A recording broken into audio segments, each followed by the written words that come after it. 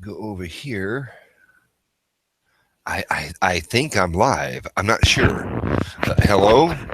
Hello? Is anybody out there? I'm not exactly sure. Oh, now I see something happening. I can hit this button. Mute. Oh, I muted myself. I wish my wife could do that. I know she wishes she can do that. Remote control. Bzz, bzz, bzz, bzz. What's up, Brother Noble? Yes, sir. This is Manland, amateur artist Mart D. Chandler, and what I'm doing right now, I have no idea. Thought I'd sit there and, kind of sit there and play around with the Google Hangouts versus the YouTube. It's going to be fun.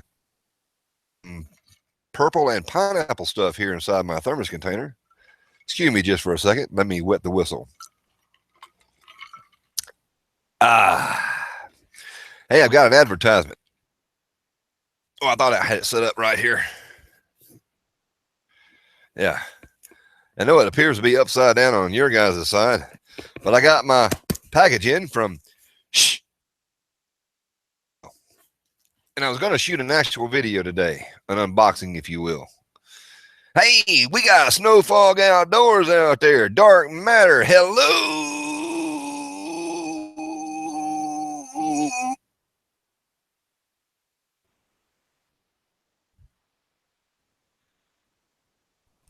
Everybody. Sorry about that, y'all. I'll pass out for just a moment. That fella's got some good lungs. We got Vicky Van Gogh. That's right. You're president. Everybody voted for me. I got one vote. I won't tell you who that was. Got Jason Williams out there. And, of course, Noble once again. Ladies and gentlemen, I'm going to post that link here to get in there on this chat right here. You know how it is right here. So if a troll happens to show up, well, everybody grab their beating sticks and let's just beat the heck out of the fella or girl. We don't want no trolls in here. We want respectable YouTubing community people here. And I don't know how to send these things out because when I do a live chat, I just do it because I feel like doing it right here, right then. I don't schedule nothing for 6 months in advance. And I don't send out invitations. I'm not a good inviter. So here's the invitation right here. Got the right click and copy. Copy. There we go. Copy. Copy. I used to do that at school too. I didn't like school back when I was a kid. I really didn't. I really did not like going to school. I used to have to walk to school or walk toward school. Yeah, I think that's how it went. Yeah. I just screwed that joke up. I'll come back to it later. So for right now.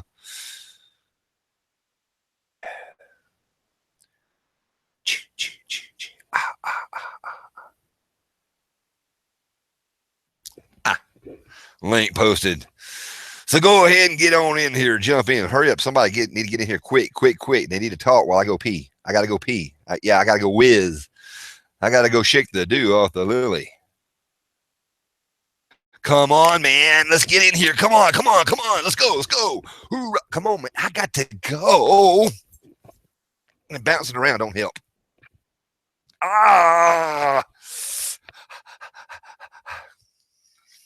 Oh, well.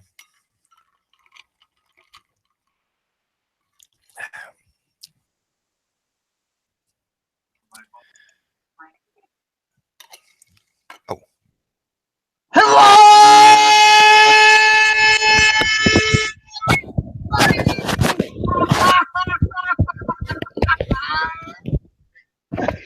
Golly gee! Don't do that.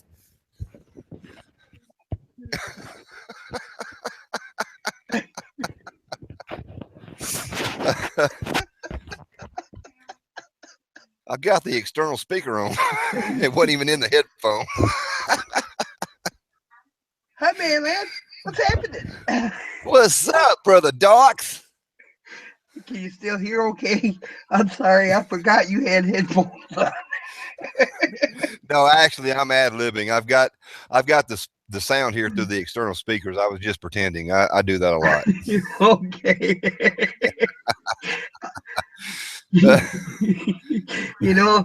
I did that to poor James McIntyre one night. He was on the Hangouts and he fell asleep And I asked Uh-oh. the fellas, I was like, "You want me to wake him up?" He had them big headphones on his ears, and he was sleeping with the big stereo headphones on. I bet when he woke up, he was ready to hurt somebody. Well, he had some few choice words for me, and then I found out he had a heart condition. And yeah, we won't be doing Well, that again. yeah, definitely. After that, you would have a heart condition. Be hilarious. I just wish we all lived like next door to each other. And it would be so cool, me being fast asleep. Early morning, the alarm clock goes off. Hello, everybody. And there's dark matter staring me in the face. It could happen someday. It could happen. One day, one day. Yeah, I would really love. I wish yeah, I'm one of those. I wish I had studied real hard in school, you know, and got real famous and made a lot of money, that type of thing. And that way, hey, if I wanted my friends, I'd just send them the money, get a plane ticket, ship them on down here. We'd always have a good time. Well, you're YouTube famous there, Mr. President. Yeah, but without the dineros, man, I gotta have the bucks. I gotta have the cash. You know, the green. Now, it'll happen. I'm sure that PewDiePie money's going to come in any day now. Well, I'm hoping that Donald Trump happens to watch this right here, and maybe he would like to contribute to our funds, the YouTube Community Fund, because we're like really broke, and we would like to be able to use that money to get everybody together in one location at one time, like in Hawaii.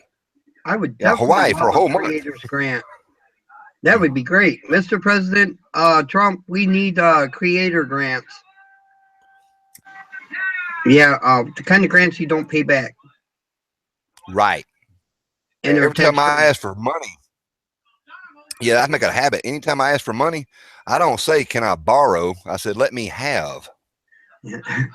I usually have the cup. I was like, "Alms for the poor."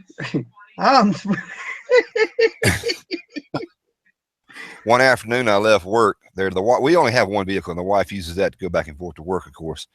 And I'm well within walking distance of my job. And I took my stainless steel Ozark Trail stainless steel cup from the job site back to the house because I had to shoot a video. And I stopped off at the Exxon station and a few other places on the way home. And I got that bright idea. I held it out like I was like a blind man, you know, we're trying to receive alms. I said, "Anybody want to contribute to the cause?" And everybody that knew me, you know, they were so stingy, they wouldn't even put a penny in it. I mean, golly, talking about friends. I would at least put a penny in there for you. At least a penny. That way I can have something to write numbers on when I do this little giveaway, you see. I have to have them. I might have had to borrow it from somebody, but I would have done it. Absolutely. I don't even know what's going on in the external here. Google needs to get with YouTube, and they need to put a picture within a picture deal here so I can see everything going on just one page instead of split screen. That would be cool. Now they're talking about taking down Google. They're doing something with Google Hangouts. I don't know if we're going to be able to continue to go live on Google Hangouts or not anymore. And if that's the case, I'm going to cry. Yeah, man, that would be a very bad thing.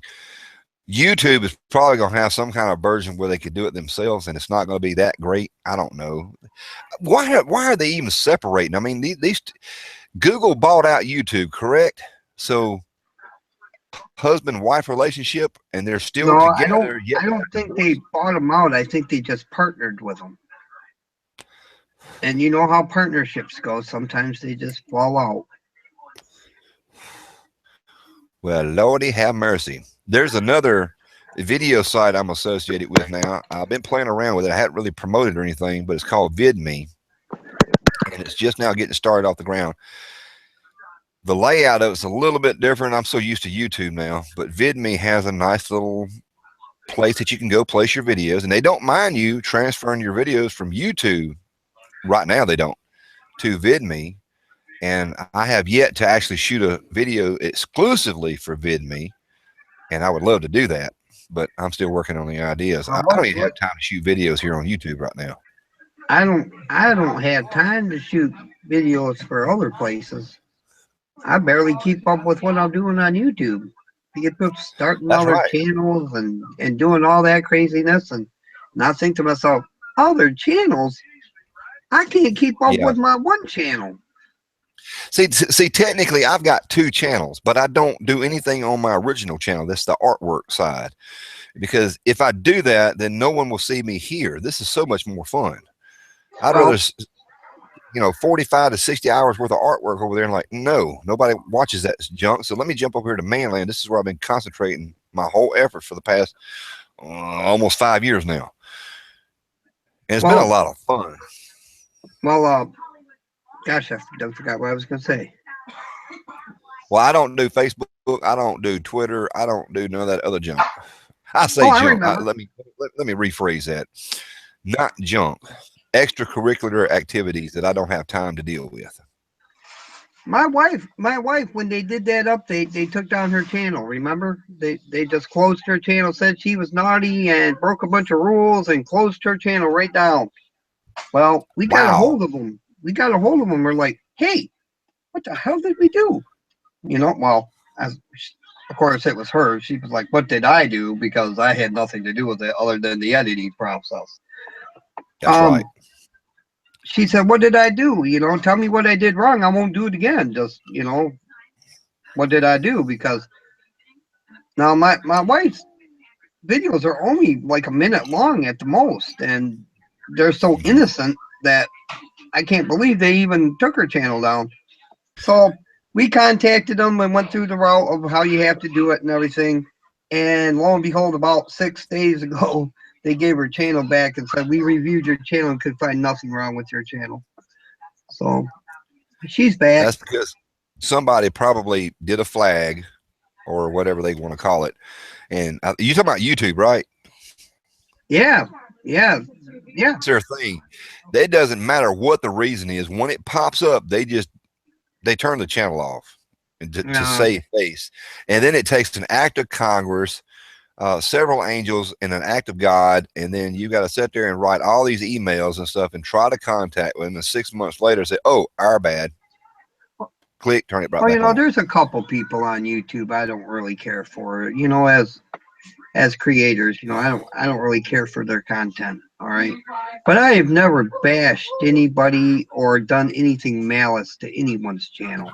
At the most, I figure, if I'm really gonna hurt them from my end, I'm just not gonna watch their stuff. I'm not gonna go hurt their channel. That's my thing. Even though we have interactivity or activity here, interactivity, yeah, that's a word I think. Is like if I'm watching the satellite programming and I don't like that what's being broadcast, I just change the channel. Exactly. On YouTube, they have the power to sit there and click this button to report you for some crazy reason. Just watch another channel. Why are you going there and why are you involved in something you don't like just to cause them havoc? I don't get it. No, I mean, that's why I don't understand trolls. I don't understand why they would want to hate on somebody so bad, But I guess they're having fun, and I can understand that, I guess, a little bit. We got it. Well, now, channel 33. Excuse me here just a second. Let me get in the character. This is Barb Baxter speaking from KNKOW News, Sports and Weather.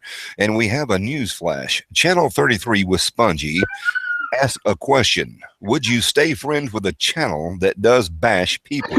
And he's got 4 question marks behind the question. That's a lot of questions. I don't know. I guess it would depend on the situation, Personally, there's been a lot of, as you know, there's been a lot of drama on Facebook the last week or so. Naturally, yes. And I have done my absolute best to stay neutral in it all. I'm not going to talk about it. I'm not going to bring it to light here. However, we can use this scenario as an example to answer the question.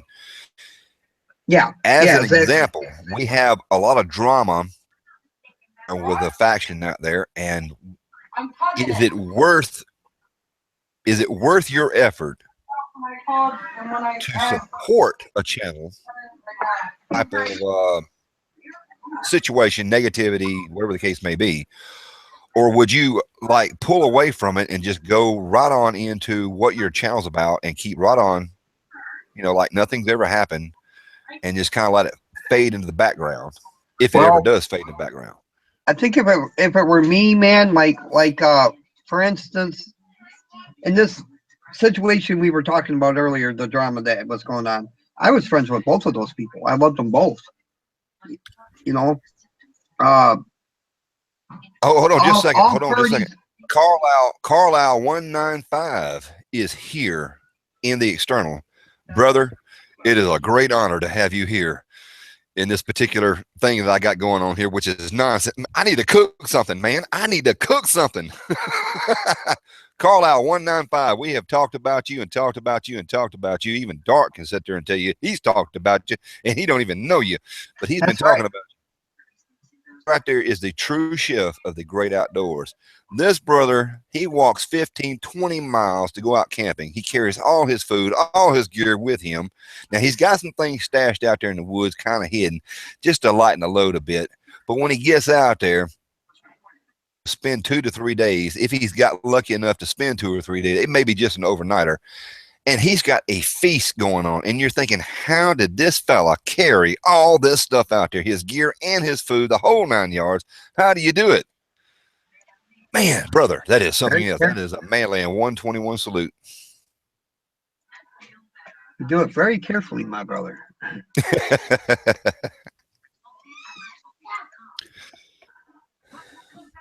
Now let's get back to support of the negative type of channels here. Look, I'm just going to put it like this. If it was 2 friends or more, whatever the case may be, I'm going to try to support my friends as much as I can without trying to get involved in it. That's exactly what I tried to do in this last scenario.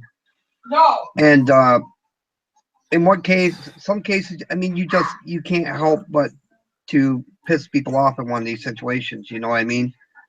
And right. So I mean, my future stance on that is, my name is Wes, and I'm not in that mess. All right. Yep. I'm gonna totally stay out of any future drama. I'm not gonna bring up any more about the past of the drama. I neither agree nor disagree. I am neutral and now void of the issue. Absolutely. If I have a fellow brother or sister out there in the YouTube community that's going through a problem, you know, a personal problem, local problem, that type of thing, then I would show my support in that matter. And if there is a situation to where maybe they're being attacked by these so-called trolls, to a situation, to a point to where individuals are acting out of line and just not being respectful over something silly.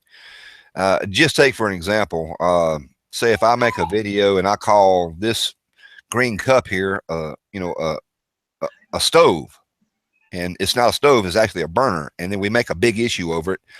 And I'm being attacked over the fact that I don't know what I'm talking about because I call it a stove and not a burner, just as an example. And this thing blows out of proportion to where I feel like I'm really being attacked by so-called people that are calling themselves experts. I could see myself as a fellow YouTubian here, part of the community, going to that person's aid, you know, and sitting there with my sword of justice and trying to fight these trolls off. However, at the same time, by doing that, by bringing attention to something as simple and stupid as that, monumental bit of friction that is totally unnecessary. So that's kind of silly in a way, but yet to support my fellow members out there, I will do so. Manland is always here to support the community. Well, if it's something that is worthwhile, I can't really give a good example other than the fact, well, I really can't say, because a lot of things are like very sensitive matters when it comes to things that I have seen by my personal friends here on YouTube apologize for in my opinion, particular video was not even worth mentioning, like calling this green cup a stove instead of a burner. You know, if I put alcohol in there and I set it on fire, it's not a stove, it's actually a burner. Well, I think that's a touchy situation, you know. I mean, with like the stove and the burner thing, I understand that, you know, and that's why I tell people I'm not a bushcrafter. I'm a toy crafter. I'm gonna make mistakes. I'm learning, That's why guys. I am a bona fide toy crafter, and and I am a bona fide amateur. I'm not even a professional toy crafter. I am like Mark, a amateur toy crafter. There you go. I like that. That's Amateur right, amateur twig crafter. And I'm gonna And throw in this plug here. If you want to see a real amateur at work, go check out Bones Yard over there. That cotton picker right there knows how to make stuff up right there on the fly. yeah, buddy, that's always good to watch.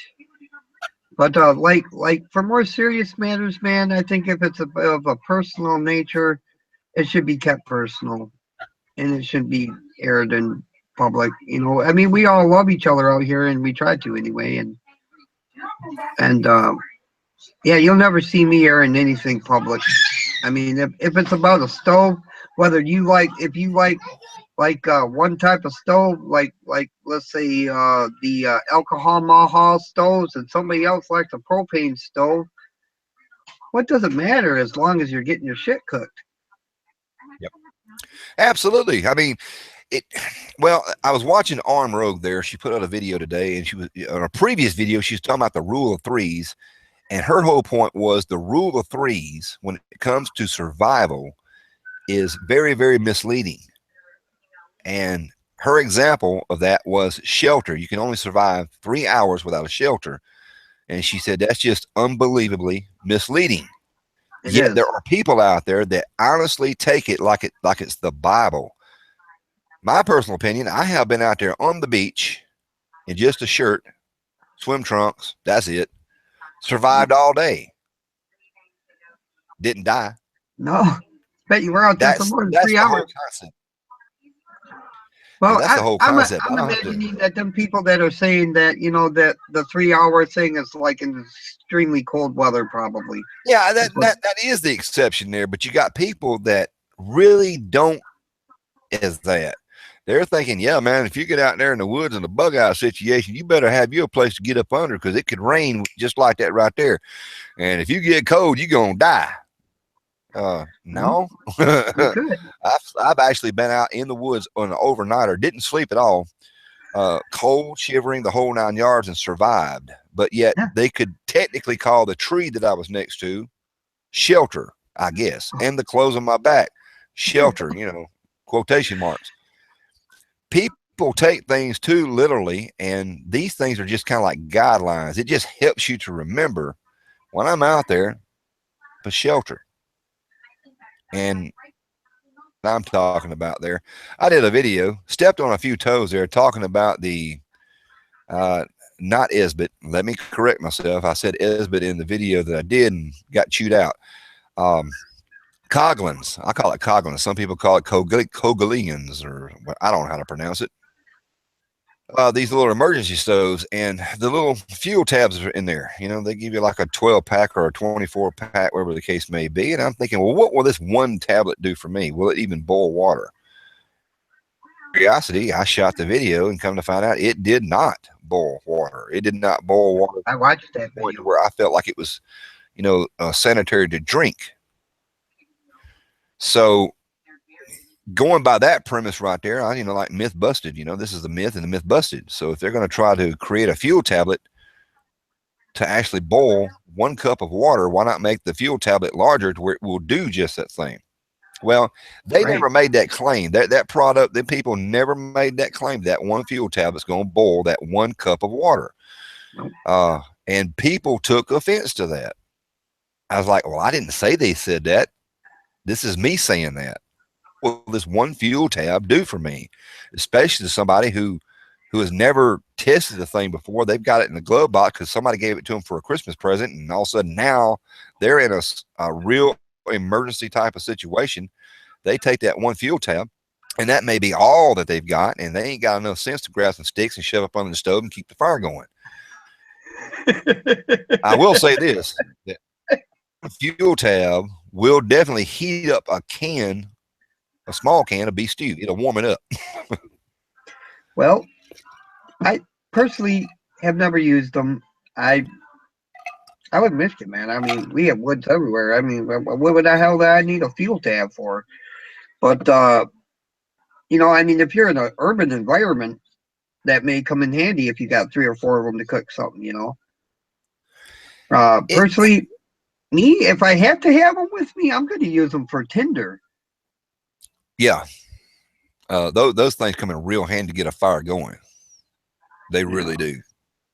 And you know, little Carlisle 195 is on here right now, and he made a video a little while back. Somebody, a viewer, was complaining because when he builds a fire, now remember, now he cooks. The brother can't cook. When he builds a fire, he builds a bonfire. You know, he's got a huge thing going on here, and he cooks on that. Well, that thing serves several purposes. Is to keep him warm. He's trying to keep something. Warmth is one thing, lights another, and then he uses it for cooking. They complain. It says, man, the fire, your cooking pit's just like way too large. Why don't you cook on a small fire? And when I first read the comment, I was thinking, yeah, that makes sense, because that's what I do. When I'm cooking, I have a small fire. Yeah. A small fire to stay warm. I'm just using it to cook on. But right. It's like he said, and it makes perfect sense, because I've seen other people do this. And I'm not talking about just here on YouTube. I'm talking about through my personal life experiences back when we didn't have internet. They would have a huge fire. They have a small fire, whatever fire was suitable for them. And he says, look, this is my fire, and I'll do what I want to with it. It's kind of like the song, you know, it's my party, and I'll cry if I want to. Cooking on a large fire, but then again, I think he needs a large fire, because he don't cook just like, he don't heat up a can of Spam. No, he cooks, and he's got groceries spread out all over this thing. So when you're watching him cook, you realize he's got a duck a la the king over here in this particular can. He's got mashed taters and gravy going in that can over there. He's got some candied yams. He's got all kinds of desserts coming from, and that brother loves his chocolate. Nice. Now that's my kind of camping there. That's what I'm screaming. You know, I tell you what, food can make or break a camping trip.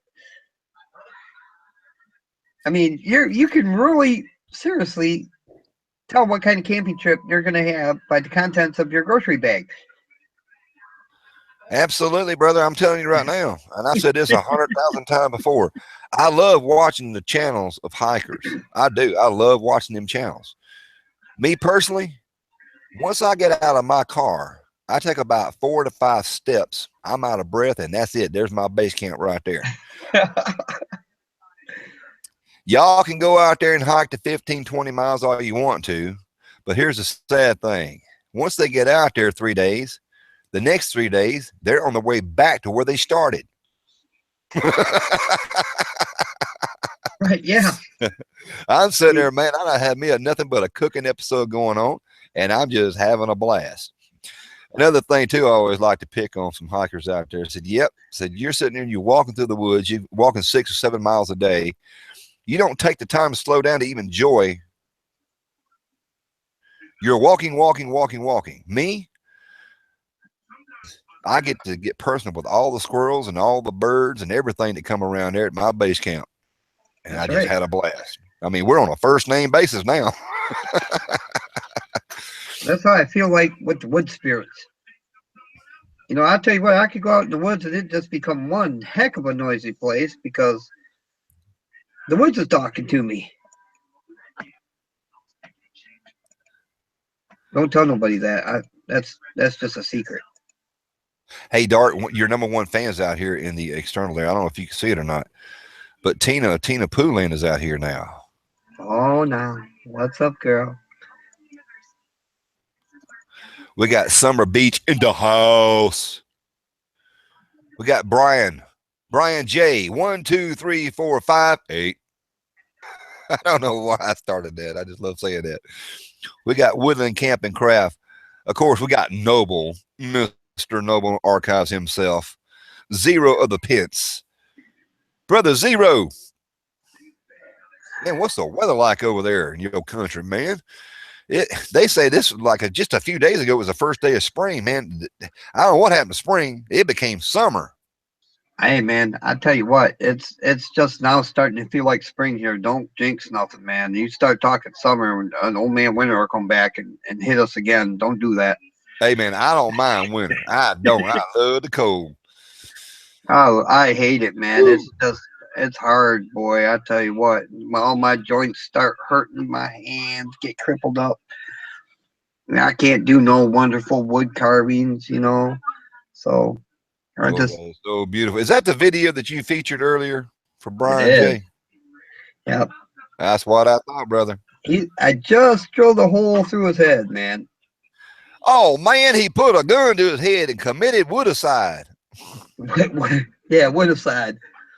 No, that's for the lanyard hole, and now I can get them in there and give them some color. You know, I'm gonna put some stain on them, and then I got a secret about this, but I'm not gonna tell you what it is because Brian J ain't even gonna know. If he wants to, if he hush, if he wants to show you what it is, I he can't can edit the do video. that. But first, he has to figure out what it is himself. But don't worry, there, Brian. I'm gonna make it easy on you, brother. I'm gonna send you a riddle. And if you can't figure it out, just get a hold of me, Brian. I'll let you know. Now, why you want to do that? I'll let you go. Sound, Oh, sound to me yeah, like there might be a frying pan involved in this one. yeah, for her. Oh, we also have somebody else in the house here. Let's see here. Let me scroll back up. Plant-based Outdoors is also here. Thank you, Wild One. One Wild Camaro S and S's. That is right. That is right. And we got Shoot the Shits. Shoot the Shit, not Shoot the Shits, but Shoot the Shit. Yeah, it should be Shooting the Shits with an S because there's two of you, not just one, two. Right. So thank you, Dark Angle. He knows I gotta look out for him. He ain't telling you, Brian. Hey, You got Dark, do him. me a favor, man. Take over the conversation here while I go. P, go, I P. know. I'll be you for a minute, okay? Hello, Yeah. everybody. I'm Mark D. Chandler with Manland, and I'm here to make a total mess out of this. I'll work on that. I'm sitting here waiting on that frying pan to show up. We disappeared that frying pan. They're over there. They're right there. I see them now. We disappeared the frying pan. Hey, everybody. You know, if this was my last stream, you know what I'd be doing. I'd be like, who wants a shout out? But it's not so, and we're talking like gear and stuff, I guess. Oh no, we were talking, yeah, I guess it's type of gear. Yeah, we were talking about that old wood handle for Brian J. And I tell you what, boy, Brian, you're going to be like Pam and Ricky's channel, boy. I'll tell you what, you're just gonna shoot the shit when you see this one. I tell you what, I'm gonna infuse it with the power of the dark side, baby. It's gonna be great. Yeah, that's right. Take over, Dark. Take over. All right, we got Zero Pence has joined the video call. Hey, brother. Are you with us? Well, hello there. Can you hear me? I can hear you. I can't see you. Zero Pence, are you with us? Yes, mate. Oh, how are you? I'm all right, mate. You? I'm doing good. I have totally took over Manland 121. I'm feeling good about it.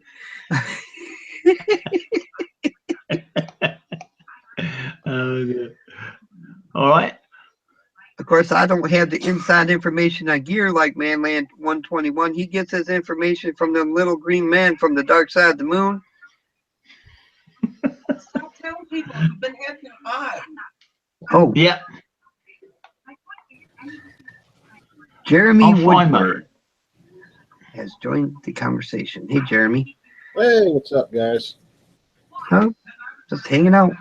Taking over Manland stuff, man. We're just going to take it right over. We've hijacked mainland. We have hijacked No, Manland 121 with permission. With permission, we I have. was getting a bit of feedback there, but I think I'm all right now. Yeah. Sorry about that.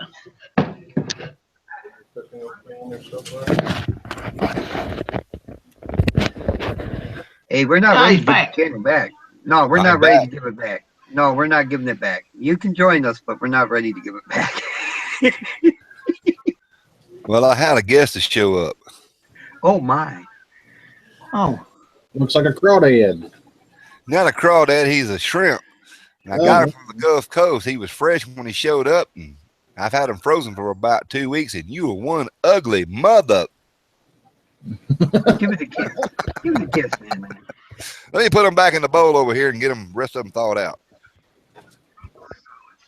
You know what? That had to be one hungry caveman to sit there and try this thing for the very first time.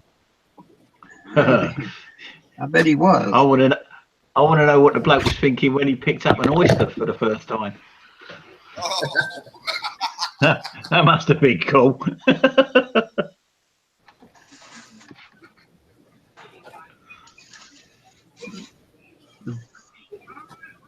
Well, I tell you what, man, Land, you sure are getting some pretty members into your Green Cup Club.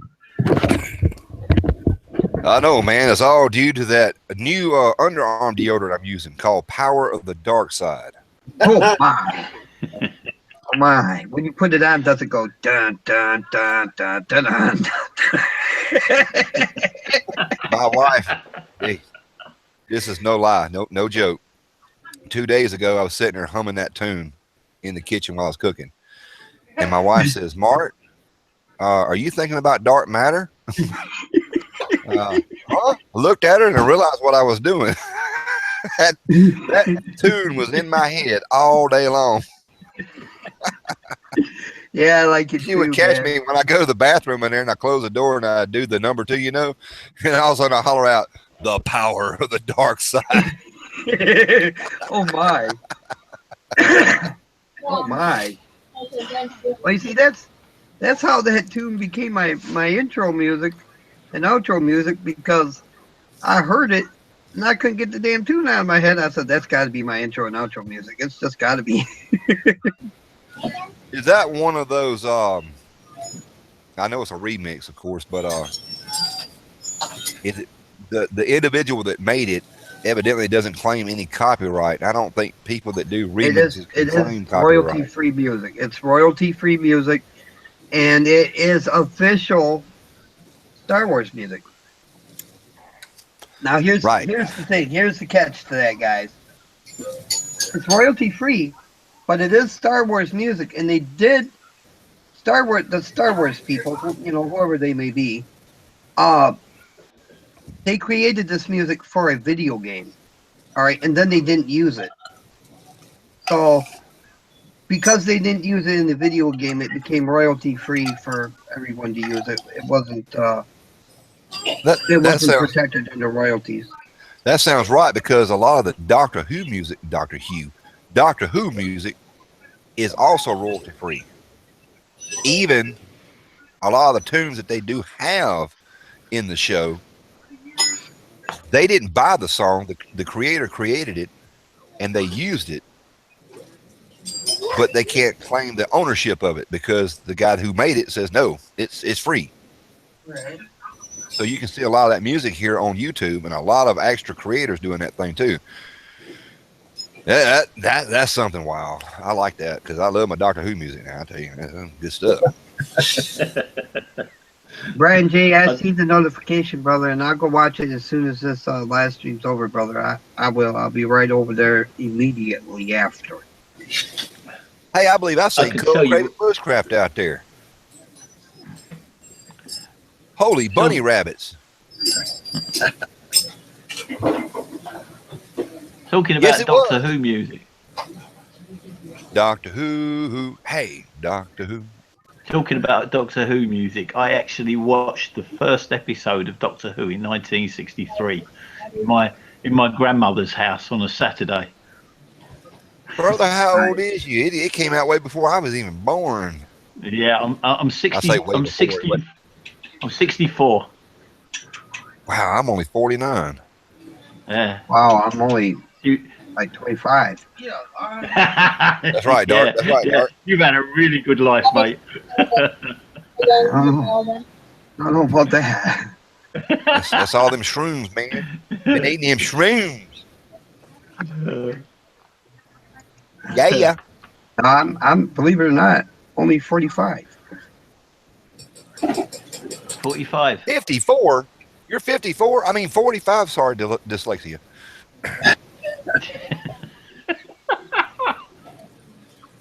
It's okay, brother. I love you too, man.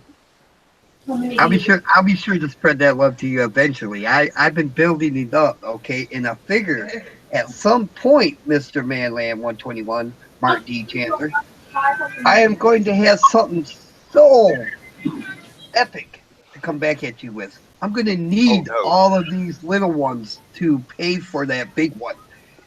So I haven't even got my VR done for you yet, and I had it all planned, man. I've got the voice down pat.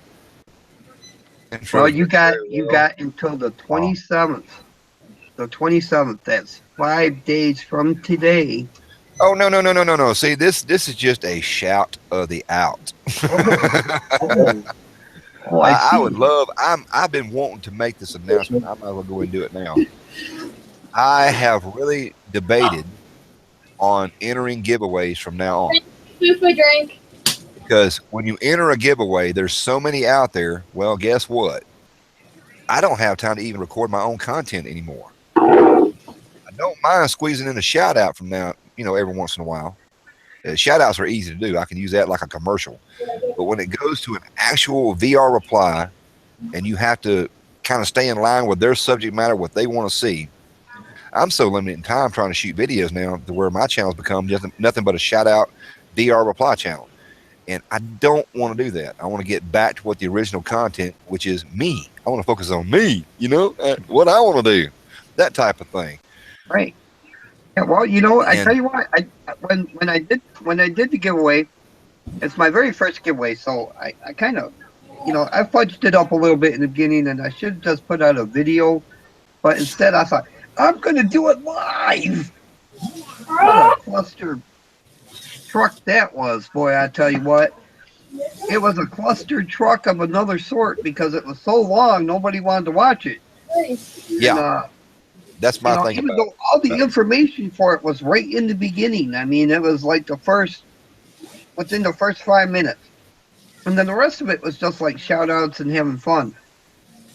And nobody wanted to watch a 2-hour live stream. So I had to do a rebuttal video that said, hey, this is about to, explain the giveaway. And that was about 5 minutes long.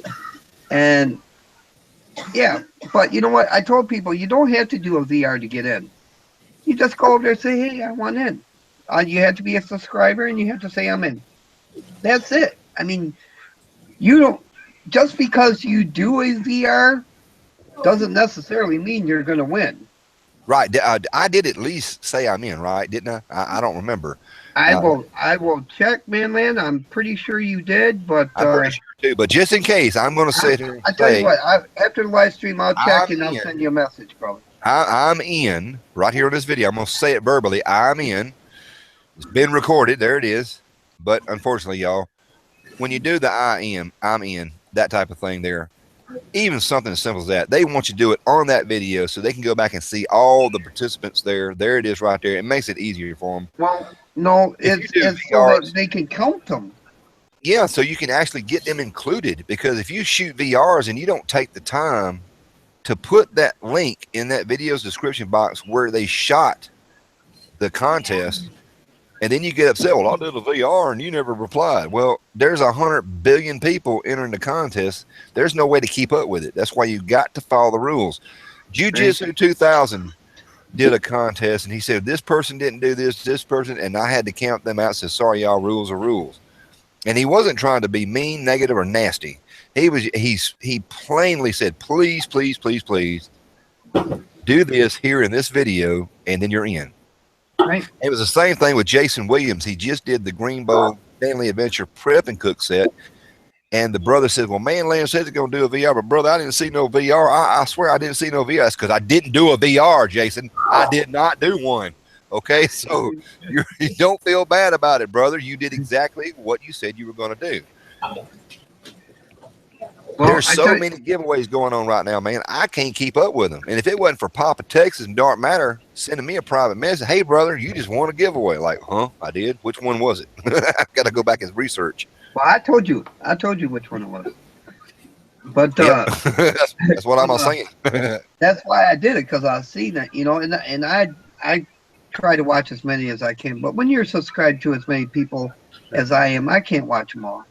Yeah, there's no way. But I'll try to find that. like in my giveaway, I tell people, you know, you have to post the link. Well, some people came to me and they're like, Dark, I don't know how. I can't do it. And the thing is that I do everything from a laptop. And some people do it from a phone. Mm-hmm. And I don't understand them phones. So I relate with them on that, because like I don't understand phones. And so I told him, I was like, look, you know, you come to me, you tell me, look, Dark, I made a VR for you. I'll come watch it. Every VR I have watched, I have put in a playlist. Right. And that's the easiest way to keep up with it, is put it in that playlist.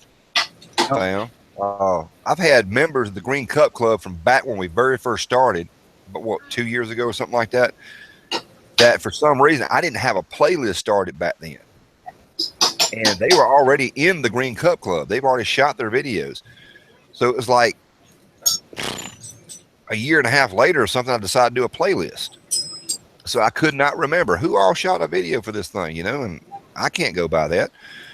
And then I've got people out there now that have shot VRs for the Green Cup Club that did not post a link on either of those two videos that I just recently posted.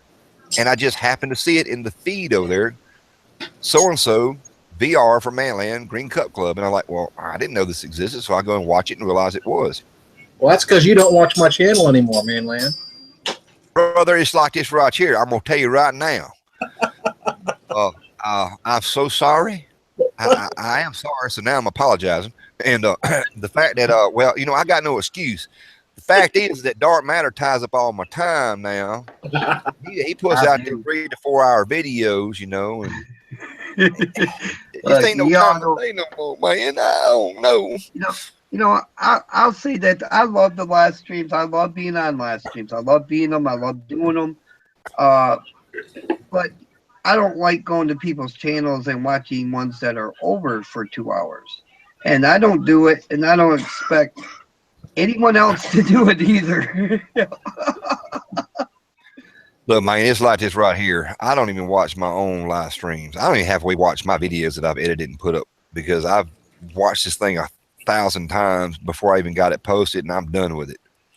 I keep moving on and moving on, moving on. The reason why I do the live stream here, and I think the reason why we all do it, is because it's fun to do, and the people from the outside get to interact. That's right. And we got some Rudy Poos out there that have the ability to get in here right now. We still got plenty of spaces, but they don't do it.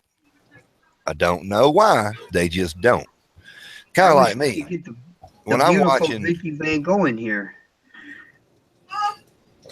Yeah, and Vicky, I love the way she would end her videos now. She said Vicky Van Gogh. Vicky Van Gogh, that's right. That is right.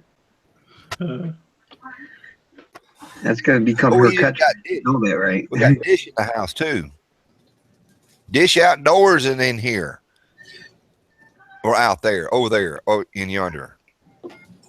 Y'all, the 99.9% of the live chats that goes on, I'm right there with y'all right there in the external, and I've been doing a really very poor job of shouting y'all out and letting people know what you're saying, because it's not recorded here in the video. Like my sister just sit there and posted from Tina Poolin and says, "What are you trying to say, bro?" If I hadn't actually said that, nobody would know that she even typed anything.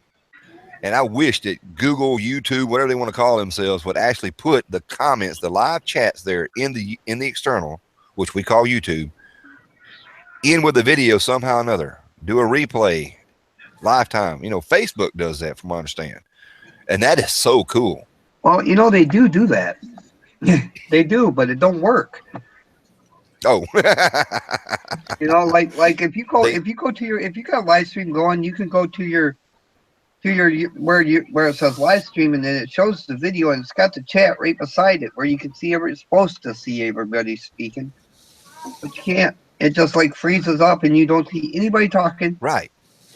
So No, I just tried to open it, and it just happened to me.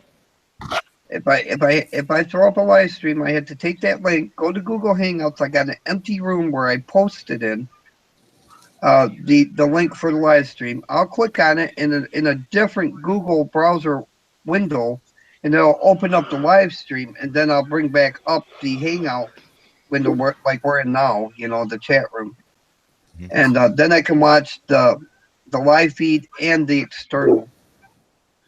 Well, here's the cool thing, man. You're telling me that Facebook, they have the technology. They have the ability to build the world's first working set of chat and video live together, whereas GoogleTube does not. That tells me one thing and one thing only, that Facebook must be using Apple software versus Google and them using Microsoft. I don't know. I don't go on Facebook. I don't get on Facebook myself. I remember seeing Jeremy's live broadcast that he did with him and Stephanie, going back to where they had got married or proposed to, if I'm not mistaken, brother. Got married. And I didn't see that. I was in the live, saw the live deal here right when it happened. I didn't shoot a video right quick. My wife watched it. Jeez. And it was over, and my wife says, "Oh, it was so good, Mark. So you should watch that." So I go back, and there it is on Facebook, and I hit the play button, and it shows the chat as it's happening, or as it happened. And it was so cool to sit there and watch the video and see the people chatting to the side. Well, I got I don't know, I would imagine 3,000-4,000 people as friends on Facebook. Still, maybe. And I don't know, last time I checked, I had some friends there anyway. That was a couple months ago. Brother, who lied to you? You ain't got no friends. I paid them to say that. You didn't quite get your money's worth. I was thinking I probably ought to go over there to Facebook and have one of those live streams and tell them, "Hey, I'm on YouTube now."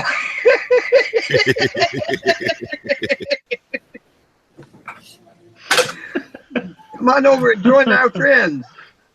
Come join the family. Oh, I didn't even hit like on my own video. What does that mean if I hit like? I like this. What does that do? It says that somebody had liked it, and it boosts it up in the YouTube search category. So many likes will boost it up a little bit because it gets a response that it's popular. Wow. So if 1,000 people like it, it moves up exponentially. And then it's easier to be found. I'm in the 14th position compared to the 100 trillion that it needs to get. Oh, I'm sure it'll be fine. It'll be fine. They're gonna say, "The president of the Green Cup Club has put out a great live stream." Bam, #1 on the page. So does it really matter how many likes you get on a video? What's that, sir? Does it really matter how many likes you get on a video for YouTube? No, not at all. But that is a depending factor on whether between likes, views, and dislikes, whether or not a video will go viral. Right. Views are the main thing. I mean, you get 1 million views on a video, man. It's gonna go viral, especially if it's within the first 10 minutes. Well, see, right? That's you got yourself a viral video going there. Then I've never asked in any of my videos for any likes Nope. or shares. I Nope, figure, me neither. I No, I've figure never if done I don't say anything at all, I just let people do it on their own. Right, right. Well, I don't even care about that like or dislike thing. Do you know that the equivalence for a like is the exact same thing as a dislike, and a dislike is exactly the same equivalence as a like. There's Well, it's no not difference. the shame, because if it was the shame, they would let you know who gave you the thumbs down, and they won't even tell you who the person was. That's sad, man. That's rude. Well, it is exactly the same though. I mean, as far as the computer goes, it doesn't know no different. The only thing it knows is that like and dislike means that there was an emotional response. You get enough like, and it'll push it up. You get enough dislikes, it'll push it up. Either way, it does the same thing. The only thing it really does Give me a is tell you as the creator that someone disliked the video. They weren't happy with what you did in some form or way. Maybe it was too long. Maybe you didn't eat that cupcake right. Who knows, you know? Hmm. Maybe you didn't have enough purple stuff in your green cup. Then they should have gumption enough to tell you in a message, not put Precisely. a thumbs And down. do it in a positive way, to give you constructive criticism and letting you know, hey, I'm a fan of Pot Mr. X, and the way you shot the video, you were like downing that pot or cook pot, whatever the case may be. They won't even do that. They'll just give you a thumbs down, and if they do give you a negative comment, it's something off the wall crazy that makes no Yeah. sense. Yeah, And then I've you seen go a to that lot of them. person's channel and you find out they've got no videos, they got 0 subscribers, and you're like, I just wasted my time trying to track this down. Fortunately, I've not had any, but on other channels I've seen some really horrendous like comments, and you think, why would you put that down there? You know, it's not necessary. But Do you want they seem to relish in it. You know what I mean? It's not my done already? Little it's not my idea of fun. Anyway, what I've got to do now is, because it's very late in the evening where I am, or at night, I'm going to have to go now. It's been nice talking to you, and maybe I'll see you again later. Brother Zero, you know as always, you're my hero. No doubt about it. Later, brother. Thanks very much, mate. Yeah, later, mate. I'll see you later. Have a I good hope so. God bless. Is that a My future purple- tuber you're holding there? What's that? Is that a future tuber you're holding? Yeah, she's already been on the tube a few times. I'm just waiting for her to take a few steps so I can do a video of her walking trails with me. Yeah, Man, that's the great. famous Baby Land right there. That is Baby Land. I got one I'm waiting for to get involved too, but Oh, I want him to be able to spit out a few words though before I put him on video. Yeah. Yeah, my grandson, he's my boy. I love him to death. Look, he's waving at you. Yeah. Say Yeah. He'll talk gibberish to you. He'll be like, grandma. hi. He's waving a little bit. Yeah, he's got grandma down pat. Yeah. This is my little sweetheart. What about me? And that one too. Whenever he wants something, who's he come to? Grandpa can't give it to him, you go to grandma. That's right. If grandpa won't give it to him, grandma will. We got him so spoiled, it's terrible. This here is going to be my trail buddy. There ain't nothing wrong with that.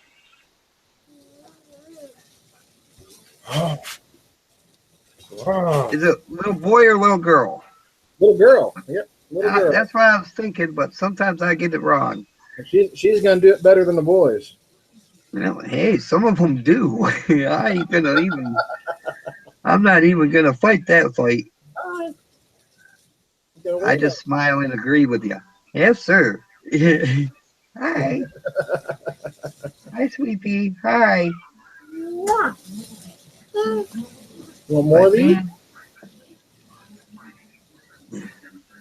She loves these little strawberry apple puffs. These are like her little favorite things right here.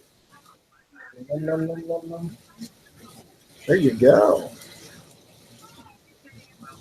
Yeah, it won't be long. I'll have her out mushroom hunting and walk in the woods with Dad. Well, I'm hoping to get some of that done this year too, boy. I want to get me a nice amount of morels if I can find them. You waving? Look, he's waving back. See him? Look, he's waving. Hi, pretty girl. Waving. Hi, pretty girl. She wants more of these. Yeah, in a few years, I'll be able to tell her, you know, when you was little, I used to wave at you while your daddy was feeding you stuff. Right, right. I can't wait for that. That's great. I'm hoping she'll be going fishing with me and hitting the woods and mushroom hunting and all that good stuff. I do more of this wood stuff. Yeah, I can't wait either. I want to get me a bunch of morels, man. Oh boy, there ain't nothing like Oh, I love nice morels. We love going nice mushroom hunting around here. venison, fried in butter And with I- some morels. I bet you when you take Babyland out there and do the videos out there, Stephanie gets to be at the house and says, "Finally, a day to myself, me time." Right, right.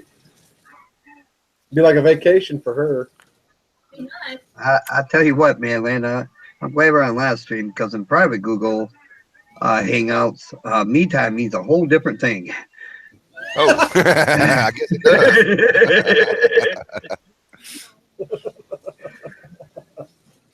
does. We won't go into that. I do know. I tell you, I will say this. Me time, like you're talking about, the world's worst event would be when your hand gets that cramp and arthritis. Well, then you just switch hands and it's like a stranger. Put it out in the headlock and give it a noogie. Ooh. I like that. What are you doing in there in the bathroom, Martin? Noogie time. Break it out.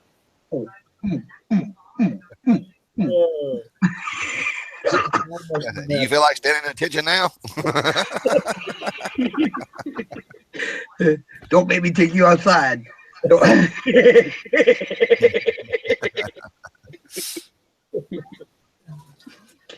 Oh, you're a bad man, Mr. 121. You're a bad man. I try not to be.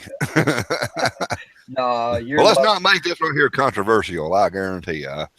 Let's see. Let's talk about something nice. Winnie the Pooh. Hey, what can you say bad about Winnie the Pooh? Right. He ate all the damn honey. That's right. That selfish bastard. Woke up, didn't have nothing for my tea. He couldn't even get out of his own hole. Tell you what. I thought we were going to talk about something nice. I am, man. Hey, Disney is full of perverseness now. Hold on. They are. I done seen the videos. Oh, yeah. It's crazy. You know, I saw a video here Right. just a couple of days ago.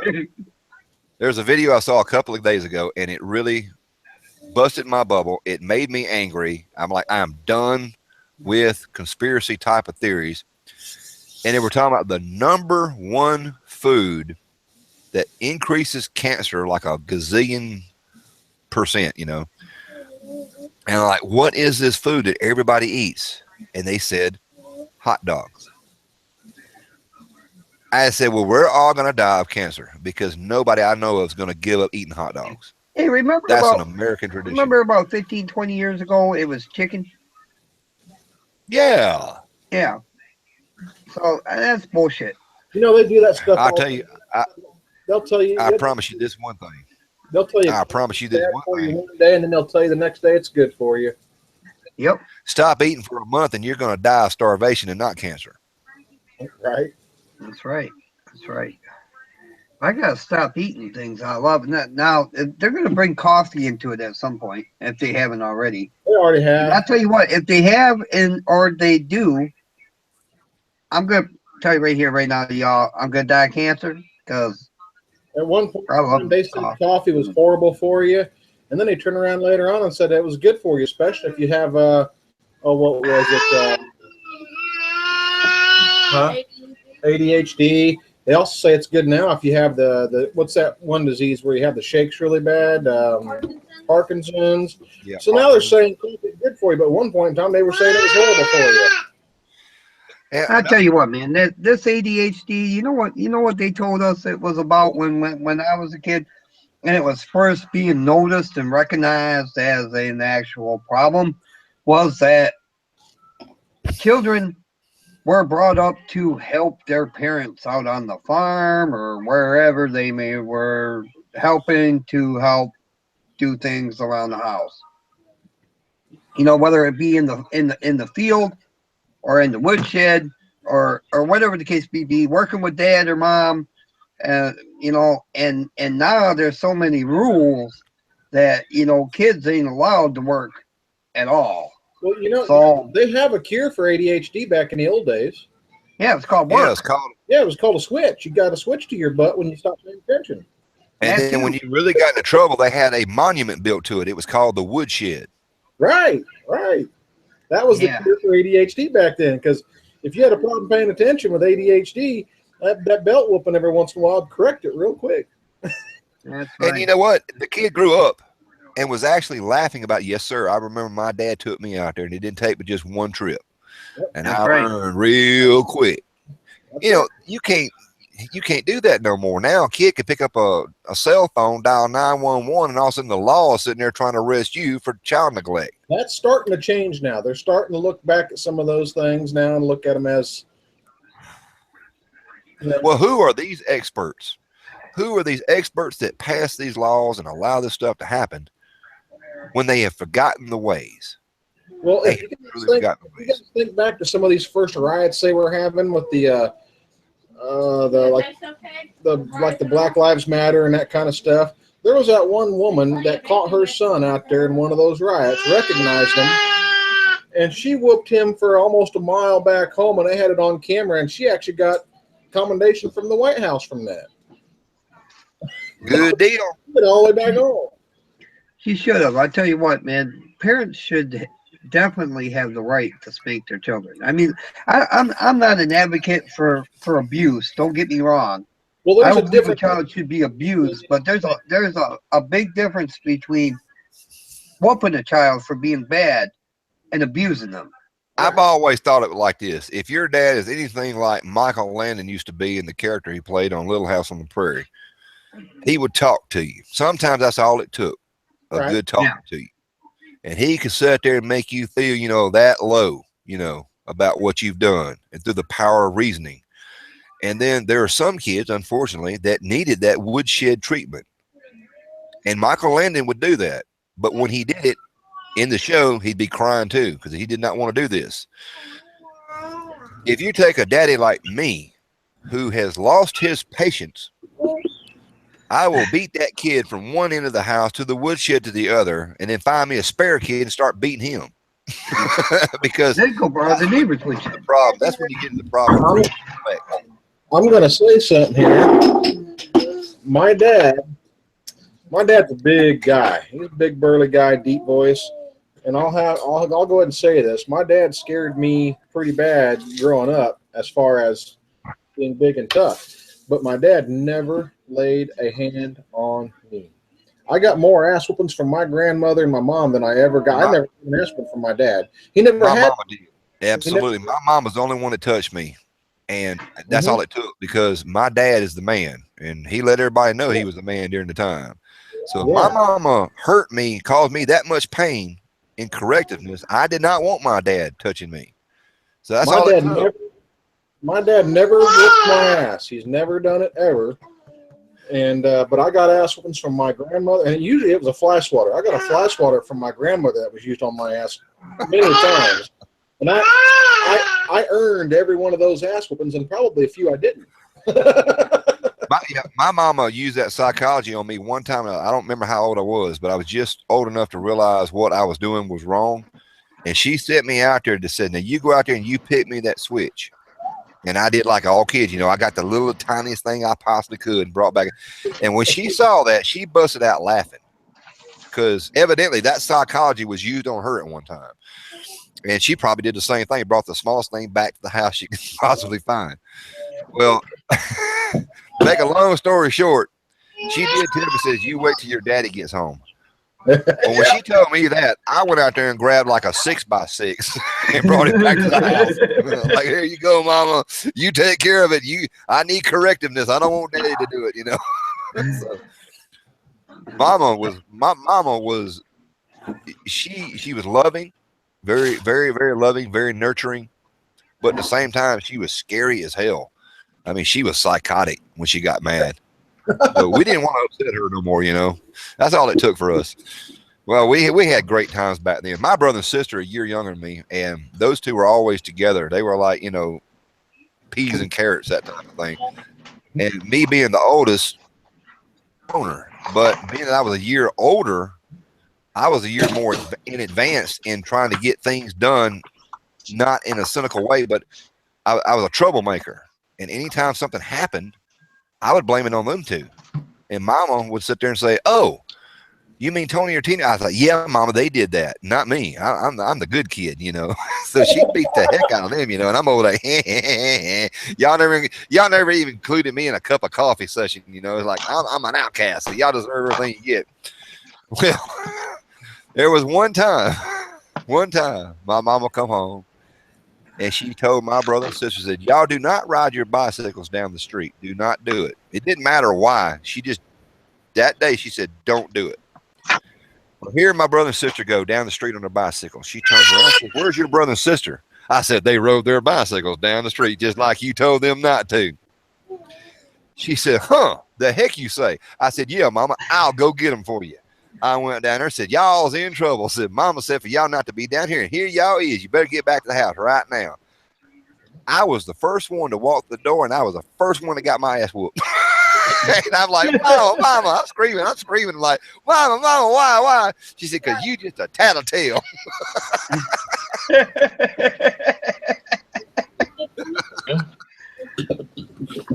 I was sitting there thinking the whole time, I didn't deserve this. I don't deserve this. Yeah, I did. All the time she didn't catch me doing nothing wrong. Yeah, I deserved it. And my dad wasn't a whooper, and my mom either. But me and my dad got into it one day, and my dad was a big boy. When I say big, I mean his arms were as big as my legs. And now, I'm talking now. And I was a teenager. I was probably 15, 16. And we got into it, and I said the words that I regret still to this day. I said, "Fuck you, old man." And he was walking away from me at the time. And I knew it was over the minute he stopped and turned around. So I should take bites out of you. He grabbed me. It's like I was standing there I was standing there in one of those big biker leather jackets. A big tough guy, you know. And he grabbed me by that leather jacket and picked me up with one hand and threw me to the wall. Now, luckily I missed the studs, but I went straight through that wall and landed in the other room on my ass. And I got up and I walked in the other room and I said, "Dad, I'm sorry. I won't do that again." we were best friends ever since after that.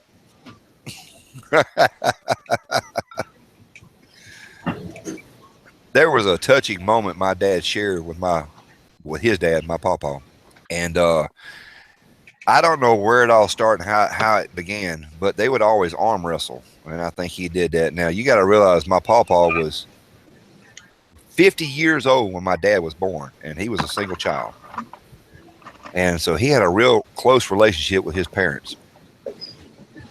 And they would get together every so often. They would arm wrestle. And the last time I ever remember seeing them do that, they were arm wrestling. Pawpaw was probably in his 80s, I think, at that time. Dad was in his 30s. And my dad got put down. And I looked at that and my jaw dropped. As a kid, I didn't understand what was going on. Oh. And I said, Daddy, I said, you mean Pawpaw's stronger than you? He said, no, son. He says, He says, I let my dad put me down. And I asked him the question. I said, why?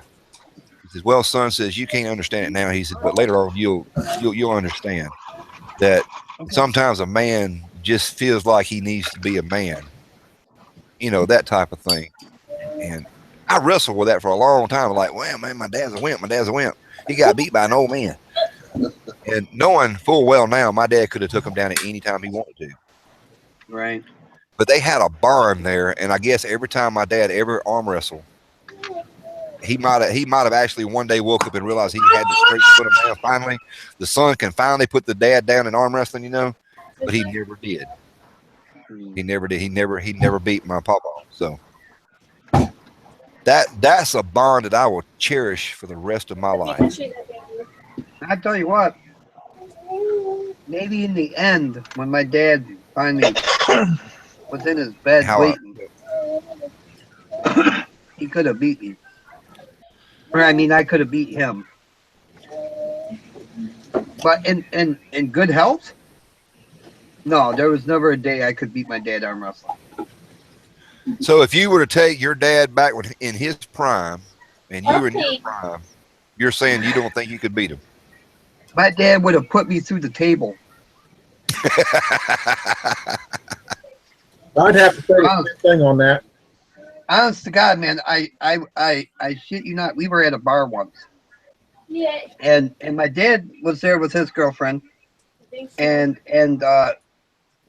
her ex-husband and his girlfriend, you know, and I say this because his girlfriend was married to him years before, you know, and they were good friends supposedly. Well, they got to drinking, and the ex-husband reached across and started playing with my dad's girlfriend's leg. You don't get some. Well, she nudged my dad and said, Don, you know, he's messing with me underneath the table. Well, they were sitting at one of those booths. My dad was on the outside. Homeboy was on the inside of the booth. Uh-oh. And he stood up and grabbed this man with one hand. I shit you not, man. We're talking a full-grown 6 foot, probably 300-pound man. He picked up with one hand, lifted him out from behind the booth, and threw him over a bar table. Oh, mercy. And I watched it with my own eyes. I was like, oh, my God. Well, they kicked him out of the bar, and they banned him for the bar. And he was mad as hell on the way home. He never said a word all the way home. They probably banned all the way home. His face was red, beet red, all the way home. And I looked at him. I was like, Dad, you okay? And he just kind of looked at me out the corner of his eyes and shook his head. Never said a word. So you knew it was bad. And we got home, and he sat on the porch for a minute, and he looked at me. He said, you know, son, some things you shouldn't do, and others you should do. And then there's those things that have to be done. This is one of those things. And that's all he ever said about it. Wow. Yeah, he was a big man. My dad's in his 60s. I'm a pretty big boy. I'm pretty stout. But I still don't think I can beat an old man in an arm wrestling match, especially when he's in his prime. And he's had both hips replaced twice and his neck broke. Oh, mercy. In other words, Jeremy, you're saying they don't make them like they used to. No, they don't. No, sir. They don't. Not at all. I was watching an old clip here about the Cartwrights there on Bonanza, and it's talking about Hoss when he died. And then I never saw the episode where they brought his actual son back in, playing the son of Hoss. And Hoss looked like you could see that, you could tell that he looked like his daddy in the whole 9 yards, big old guy and everything. But he just didn't look. And at that time when he made the appearance, he just did not look as big and stout as Hoss was. But you can definitely tell that was Hoss's son. And it's amazing how genetics go down there and do these. I mean, it's amazing. It really is. Well, my dad worked for the city for most of his working life. And he used to work for, he was a garbage man. And he told me, son, he'd watch these new garbage trucks. And this is before the automated ones that would come up and lift it up and dump it for him. And he'd watch them, and you had to have all your stuff in a bag and all tied right for them to come pick it up. He'd look at them and he'd just laugh and he'd say, "Damn pussies nowadays." I was like, what are you talking about, Dad? They're like, well, it's probably a hard job, to do that all day. He'd just look at me and say, "What are you? You don't know what you're talking about, son." When I was doing it, they had metal trash cans.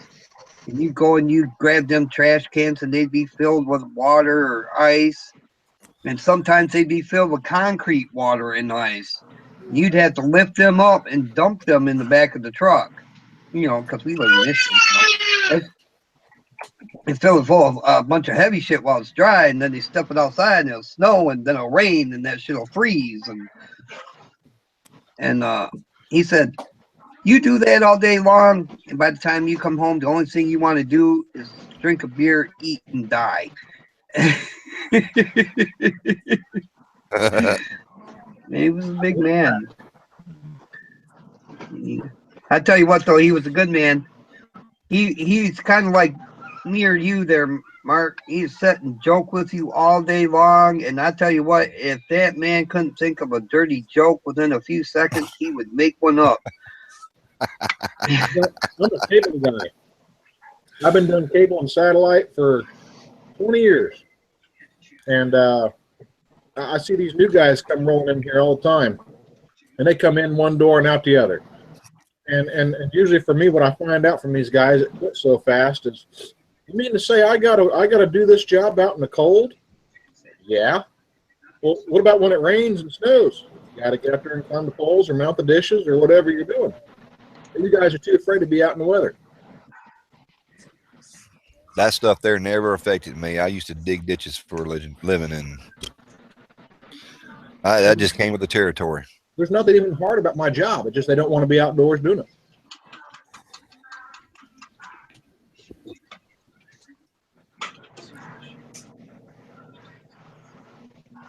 Well, I've tried to get old Cull Craven in here, and he can't right now because he's got some peoples around him. He said he's not set up for it. We got Wheels Gone Wild in the external out here on the YouTube side. Brother Wheels. Hey, brother. I got that packet. I don't know. And I actually put it to use. I don't know if Wheels Gone Wild knows it or not, but he was, if I remember correctly, like me, tagged by the great, really big Monkey One. Oh, I don't know if he was or not either. I didn't see that video. If I remember correctly, he was. If I remember correctly, Wheels Gone Wild, you were tagged by Really Big Monkey One for the 7 questions tag. I believe he was. See there, Jeremy, I don't even watch you, the little people. I didn't even watch Really Big Monkey, the big channels. I like Really Big Monkey. He's a cool guy. He really is my one. Somebody asked about your one go-to channel. No matter what they put up, you're always right there. He is my one, and I do mean one go-to channel.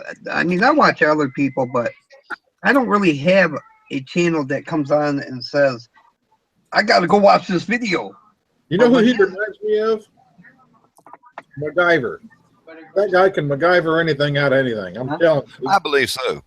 I really do. I agree with you. Well, not only is He come up with something. he an awesome bushcrafter and shelter builder, He come up with but he's a hell of a machinist too. I can't remember exactly how to explain it, but it was a metal disc he did there in the shop, and he drilled like 3 holes in it. Mm-hmm. And he showed you this stainless steel, whatever it was, disc. And he's like, I want to use this to cook with. And like, huh? What what? And it's to hold a tripod together. Mm-hmm. It was so stupidly simple. I was like, wow, that's awesome, man. I just wish I had me a machine shop now. He's like the MacGyver of bushcraft. I'm telling you. He really is. I loved it when he was trying to do that.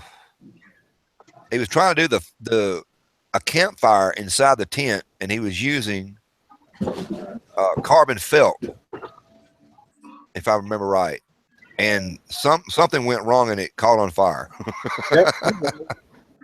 He made But an you know air, what? Yeah. Hey, he made an air conditioner His for one of his, design turned into a rocket stove. yeah, And it yeah. got, When he air got too hot. when he air conditioned his tent there, that was pretty daggum awesome. It was. That was really And I awesome. mean, it worked. It really worked. By the way, That's just somebody that has Hi, the love of Jeremy. the great outdoors, and they just want to get out there and just want to experiment, you know. And that's what it's all about, in my opinion. And he's just such a good character to watch. He's really got that good character you just can't help but watch.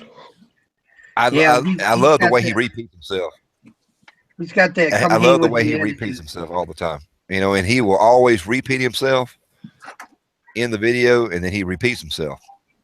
And I love the way he repeats himself, you know, and it's really it's hilarious to watch him repeat himself. And you know, as much repeats as he does a lot of repeating in the video, especially when he's trying to say something. He repeats himself. He's always repeating himself. Amen, man. Amen. I'm done repeating myself now. Hey, buddy. I Buddy, didn't quite catch uh-huh. that. Can you repeat it? I can't repeat myself, but he does. He does that right there. That's one of his cliches, shall we say. He says, okay, now what I'm going to do here, okay, what I'm going to do right here now is this is what I'm going to do right here. Okay, I'm going to do this right here. And by the way, this is what I'm going to do right here. Okay. And then he has that laugh. Yeah, I can't do it now, but he has that laugh. He is so entertaining to watch and genuine. And he does it so naturally. Well, you know, I got myself in a little bit of trouble on the external there, saying that, you know, he's my one go-to channel, but I don't think they really understand the whole of it, you know, as a whole. Really Big Monkey 1 got me started on YouTube. He's the guy that made me do videos. And then when I say made me do videos, he's made me do videos. If it wasn't for him, I wouldn't be here tonight, even talking about this, because I was bugging him. I really wanted him to do something on his videos. I can't even remember what it was, but it was important at the time, I'm sure. And I was like, oh, Monkey Man, you got to do this. Monkey Man, you got to do this. And he told me, Mark, wanted him to cook. why don't you do it on your channel? Go do it on your channel. Just put something up. I was like, man, because nobody's going to come watch me. He goes, you don't know that. You make videos and they will come. Watch. And I was like, I don't even know what to make a video about. He said, well, first of all, you can try doing what you're telling me to do. Or just put up anything, man. People will come. He said, you make videos and people will come watch them. And you know, he's given me a lot of advice since then. I ain't gonna tell you because, you know, I ain't gonna, you know, tie up your stream that long. But yeah, he's a great guy. And that's why he's my go-to channel, because without him, there wouldn't have been a Dark Matter channel. Yeah, there's a lot of people out there. Brian J just says, "Yep, Hey, Dino. that Plumpy E would be what you just said about really Big Monkey 1." Brian, Plumpy E would be to him like what you were just talking about, really Big Monkey. And there's a lot of channels out there that I realize that I have not actually given a shout out to, that have been with me here from almost the beginning. And one of them is Gear Grinding 19. I don't think I've actually given him an actual shout out on any of my edited videos. You know, I don't know if I have or not. I've shouted out so many people, man. And I do it like one right after another because I've been doing these live ones. And live shout outs are they're a lot different. I love them because you can shout out more people. In like 3 or 4 hours, man, Does my mic work? I could shout out close to 100 people or better. Yeah, the way you do your shout outs, brother, man, that's nothing but a shout out video. I'm one of those. I want to include it gets back to what I was saying earlier. I don't want my channel to be a shout out channel. I don't want my channel to be a VR for contest channel. That's not what I'm about. And I find myself getting more and more involved in that because it is a community, Right. and feeling like it's a necessity that I must do these things. I would rather get to the point to where I can shoot my video and in the video somewhere give somebody a shout out, and then keep right on with the meat or the content of what I'm trying to show out there, whether it be something stupid or trying to teach somebody something, which is very rare for me to do. But that's kind of the area that I want to head into now, back where it was originally, and get back into that. Now, I don't respond to a lot of comments out there. That I just cannot do. I don't have time to sit there for hours and hours, unless you want me to copy and paste the same generic "thanks for watching, thanks for watching, thanks for watching, thanks for watching." How original is that? I would rather not reply at all. Some people prefer, well, at least he responded to my comment, even though it was automated. I don't know where the fine line there is.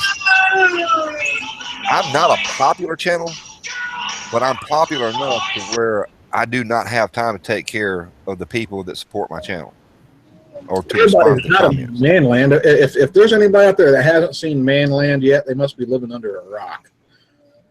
Evidently. Me, myself, and I is one of them. My wife don't even have watched the videos that I put out.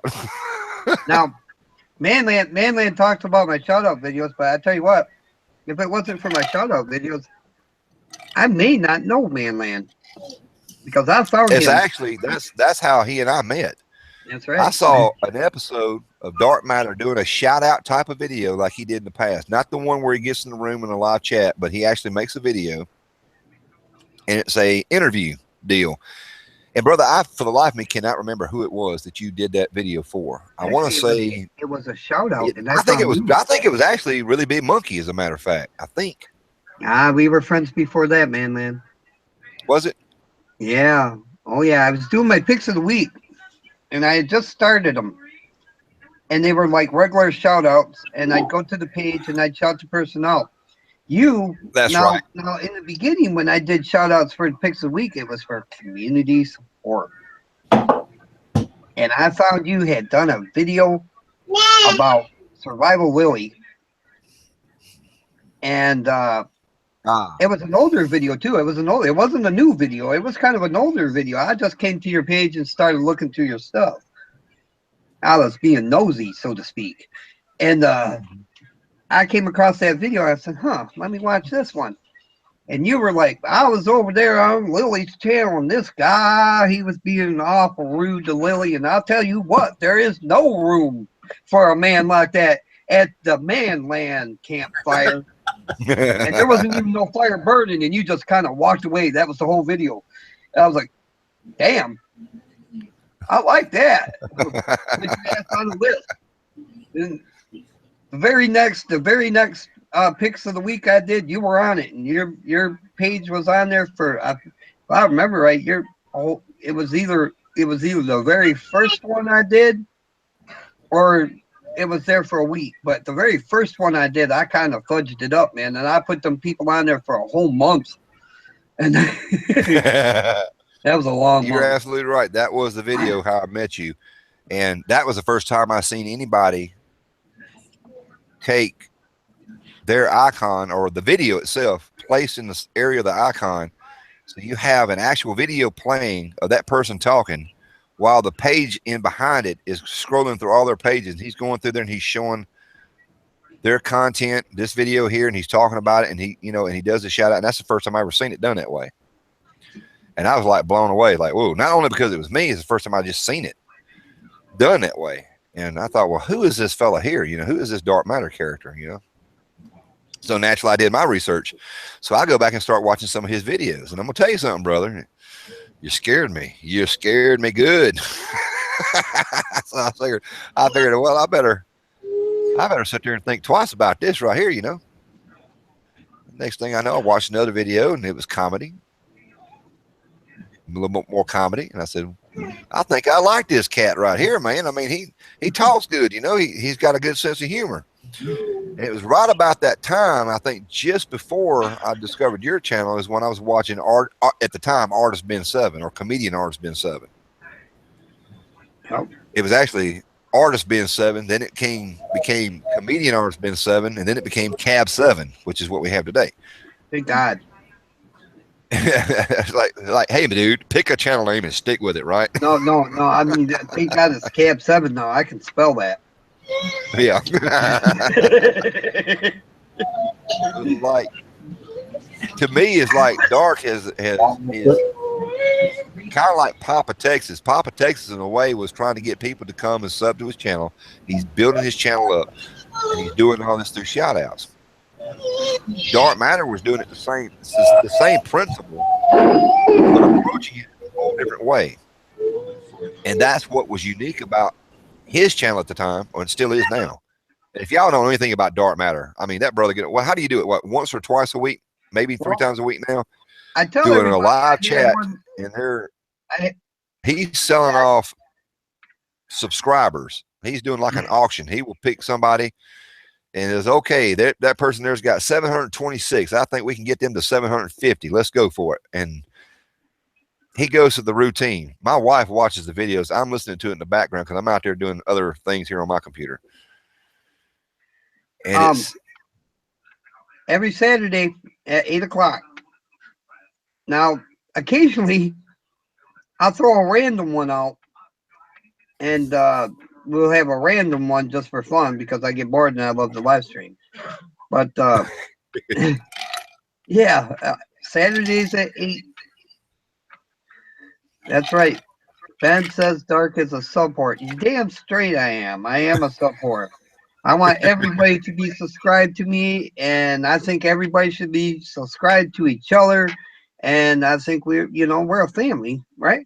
Right? We're a family. We're all a family. So, I mean, we should all be subscribed to each other and supporting each other. That's what families do, right? Yeah, but I'm telling you right now, man, my job, the family that I got right now, man, I can't afford to feed them. My job don't pay enough. I cannot feed my family. Well, that's where the family comes in and feeds you. Yeah, absolutely. My thing is I tell everybody in kind of reverse psychology is like, don't sub to me because I don't need no more subs. And I really don't. In real life, I don't. I can't keep up with the ones I got now. There's good people out there that I call, I think it was termed like the clique. You're in the clique. Yeah, that's true in a way. I have certain people that I respond to. Not only because I feel like I owe them an allegiance, it's because they're like very, very close friends. But I don't respond to them all the time. My brother is one of them, my own flesh and blood. I don't respond to all his videos that he has up right at the moment. And it's because I don't have time to get around. 9 times out of 10 when I watch a video is because I come home from lunch. I've got an hour worth of lunch break, and I'm going to watch a couple of videos. I'm going to try to comment. I got to go back to work.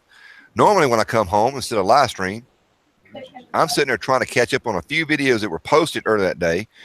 We've got like 100 videos for me to watch, and I got to pick out just a few before I have to go to bed. I have to cook, clean, the whole 9 yards. And my afternoon's gone. I wake up the next morning, and on my days off, I try to shoot a video. I only get 2 days off a week, and they're not back to back. One of those days, I come home like, man, I'm just taking a break. I'm just going to sit here and just relax. I'm going to watch some YouTube videos. I'm going to do a few comments. That's my whole day. The other day that I have off, which is usually on a Friday, if I feel like it, I'll get out there and try to shoot a video. And it takes a lot of energy to do this Manland character. That and a lot of purple drink, too. That's your secret. That's your secret. That is a secret right there, brother. It really is. And I've got a little spot here behind the apartments out there in the Woodlands. Y'all seen it before. I call it the Manland area. Anywhere I go, I call it Manland. But out there behind the apartments, my little area I set up to kind of make it look like I'm out in the woods. And I am such a couch potato. When I get home from work, I'm like, okay, I want to do a real simple cooking episode. I want to say, for example, I want to cook bacon and eggs. So I got to pack my backpack up with some bacon and eggs. I got to pack my purple drink. I got to pack this, that, and the other. I got to pack the cooking equipment, the whole 9 yards. And then I got to walk out there 60 yards to get to the area. Then I got to build the fire. I'm like, I'm not doing that crap. Thank God that Jiu-Jitsu 2000 sent me the Whisper Light stove. I just like that song going up with a lighter and get on the cooking butter. I mean, it's hilarious. Have you seen Black Notebook? Here at the apartments, we've got kids that get home in the afternoons when I get off at work, and my wife can attest to this. She's not here right now; she's at work, but she will see me get dogfighting mad because I come home from work and there's kids out there playing, and I wanted to shoot a video really bad that day. It's like quiet on the set. Damn, why don't y'all go inside the house and play a video game or something? Do something like you're not supposed to. Go do it now. That's right.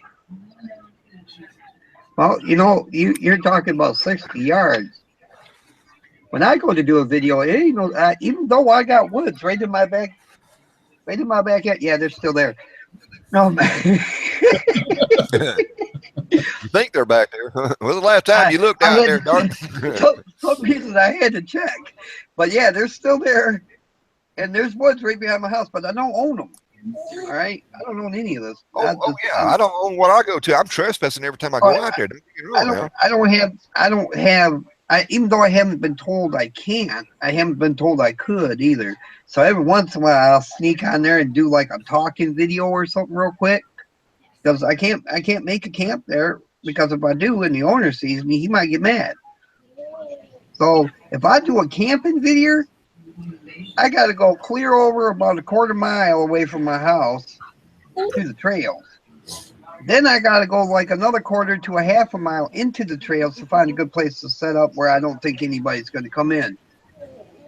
And then I got to set up all my camping stuff and do the video or whatever I'm going to do while I'm doing it. And get that done. Now I can't camp in the trail because that's a public trail. So after the video, I got to tear it all back down, pack it all back up, and bring it all back home. Right. And it's just, for me, it's like, I'm not going through all that just to shoot a video. So who put it in the rule book that we have to shoot the videos out in the woods every time? It is a myth that started, well, I'm not going to say a myth. Hold on. Let me go back. Several famous, well-known outdoorsmen, what I call well-known, like we would term them like the ultimate gut type of gut. These guys are the Marlboro men of the great outdoors, you know. And they're out there shooting a video, and somebody says in the comment section, I heard a big rig truck go by. You're not really out there. You're in your backyard. Who is a flying freak? I mean, you really, but it's like Cole Craven and Peter of FS Bushcraft, where they go camping a lot. They're like 3 miles from the road. But because where they are, that sound will carry. You can hear it sound like it's traffic right next door. But who cares? Who? I mean, where can you go to be totally alone? No sound, no airplane flying above. Where are you going to go?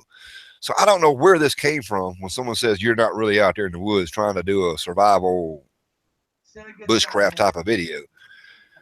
I ain't seen nobody yet to go out there and survive a year at a time and come back home and says, you know, I could have stayed out there another year. I was perfectly fine. A lie.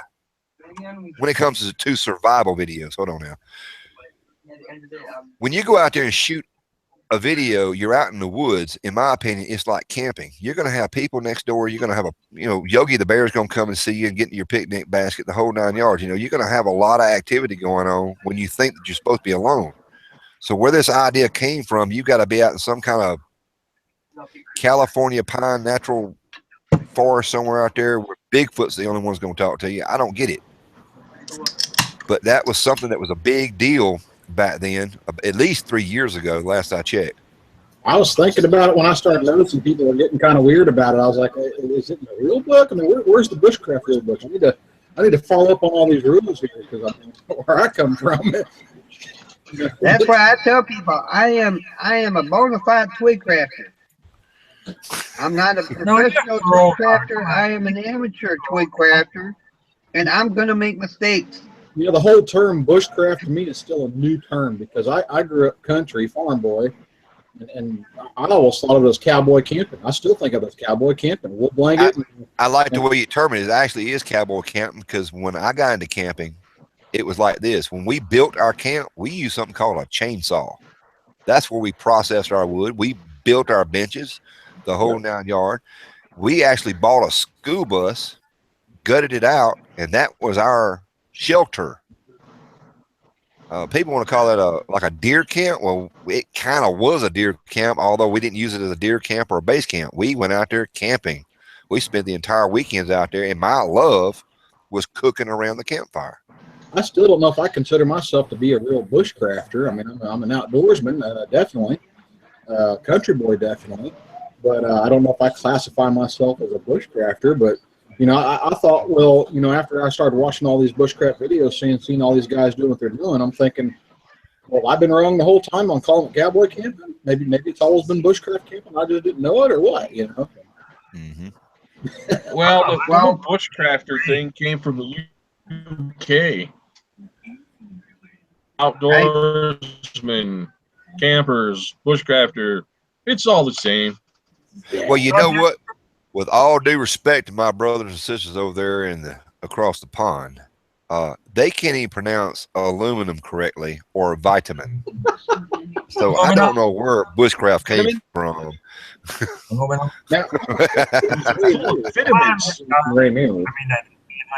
it, come on, say it, man. I'm just going to change my channel name to Twig Crafter, like Dart says. I was going to ask Dart there. Let me go and do it right quick. Dart, do you mind if I use that in one of my videos? My brother, hello, everybody out there in YouTube land. This is amateur artist Twig Crafter. I would be honored if you wanted to be a twig crafter. I want to be inducted into the Twig Crafting Club. Oh Yeah, boy! Up with It a officially starts. I'm thinking that's what's going to happen.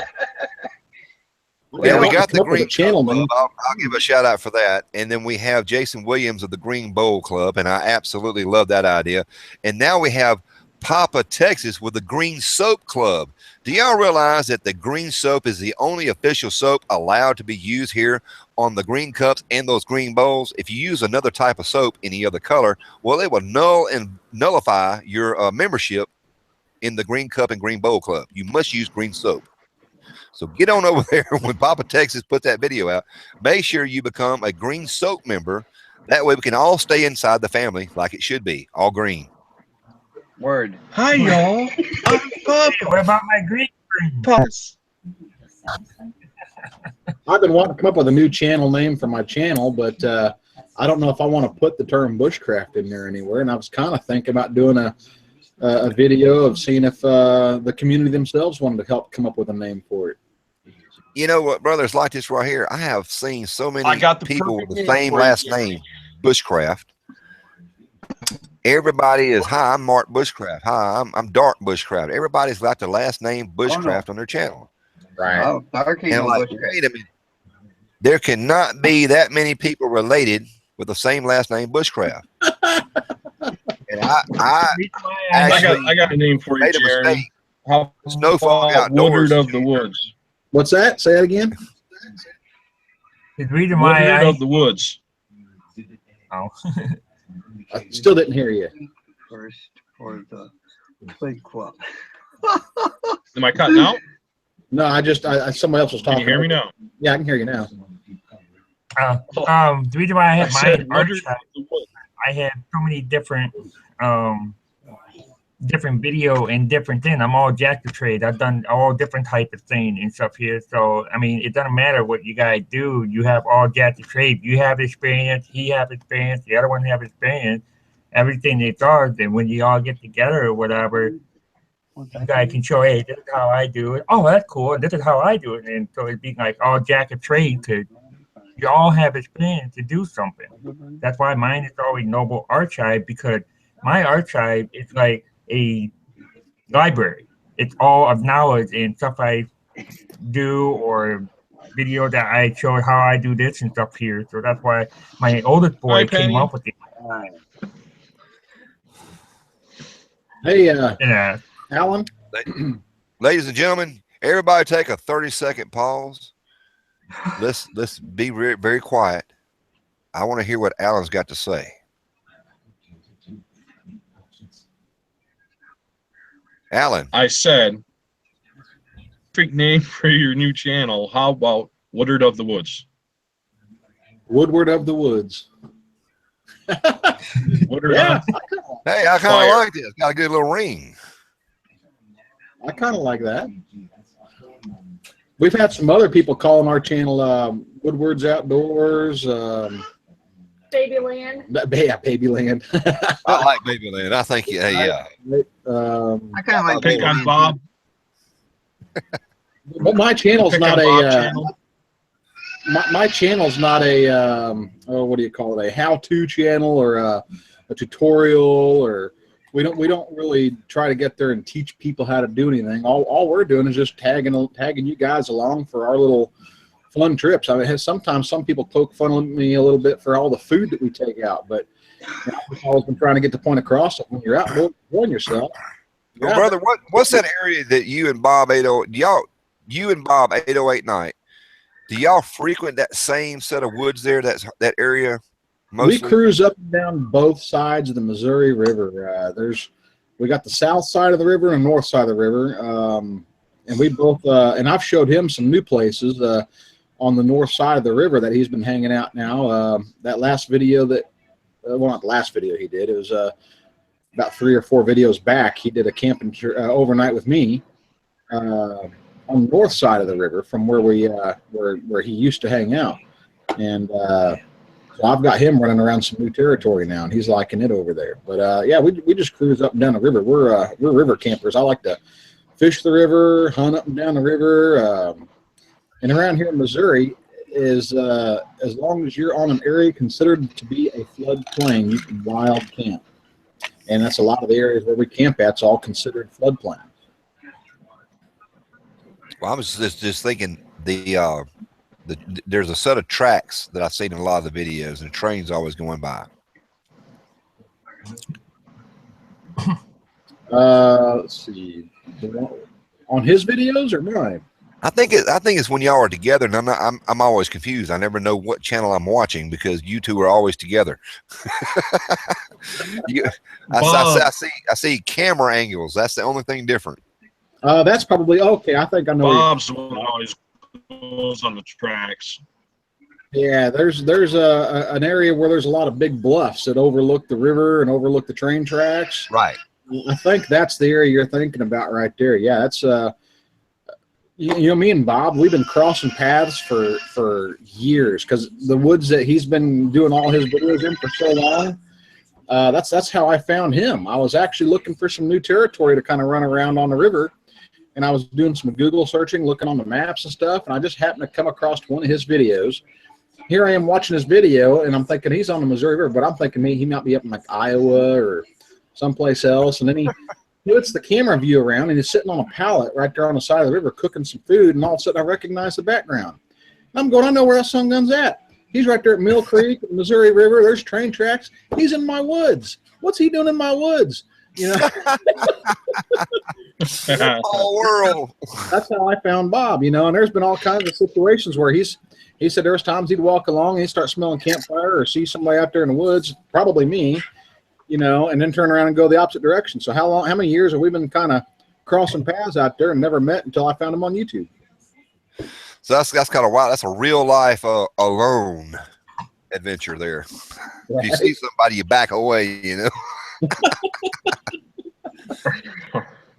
If I wanted to do outdoor video, I have to drive like 15, 20 minutes from here. I mean, there's wooded area, but the wooded area that's behind my apartment is not my landlord property. It's ended up being a house that lived on the other side of me, and they have a trail that they run their quad and dirt bike around with their young kid. So I have to drive literally 15, 20 minutes out from Custer to go out to the wood out there, and you can be 2-3 miles away, and you can come. Sometimes, depending on how the wind blowing, you can hear the traffic. But with me being hard of hearing, I don't really hear anything. I mean, my dad said, "Oh, I hear the trucks on my truck driving by," and I'm like, "We're only a few miles away. How that's possible?" Not realizing that it's on travel because I can hear certain sound. Like if you were playing the bass like a mile away, you were coming down and it echo. then I might be able to. But hearing a bird or an animal walking or a cricket or a frog, I ain't gonna hear shit. And that's what my dad, he get worried about me being out in the woods by myself because I can't always hear shit.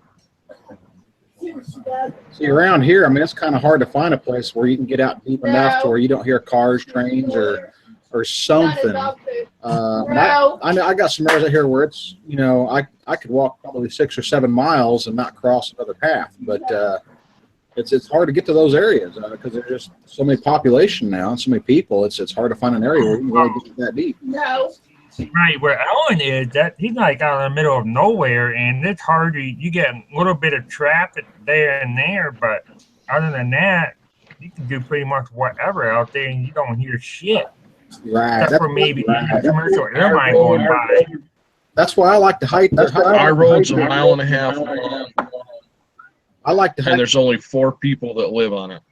Yeah, I like to hike the river over here because that's the only place I can go to get off the trails and get right into the woods, and I can go for several miles and not run across the highway or other people, because where I usually go hiking at on the river, that's not actually marked trails. You're just wandering the woods.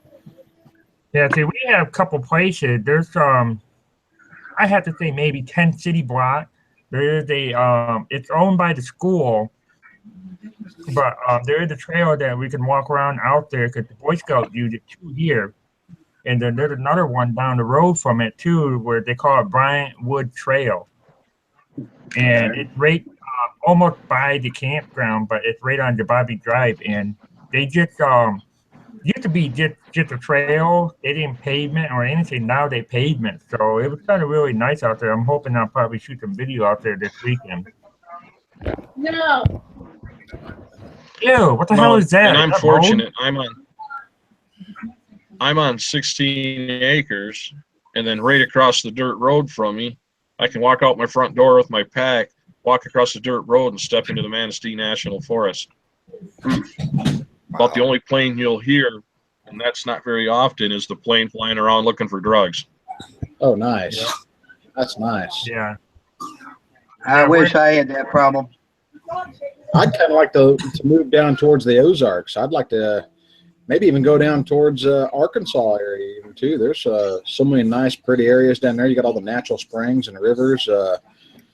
Lots of nice rivers down there. My favorite one probably be the Buffalo River down in Arkansas. I've paddled it about 4 or 5 times, and it's one of the most scenic, beautiful rivers I think I've ever been on. So if I was going to up and move right now out of state, I think the Ozark Mountains and down in even Arkansas a little bit is where I'd like to go, and that's only about a 4 or 5 hour drive for me from here. Wow. We got Grant Hubbard in the room. Forest is Hey, Grant. huge. I mean, huge.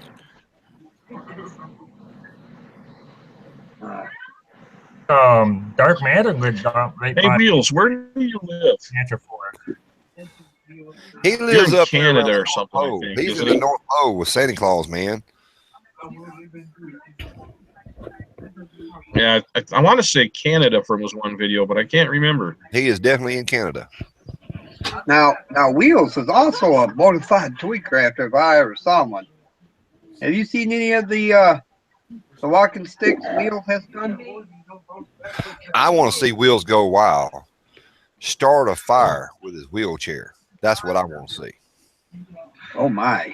I can see it now. He's got that one wheel propped up, and he spins that tire. Next thing you know, you see sparks flying left and right. I want to see that happen. Simcoe, Ontario is where he's at. I don't know if I pronounced that right because I have a way of murdering stuff. What do you expect? What's the twig crafter? I'm an amateur twig crafter. See, if you're an amateur, I got to downgrade then because I still don't have as much knowledge about toy crafting as you do. Now I got to be an amateur toy crafter. There's one thing I see on a lot of videos, and I haven't I'll change mine to limb crafter. You guys know where this is. He's a limb. We're still twigs. You guys know where this is going to go eventually. It's going to be kind of like karate. You're going to be like a a white belt, a red belt, a orange belt, bushcrafter, black belt, bushcrafter. Yes, eventually. Yeah. You let Jiu-Jitsu 2000 get a hold of this, and he'll come up with some names now.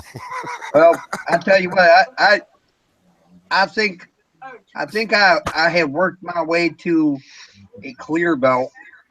I'll stick with my leather belt. That is 2 steps before a white belt. I've been a brown leather belt my whole life. I'm just gonna stay right there. I just been a green one. I've been green. And I can't even call myself a twig crafter right now. Hold on, what I would have to say I'm a seed crafter, maybe. You're a frog crafter. In all honesty, yeah. though, guys, I mean, not in twig crafting, but Well, in martial arts, I do hold a 5th degree black belt. I'm an outdoor enthusiast. I like to be outdoors, whether it's in the woods or not. I just like being outdoors. I hear you. Well, I'm gonna tell you what, Dark, you are now the president of the Twig Crafting Club, so it's up to you to come up with the categories for us to be assigned to. I want to officially put in my nomination right now as a twig crafter. Well, I hope to be a twig crafter one day. The only thing you have to be a twig crafter is you have to be a wannabe bushcrafter. And the stipulations for being a twig crafter is that you must try bushcrafting and maybe fail at it at one point or time or another. I think that's a pretty good setup. I think that's perfect. As long as the green cups are allowed to be, in the club there. As long as I can bring my green cup. For Manland to get his twig craft, belt, Manland has to fix the cookie table so they don't drop their scrimp again. Oh man, that cookie table is almost long gone now. That thing is shot. I tried to explain to Cookie. I saw a video of Bushcraft Barton's over there, Mike, and what's his buddy's name? I'm subscribed to him too. The French Canadian up there, Billy. Oh yeah, Billy Bordeaux. I don't know. French. I can't pronounce it. But they did a video where they built this grill top type of deal out of dirt above ground where they can build a campfire. Okay. And I saw the video and I thought, that's just neat. That's just, I love that idea. That's a lot of work. I'll never do it, but I love the idea. Love the video, and I was explaining to Cookie what I saw and what I'd like to try to do out there in a little spot called Manland. Well, I wasn't there that afternoon. I was at work, and Cookie goes out there in that little rinky-dinky Ranger Cookie tiki table. He done piled dirt on top of it. And he's got it tied to the tree, the little small pine tree there. He's got it tied to it somehow. He's got dirt piled up there. And he's like, man, I just made you a table and I put dirt on top of it. And I'm like, okay, let me go out there and check this out, And when I go out there and look at it, I guess it was still standing when he done it. Now the thing looks like me on my heavy drinking days on a Saturday night, not driving home, but trying to walk home. This tiki table is leaned up against a tree. One side is higher than the other. I mean, it's doing everything. If a fly were to land on it, it's going to fall apart. It is totally shot. I can't help but sit there and laugh. And I wanted to shoot some video of it just for comedy reasons. And I was like, I don't want to hurt the guy's feelings, man. That's my buddy. But it's not there no more, man. It's gone. I tell you what, Ranger Cookie, he's one heck of a guy, man. I love him to pieces. Yeah, you guys probably be really surprised if I told you who got me into the outdoors as much as I'm into it now. That's my mother, my mom. She was the youngest out of 6 kids, and she was the only girl. She was the youngest. She was the only girl. I remember my mom carrying me out in the woods on her hip when I was just a baby. and picking mushrooms. When she had my sister, I remember her carrying my sister on her hip, and she'd actually point the mushroom out and lean down, and my little sister would pick the mushrooms and put it in the sack for her. So I mean, as I got older, she was always afraid I'd get lost out in the woods at the old farmhouse. So she'd take me out there, and we'd wander around the woods for hours, you know, and she'd stop me every 5 minutes. Jeremy, which way's the house? Jeremy, which way's north? Jeremy, which way's south? If you were lost right now, where would you sleep at? Where would you stay? You know, and she was the one that taught me how to build shelters and taught me how to be comfortable out in the woods and taught me things I could eat, what I couldn't eat. You know, and my mom, you know, That's awesome. she was a farm girl herself. She grew up that way. They grew up poor. You know, they had nice stuff in their house, but usually, you know, they'd go out and pick through the city dump or the town dump. And they would find things that were in good shape, you know, take it home, sand it down, clean it, repaint it, fix it, you know, all that kind of stuff. So, I mean, that's the way they grew up. They were kind of, you know, bushcrafty. You know, I call it bushcrafty now because it's still a new term for me, but my mom taught me most of my skills. Like you said right there about the wild edibles, I don't have a clue. Unless somebody hands me a menu and I'm looking at the menu and it says, okay, does this come in a can? Clue. You know, I thought I knew a lot about wild edibles until I started watching some of the YouTube channels. I started seeing all these things that I'd never seen that you could eat before. But I tell you where I got the biggest shock onto the wild edibles was in Tennessee at a bushcraft meetup with Kenneth Cram.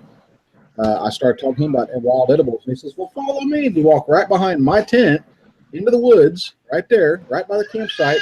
And we're walking along, and he's grabbing a little bit of this, a little bit of that, handing it back to me. Here, try a bite of this. You'll like this one. Oh, here's another one. It was like a freaking garden salad walking through the woods with him. I'm telling you. I'm sitting there going, oh, my God, I had no idea you could eat this stuff. Well, no one has answered my question yet. I've always wondered this. We have something out there in the woods called wild edibles. How come I have not seen wild growing black-eyed peas, wild growing pinto beans? Man, where's the corn at? There used to be something called Mazola. Where did all our food that we eat now commercially come from, and why is it not growing out there in the wild? I know, but I'm gonna tell you guys something real quick. If you guys want to watch a channel out there of a guy who I think is just full of more knowledge about this kind of stuff than anybody else I could ever think of, and that's Kenneth Cram. He's absolutely amazing. Kenneth is a wealth of knowledge. He's got some good videos. And the way he edits his videos and puts them together, it looks like something that should be on actual broadcasting. Oh, yeah, absolutely. He's just a phenomenal guy to meet in person, too. Is he a teacher? Is he a teacher in real life, or was a teacher? You know, I forget now. I don't know, but I tell you what, though, meeting him in person, I wasn't sure about after watching his videos of what kind of person he'd be in real life, but you couldn't ask for a better guy to meet in person either. He's great whether he's on his videos or in person. And I tell you what, me hiking in the mountains with him, doing like a 12-mile hike, we're going up this hillside. It's getting dark. We're all wore out, and I'm thinking, oh, poor Ken back there behind me. You know, he's got to be hurting back there. He passes me going uphill. 71 years old. And I'm sitting there going, I'm the one hurting. He's doing just fine. What kind of deal is this? He was teaching you, youngin. I know. He showed me up real quick. I wouldn't put nothing past that old man. You know, there are three ways you can do where you can eat off from the pine tree. There's 3 different ways. The pine needle you can use to make teas or whatever, and then the bark, and I can't remember what the third thing. There are different ways where you can have. Oh man, there's so much you can use from a pine tree, man. I tell you what, you can take the needles and you can make a tea with it. That's true. And you can use the wood for wood fires. You know, that's true too. It's gonna burn quick, but it'll work in a pinch. The sap from it you can make fire starters and whatnot. You can also make they also use it to make kerosene, believe it or not. Yep. You the sap off on pine trees over if you have a little small cut too, and you can actually put it over there too. It has medicinal purposes as well. Yep. Yeah, there's also all kinds of things. You know, you got the fat wood as well. I mean, Who don't love a good piece of fat wood? Right? You're just not American if you don't love fat wood. No, I'm Right. telling you, yeah. That fat wood, I've after getting to using that fat wood for a while now, it's one of my go-tos for making a quick fire out in the woods. Yeah, I'll tell you what, yeah. weather or whatever, it doesn't matter. It's For you Southerners, Hey, fat Dark, wood that is was my wife on pine the phone. latten She wanted me to tell you, or pine knot. hello, Dark. Hi. Sure did. I got off the phone with her real quick. I told her I was busy. She's awesome. I love your wife, man, Lynn. She's a good Hey, girl. let me say this right here now. There's been a couple of comments on a few videos past. They think that I'm really a cruel person. I'm not. I'm a pushover. I want to sit here and say right here and right now, I play a character. That character is somebody who wants to be the bad guy. And I think comedy works when you've got the bad guy pushing the good person there to the point to where they finally get retribution. My wife plays Hit it you with a hard. My wife One is of my actually the favorite- mean one. My wife is definitely the mean one. I'm the good guy, one of my but I don't favorite, play it here on YouTube.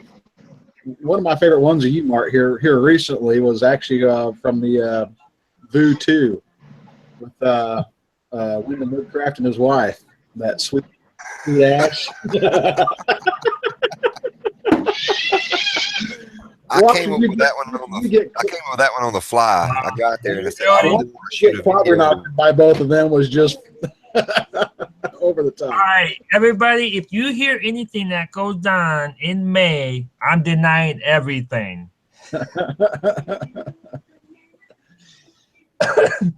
I deny everything. in May. With me, if you hear something about me at one of the booths, it's probably true.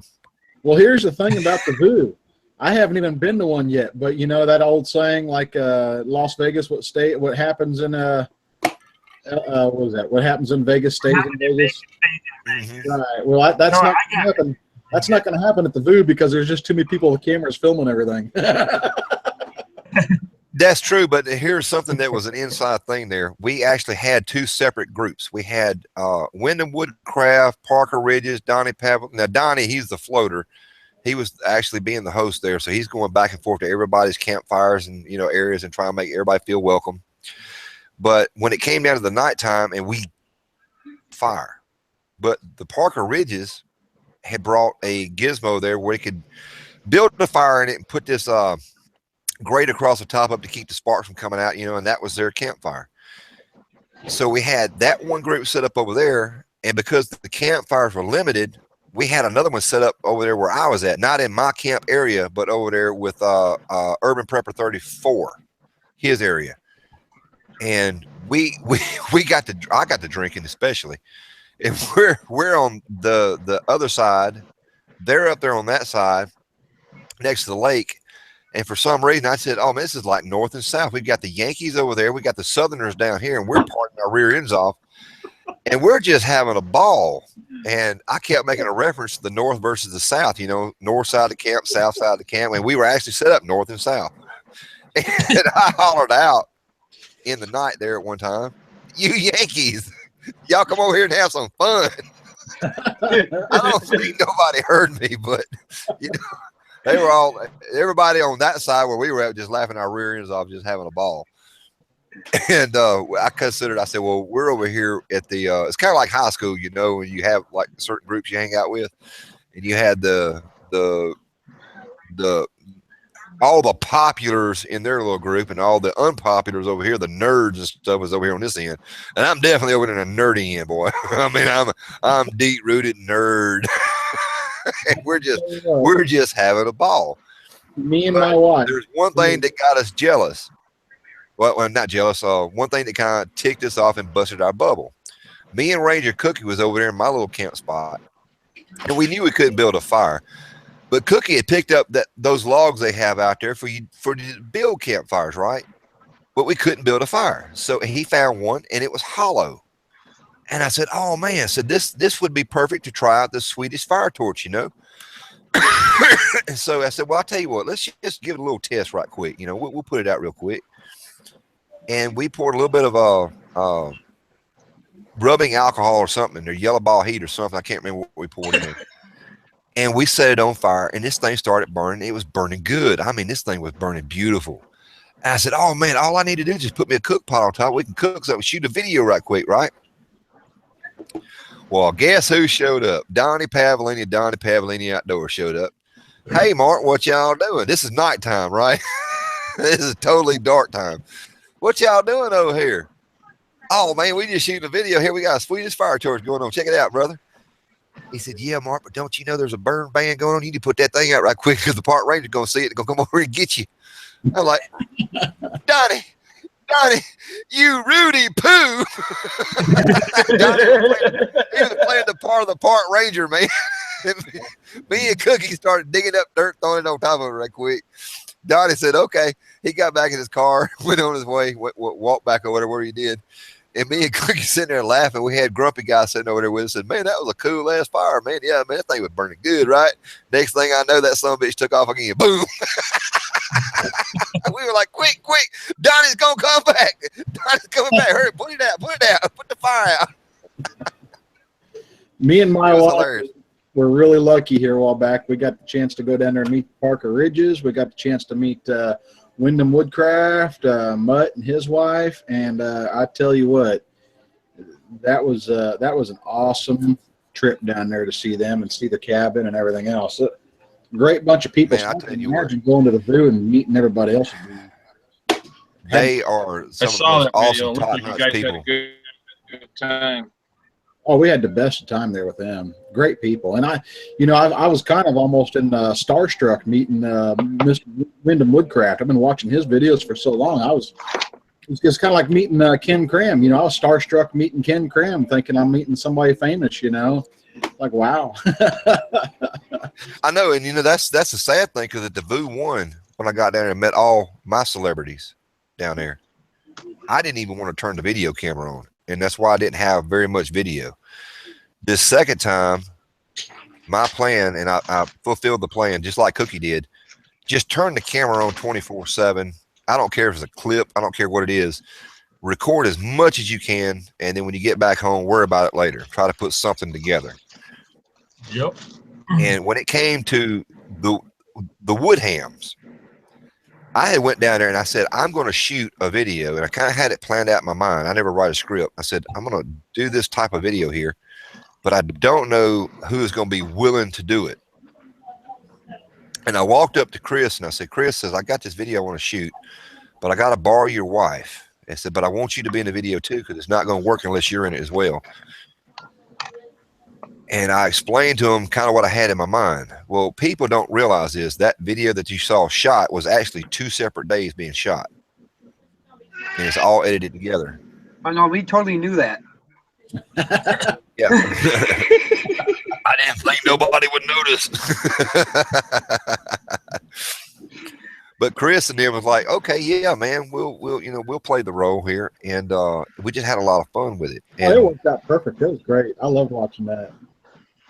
Somebody that you don't know does or does not have any type of acting experience, or at least the willingness to have fun on camera, because you don't know. I mean, I don't know them personally.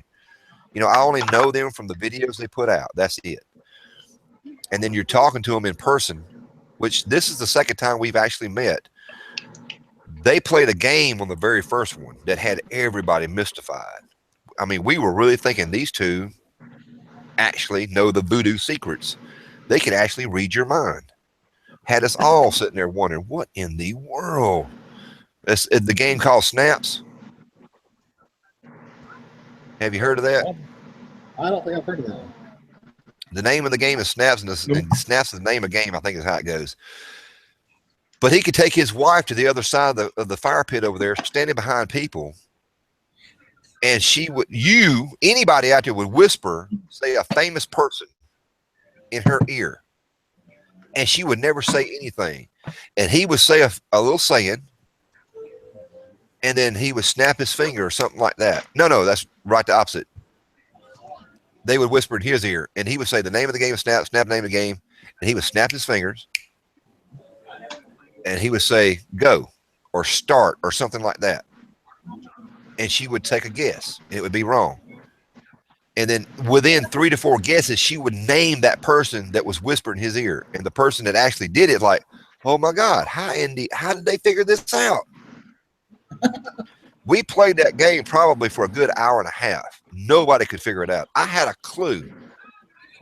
And I said, does it deal with such and such? And he says, you're close. You're very, very close. But I still couldn't figure it out. I had to come home, get on YouTube and research this thing to figure out the damn game. It was mystifying. We really thought these people were, they cut chicken heads off. They're into voodoo stuff, They were the life of the party during that moment right there.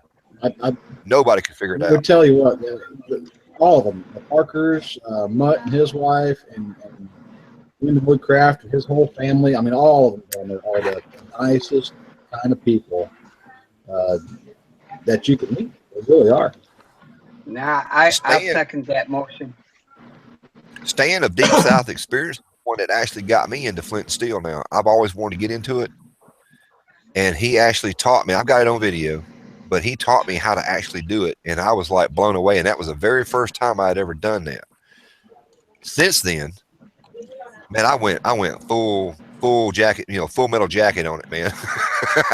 I'm using punk wood now, brother. I mean, I'm seriously getting the heck with that daggum char claw crap, man. That's for amateurs.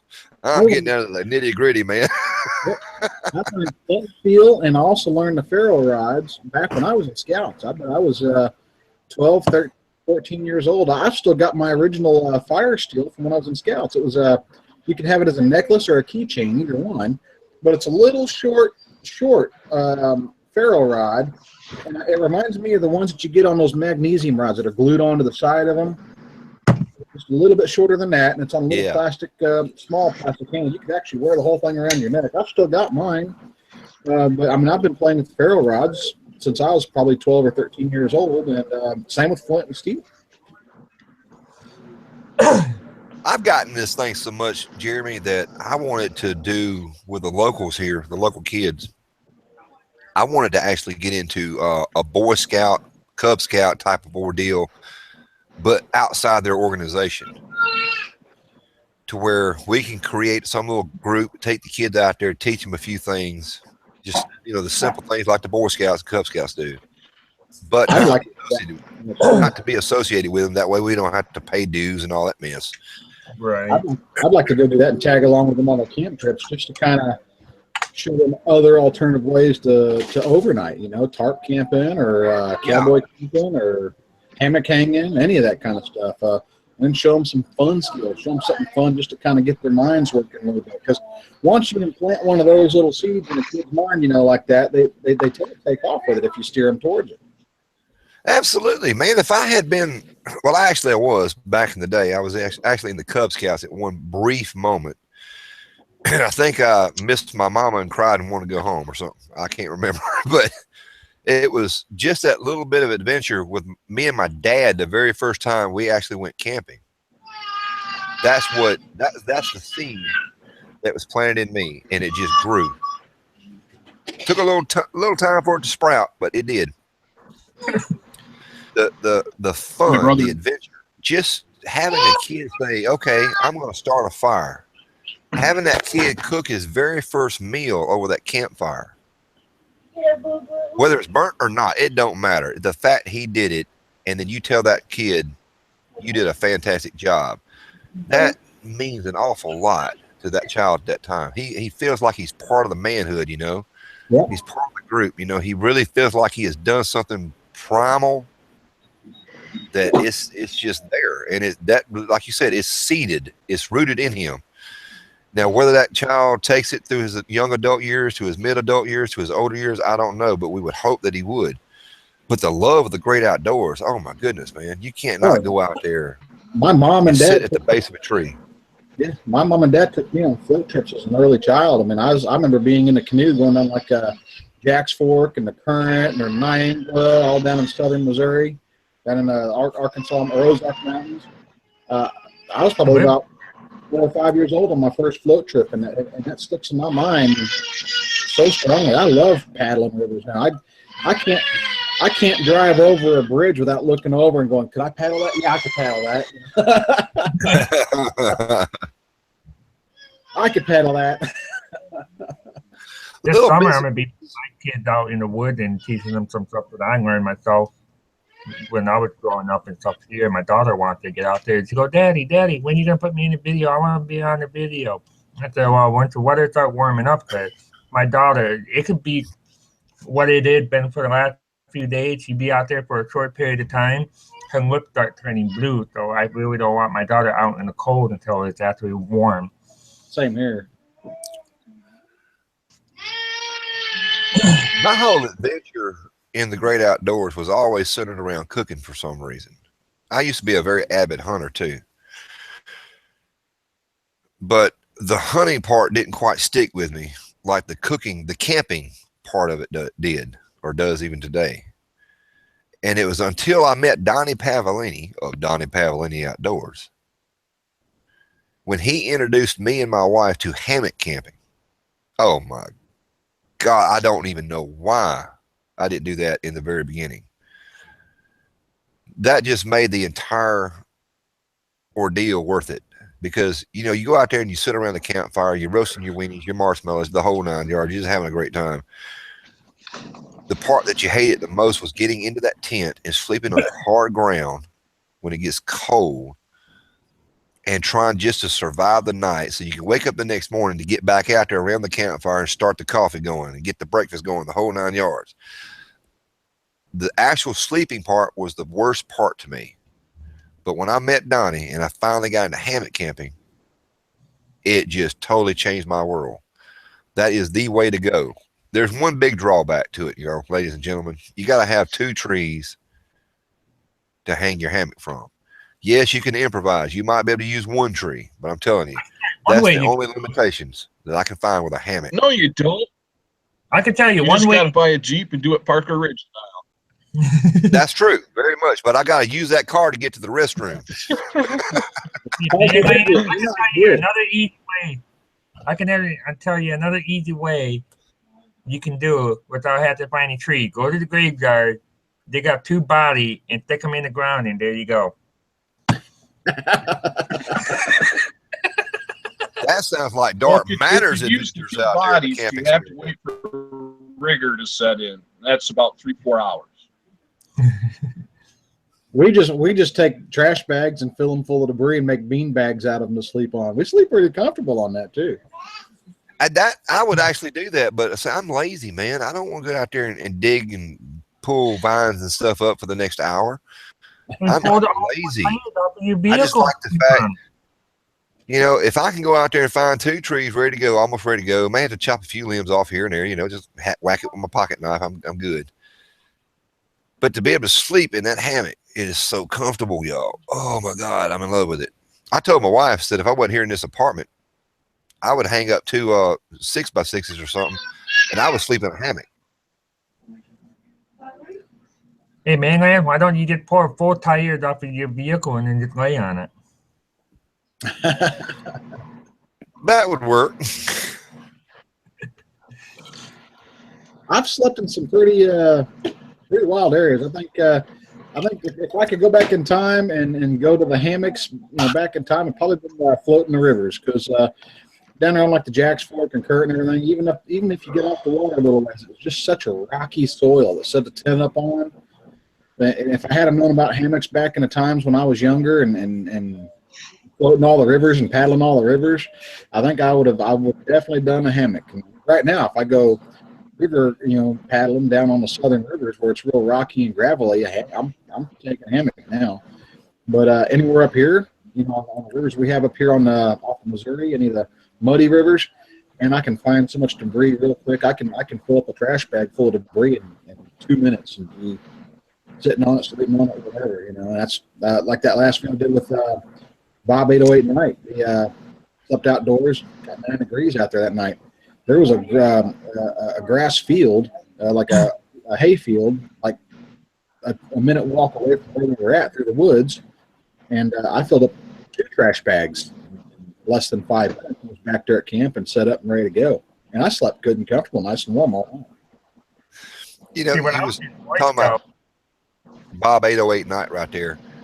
There's a video I watched where he took a microwave meal out there with him.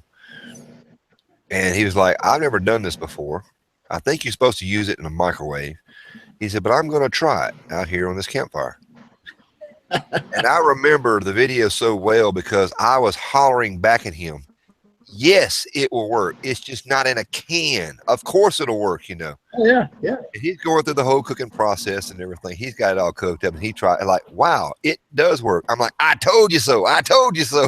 A lot of those things that he cooks out there, I think, is actually stuff that his subscribers recommend for him to try, or somebody will message him and say, hey, try one of these out there, you know, and he'll go get it and try it. But he is hilarious when he comes to cooking. And he does a spinoff on the trench fire pit, and I think that's one of his loves is to do that now. He got that from Ken. Ken taught him how to do that. Right, because I saw Ken's and I was like, oh man, that's so cool, right? I said, who needs a barbecue grill? You don't need no stove. Just dig you a hole in the ground, make a long trench, and throw you some green sticks across the top of it for your grill, and you cook, man, cook. Everything's right there, you know. Don't got to carry nothing except a pot. And it's so easy to cover that fire up and put it out too when you're done. You just cut That's it right, right and it's over. done. It's over with. It is done and over with. Oh yeah. But to watch him do that right there, when he was doing the microwave meals, and I'm slapping my head like, yes, it'll work. Of course it'll work, you know. That's how involved I get into watching people's YouTube videos. One day I'm going to record my reaction to watching the video so y'all can see how hilarious my reaction is. Here's something I want to say about Bob that I think is great. I think it's great. I think it's funny. Is every single video, and I'm telling you, go back and watch all his videos. Every time he eats a meal, what does he got to do? He's got to grab his bottle of water real quick and hot. That's right. Every single time. Like he wants to say, that mofo is hot. I need some water. And I get him every time, and I was like, don't you know by now to wait till it cools down, man? I mean, you do this every time on video. Everybody sees you do it. But you know what? One of these things I was talking to him about doing here a while back, and I'd like to still see him go out and do, is dig through all of his videos that he's made over the years and find every single little blooper he can find and put together and make a blooper video. Oh, I think that'd be awesome. From him, I think that would just be a smashing hit. My bloopers, I've got so many of them, I just delete them. I just get rid of them now. I'm about trying to do that stuff because I'm very bad about flubbing my words. You can see it here on the live stream. And I get the hell you say? I try to I'm trying to remember the video here. Yeah, the Papa Texas shout out I did for his channel that he published. That actually took 12 takes to do. Just that little simple thing that I did. Because when you start, I don't have a script to go by. I don't know exactly what it is I'm trying to say in the context. I try to ad-lib as much as possible. Jonathan Winters is one of my all-time heroes to be able to ad-lib on the spot. But I'm not anywhere near that good. So when I shoot the video, I'm like, I'll get to a point when I say fire, I may say fibber or something and realize that you just screwed the word up. Cut, redo it again, take a few steps back, come back in like you're walking into the scene again. You know, it's like a director's type of thing here. I'm directing myself. I get so mad when I finally got the words right, and then there's something in the background that should not be there or says something. I'll slam that video camera off, turn around and say, shut the blankety blank up. You know, I'm like, I'm there. I'm almost there. You know, I bet you if a lot of YouTubers was actually to sit down and one day go through all their video archives and put together some blooper videos, I'm betting everybody could find some good ones to put together. Tom Chitwood did one. It was so hilarious. I watched the flubs before I watched that video. And I laughed so hard when that boy was riding that 4-wheeler or 3-wheeler, whatever the case may be, up and down that road. Tom says something to the effect says, I'll be glad when it becomes open season on 4-wheelers or something of that nature. And then you go back and you watch his actual edited video and you can see exactly, you knew just where, when he did a cut, you knew what was going on in the background, and it was so hilarious to watch. Oh I God, tell it you was so what, hilarious to watch. putting bloopers at the end of your videos is tough, because usually when I edit a video, and I edit all my stuff usually unless it's live, everything's edited. Now, when I edit something, I'll go through and I'll watch it. I'll watch the whole video, and then I'll go back through it and I'll watch it again, and I'll look for those places I want cut out. Now, I'll cut out the part, I'll cut the part that I want to take out, and then I remove it. It's gone. And then the pieces just come together. So that it's easier to do it that way. Now, in order to make a blooper reel at the end of it, you have to take that piece you cut and move it to the end of your screen, to the end of your film, your video. Right. All right. So then after you get done editing your whole video so it's the way you want it, then you got all these little clips you got to edit to get them in order the way you want them.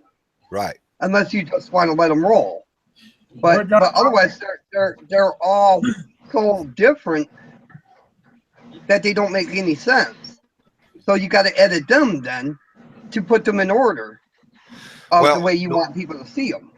It's not that difficult to do, because the way that I edit things is I'm doing just what you're talking about there. I don't shoot one long video. I turn my camera on, shoot this scene, turn my camera on, shoot that scene. So I have a lot of clips to put together. Right. But 9 times out of 10, I've got several hundred clips in between that actually have the flubs in them. So I'm able to take those and put them on the end and then edit them down toward the end without causing my Windows Movie Maker to crash, because this is a huge file now because it's recorded in HD. I'm using an old-fashioned laptop that just does not have that type of processor. That's why it crashes all the time. But Lone Star Rider, it does a lot of his outtakes at the end of it. And if I'm not mistaken, he got that from watching one of my videos when I actually put outtakes in my video. I don't do the outtakes in my videos anymore because Lord knows, man, I'm trying to get this thing down between 5 and 7 minutes to begin with. I don't need another 15 minutes of bloopers. Right. And that's why. For me, I figured out that we'd go out there and shoot our videos out in the woods and go out and doing our thing. We'd get home and I'd upload it all on there, and I realized I filmed 2 hours and 45 minutes of video, and I'm going, holy crap, did I really spend that much time recording stuff? I'm the same way, man. So I go out there and shoot these videos, and I'm thinking, okay, I'm out here 2 hours. And I said, well, I narrowed down my video clips while I'm shooting because I'm only going to show the important thing. And I'll come back and there'll be 30 clips on my camera of that one scenario. I'm like, how many times did I turn my camera on, man? Right. And for me, I'd sit there and look at 2 hours and 45 minutes of video going, how in the hell how am I going to turn this into 30 minutes of video at least, because nobody's going to sit here for 2.5 hours watching a freaking, video. So I got to get this thing shortened down. So I'm going, man, I got to butcher this whole thing now to get it down.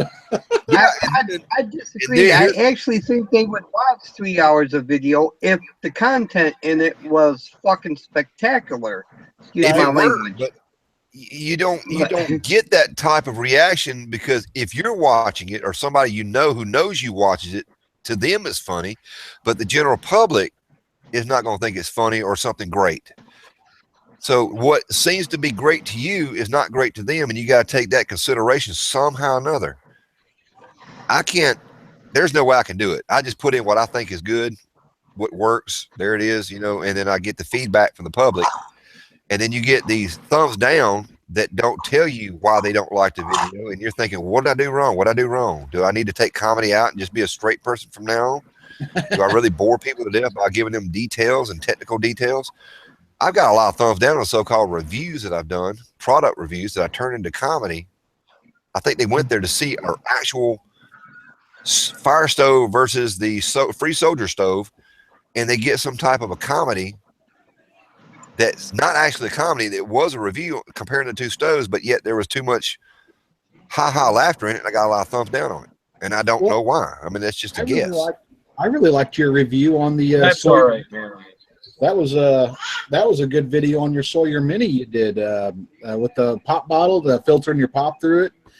But I tell you what, there's Yes. there's only two other channels that I really enjoy watching for reviews. And one of them is Shane Coffey when he's doing these reviews on these stoves. He's just got a way of doing it that really feels completely legit. He gives it every possible chance to be a good product, you know, and he goes through it very detailed too. There you go. When I do a review of a product, 9 times out of 10, this is the first time I've got it. It's not a real review. I've got no experience in doing reviews. I don't have anything else to compare it to. So what do? I turn it into a comedy. This is a versus this versus that. I mean, who would have thought about filtering a freaking soda pop? You know, I'm like, really? You just filtered a freaking you know? Oh my god! Which it did not work, by the way. I know, right? But another one. I mean, what happened is the soda pop happens to screw onto the Sawyer Mini. And I said, well, why not just squeeze this through there and see what happens? Oh, I cringed when you did that. Filter. I was like, he just ruined the Sawyer Mini. It's gonna have that sugar and shit in there, and it ain't gonna come out. But you know, I mean, seriously though, you think in a I water thought filter, shit when he but if did you the read coffee. But when you read the details, you realize it does not filter out chemicals. It says so plainly. This does not remove chemicals. The only way to get rid of chemical is a carbon filter. You got to have a carbon filter to get rid of the chemical, but the Sawyer gets rid of all the bacteria. What you said, Brett, is very, very true. And when I threw that dirt in that water, and I'm thinking, man, if this thing didn't filter this damn soda pop, what the hell is it going to do with this muddy water with all this trash floating around? Now, if like you wouldn't believe, man, it did a fantastic job. And honestly, when I did the taste test, tasted like drinking water. Yeah, if Sawyer could Absolutely. figure out a way to make a compact carbon filter for chemical, I mean, that'd be the ultimate filter. Something that could do the carbon filter for the chemical, and plus they would have the monopoly right there if they did that. Sawyer, but the next one for the mini Sawyer, is that the one that got the carbon filter in it? The one that's like $30? I don't know. I don't think they've got a carbon filter yet. I don't think so. But the only other review channel on top of that I like to watch is Brian with Survival on Purpose. Survival on Purpose. There you go. Survival on Purpose. I love me some Brian. He's my only other review Master that I really like to watch. People give him thumbs down and complain about him, saying he's a sellout and this, that, and the other. I'm like, what? What are y'all talking about? This dude gets a hold of product and he shows it to you. What are you complaining about? What are you freaking complaining about? Because it's something to complain about. That's why people complain, because they can. Oh, they're just a bunch of jealous. I think he's got a great channel. You know, he's also a Scoutmaster. He's in the Boy Scouts and everything else. He's a great guy. I'd love to shake hands with him one of these days. He just seems like one of those really good, legit guys. So when you said that right there, it reminded me of what people talking about. They're not out in the woods, and somebody complained that he did all his tests in his backyard. So freaking what? Yeah. What? I mean, what kind of dead blasted studio do you want to look at? We're not Ray Mears, where somebody sponsors us and pays for us to go over there and live in Africa for a few weeks to shoot these videos. Sorry, it ain't gonna happen. We do it in our backyards. We do it in the local stomping grounds, in the woods, out there doing our thing because it's fun to do. That's number one.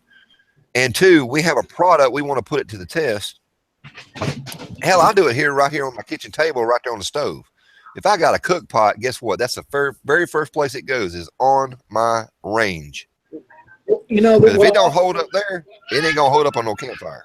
What I like about yours, when you're doing your little reviews on stuff, is something you've gone out and picked up on your own from a Walmart or wherever. You've brought it home. You're testing it out. You're showing what you think about it. You're not really doing.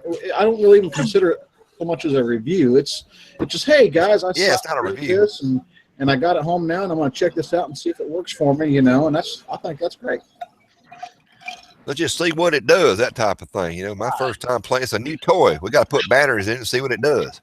Yeah, like I do. I watching you fry your frog legs in your Stanley. What was it Stanley you did that in? Yeah, I think it was your Stanley doing your deep frying. Yeah. See, that's I I get that. Subscription in that too, and I get stuff from whatever, and I go buy stuff whatever, take down, do review, and do some little short video, and then I when I go like actually going out to my overnight camping or like a week in camp, I would take my stuff that I have gotten that I want to do a longer review on it to show how it is. I just want to do it. I don't care if people get mad. They can get mad. I don't care. They can get mad. I'm still going to do it the way I do it. Alpha Outpost got pissed off at me because how I think about the shitty bot from the range bot I got back in February. Well, you know what? Then, he's going to have some sleeping issues.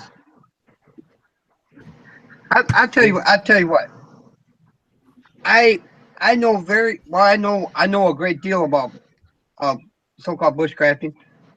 All right, but a lot of it is just mental knowledge.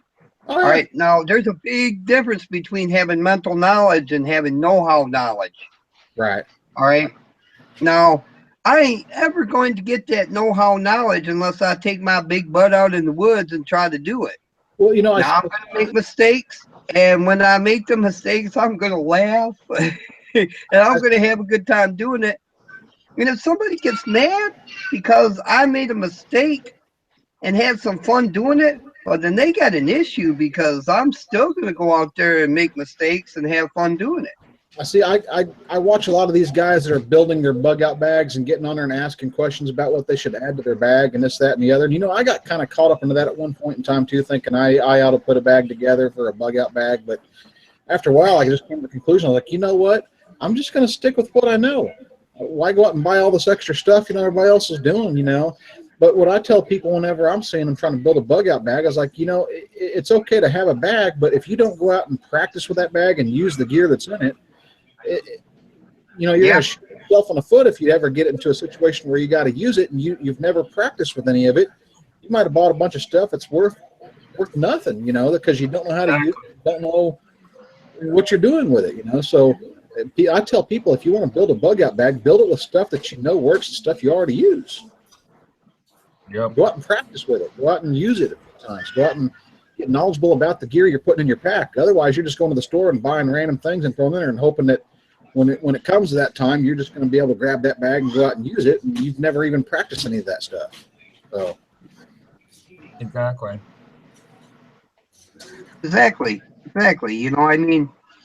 I'm sure that these great bushcrafters, the people that I consider bushcrafters now. People I consider bushcrafters are people that actually know what the hell they're talking about and do it. Right. Okay. Now, even Really Big Monkey One, I consider him a bushcrafter. All right. Even he doesn't consider himself a bushcrafter. I guess he considers himself an extreme camper. Okay. And I love that about him. It doesn't matter whether he's crafting something out of the bush or if he's crafting something in his shop with a welder. That guy is a crafter all the way. I will say this right here, and I don't say this very often. When I go out there and try to show my so-called bushcrafting skills, I do indeed know what I'm talking about. However, when I'm in front of the camera, I like to play the character of Ernest P. Worrell like I really don't know what I'm doing. And there are times when I go out there and I try something for the very first time because it's kind of like a Ranger cookie method of thinking. I've got something in my head and I want to see if it works. And I go out there and I film it for the very first time, knowing that it's going to work. But if it were to fail on camera, it's worked 20 times before with the camera not running. But that one time I shoot the video, I really feel like an idiot. And that's back to the title of amateur. I don't think there's really any such thing as an expert out there in this world, period, because even the experts will tell you, the true honest experts will tell you, they're always learning. They're constantly learning. I don't believe in Cole Craven and FS Bushcraft Peter gave me a compliment, says, Mark, we know that you play the part of an idiot out there, but we really believe that you're a bushcrafter, that you can survive out there if you had to. And they're quite correct. I could. However, the one thing that I am limited to is like what Jeremy was talking about earlier in this particular chat here is wild edibles. I could not pick out anything that's wild, safe to eat, period. I could not do it. I could. I thought I knew wild edibles until I started watching YouTube and seeing these guys out here doing that stuff, and then meeting Ken Cram and realized I didn't know shit about shit when it come to wild edibles. I tell you what, if I had to live off the wild edibles I know about, I would literally live off from berries, morel mushrooms, and wild onions. Them are the only ones I can pick out that I know for a fact is edible, and I ain't gonna die if I eat them. I tell you what, there's a great thing that I think would actually work if you're kind of semi-prepared. And it was Kenneth Cram that I saw this on. Sprouts. Take you some seeds out there, sprout them puppies, and eat them sprouts, and you can survive long enough until your garden actually matures. He'll grow them in his backpack while he's hiking. He'll stick them in his backpack in a moist little thing there, and they'll grow while he's hiking. So by the time he gets to the end of his hiking spot, he's grown fresh sprouts in his pack. He's right. And he's eating. And buddy, he's eating good. He is.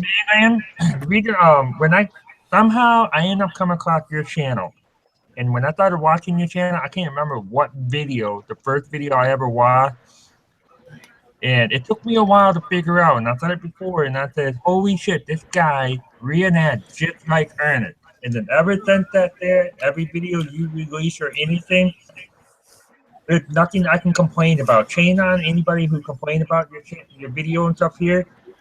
You guys just like mimic just like Ernest, and I love Ernest. You're an awesome guy, Manland, because when I first time joined your live stream back in January, when I thought I was going to quit my YouTube, and then I got with you guys have been awesome. Manland, I salute you for that there, because you're the coolest guy, and when you do your video, I laughed so hard that my stomach hurt and my jaw hurt so bad, because when I watched your video, especially the one that where you had dumped with the ice bucket on you, that was the funniest shit. I appreciate that, brother. You ought to go back and look at my more serious videos that I put a lot of effort into. I can't remember the title of the video, but it's a two-parter, and it was shot for Rob's Homemade Life. And I think I was fishing in a 5-gallon bucket. The second part was the actual cooking part of the video, but the first one, how I acquired it, that's the one you need to watch. That's my first full-fledged production. There's one earlier than that when I was cooking, supposed to be cooking microwave popcorn, but the microwave didn't work, and I cooked it inside the Stanley Adventure Camp cook set. There at the store where I work at, and I did all this on my off time, on my lunch break. And I can't shoot videos at the store no more. But when I first came across your channel, Manland, I was totally looking I was totally looking for people to support for the shout outs. And I got to looking through your channel, and I'm thinking, what the hell does this guy do? I mean, because it was one shout out after another, after another, after another, and then there'd be a video. And then there was a shout out after another shout out after another shout out, and then there'd be a video. And so I went through your videos, and I must have went from one end to the other, and I came across that one for Lily. I said, well, I guess I'll watch this one before I leave his channel. And because I had no idea what your channel was about, I was just like, my God, this guy all he does is shout outs. And you did other things, but I mean, for the most part, at the time I was watching your channel, it was just shout out after shout out to different people. And you're a great supporter of the community, a pillar of the community, I may add, because you do support so many channels. But there was, at that point, was like, what am I going to shout out about? Hey, this guy does great shout outs. And I'm thinking, there's got to be something I can use here. And because I really liked your stuff, man. I liked you. And so I got to that one video, man, and it blew me away. And it wasn't funny. It was 100% pure emotion. Straight up pure emotion. You were pissed. And you let the world know it, that you were not going to support this guy. And here I am looking for community support. You had all that with your shout out videos. You had that and more. But I was looking for something different. And when I came across that, I was like, damn. That's the only video I've ever seen where somebody was totally freaking pissed and still supporting someone. So I thank you, brother, but I'll have to go back and give actual credit to Peter of FS Bushcraft, because it was his video I saw on the same exact subject matter. It inspired me to investigate and find out more about this. Now, I will say this. Survival Lily, Bushcraft Steffi, they do not support my channel whatsoever. They have not really even commented. And I had a random commenter just a few months ago asked me a question, says, did you do this just to get video views? And I'm like, no, man, you don't know who I am. I don't do things to get views and video views. I don't monetize, and I don't care nothing about no subscribers. I am what I am, and I'm not going to change. I'm Manland. I do things because I feel it's the right thing to do. Now, in my videos on my channel, I try to make people laugh, because making people laugh makes me feel good. If I can make somebody feel good that morning to get through the rest of the day, it's kind of like what Red Skelton says. Red Skelton said, if you can go through your life after I'm gone and you can remember something that I did to give you a chuckle, a little laughter in your heart, to help you through the bad times, even after I'm long gone, like I have done my job. And that's exactly the way I feel. Supporting the community is one thing, but to make somebody laugh, that lasts a lifetime. Well, you're right. I mean, You're right. Laughter's good. Laughter is good, but you know, sometimes you have to take a step back from the laughter. Sometimes you really have to get down to the grit. You have to, you know, when it goes back to, like I was talking about earlier in the video, if you've got a fellow YouTubian, a member of the community is being attacked, and you think it's senseless, you think it's nonsense for some jealous reason, whatever the case may be, you have to take a stand. You really have to take a stand to defend that person, because that person is doing what they feel is right. I mean, that might be their, well, Survival Lily in this case, that's her revenue. That's how she makes a living. Right. And if somebody says, well, you don't know anything about bushcraft, you're just out there, you're a female, you're halfway attractive, and you're just making videos, and people are just gobbing around you, and it's not fair. I'm a true bushcrafter because I've been out there experiencing the world, and I've spent months and months and months out there, and nobody watches my channel. I'm sorry, you just don't have the personality. Right. You know, it's like you that. got to have really some don't. kind of personality. I mean, I'm totally amazed people watch my channel, but yeah, I'd like to think that I can be funny at times and stuff, but I'm no comedian, and I'm not really a bushcrafter, so to speak. I'm me, and I do what I do, and if people watch it, I thank them for it, you know. But you know, you have to be memorable for something, either for your comedianship, or, if you will, you know, your comedian ways. You know, you're funny. You got to either bring the funny, or you got to bring some kind of personality.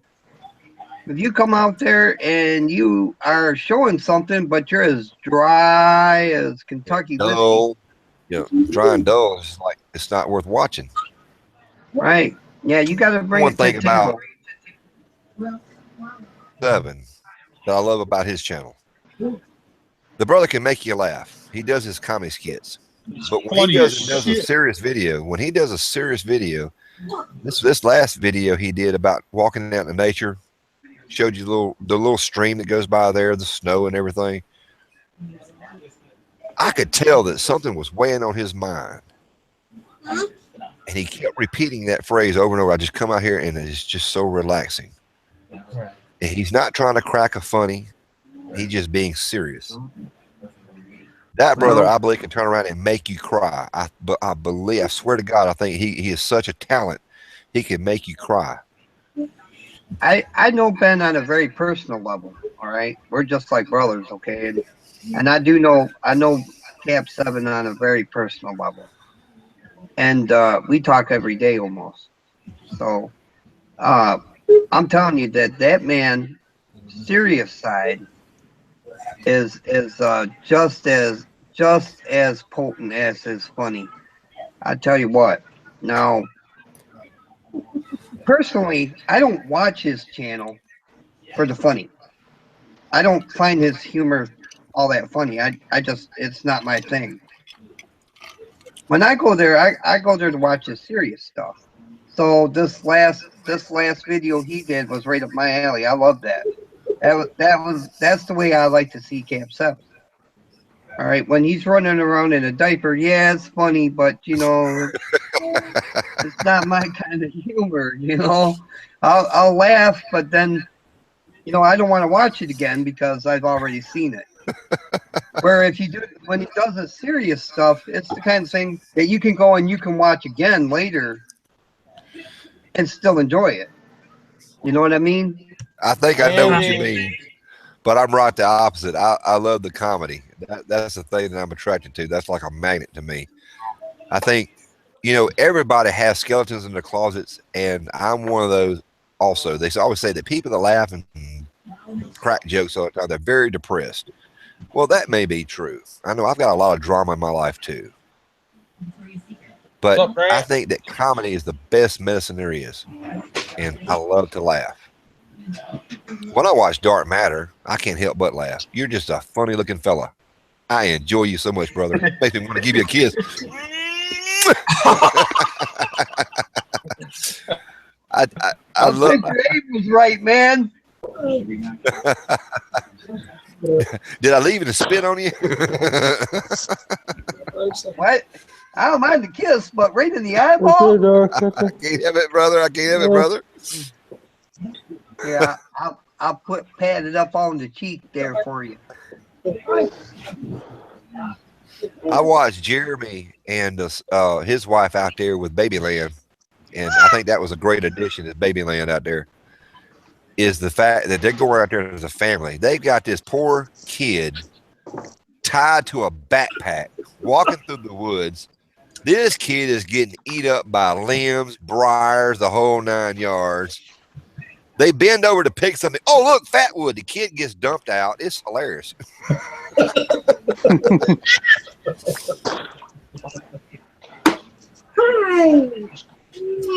No, y'all, I'm making that up. They're very good to their child. They're very good. There's not anything you need to call the child security people over. No. She evidently enjoys it. She's still laughing. I just give her character. Toughen her up. That's how you toughen her up right there. I tell you. Here you go, darling. Here's a rattlesnake. Play with this. See the rattle?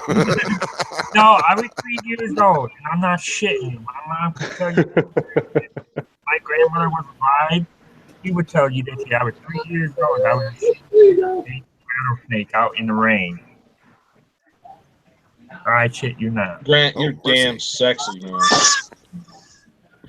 Is Grant in the house? Oh, Grant's in here? Oh, shit, I gotta run. Thank you. Oh, well, Noble, don't you leave.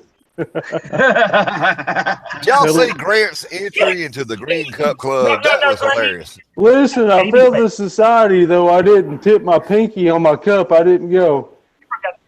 But he was doing that first thing in the morning and said, "Oh well." I was off. It was a typical Tuesday. He said something very, very profound about the people that are living rent free in your head. And I remember replying in a comment about something about him taking that whiskey first thing in the morning. I can't remember exactly how I put it, but it worked perfectly. He was going to do the video first thing in the morning. It's too early in the morning to be drinking, but oh well. I love the way he did it. It was hilarious. 5 o'clock somewhere. Brother, how big are you? I'm 6'4", 300 pounds, sir. Oh fuck! I'm screwed. You remember this? You remember this now? You will be my friend for life. I got your back. Anytime you ever need me, I'll be right there. You're supposed to be my bodyguard. Is that Wayne? I can't wait to meet you, Grant. I'm gonna pick your big ass up and throw you in that lake. You ain't picking shit up with your little gnome ass. You would have better luck picking the lake up and trying to throw it. Okay. I'll have you like this, like. Because I'm gonna get that big bastard in the lake. You're gonna make baby mad. You gonna No, swim it, big bastard. Mantler. Little girl. She yelling. I'll eat a bed. With cooking oil. So when he's trying to chase you down and grab hold of you, you're just gonna pop right out of his arm. No, you're talking about being greased up like a pig, Noble. That's what you're going to be like whenever you come down here. At least Yeah, you already know what's going to happen. Grant, I know where I could use you. You're getting mistaken. That's Handy talking about. Hey, Grant, I Mr. know where I Manley. really could have used your help. Where On at, the sir? video that Donnie Pavlini uploaded here, I think it's like 2 videos ago. He's talking about Man Camp. I think is the title of the video. Go watch that. I'm trying to push down a half rotten piece of pine. It was loaded fatwood. I really could have used your help pushing that tree down. I got you. Are you sub to Donnie Pavlini Outdoors? I do not believe I am, but it's to be. If you get a chance, it's Donnie Pavlini Outdoors. He may be in my subscriber list on my channel, whatever the case may be. Go check Ronnie out his Macaroni. videos and look at that one video. Donnie has the perfect sense of comedy in teaching the whole 9 yards.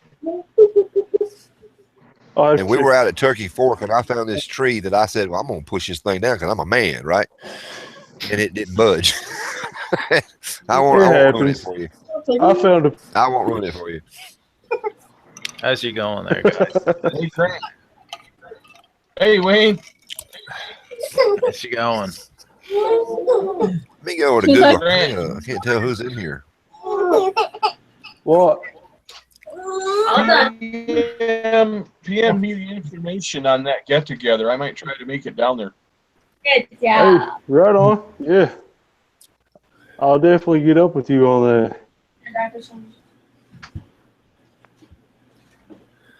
Holy No, moly, whose do I birthday? see Cole? Is that Cole Craven Bushcraft in here too? If I knew how to talk, I would. It is. But Holy, but can hear Jesus, you. this is the first I time. can hear you.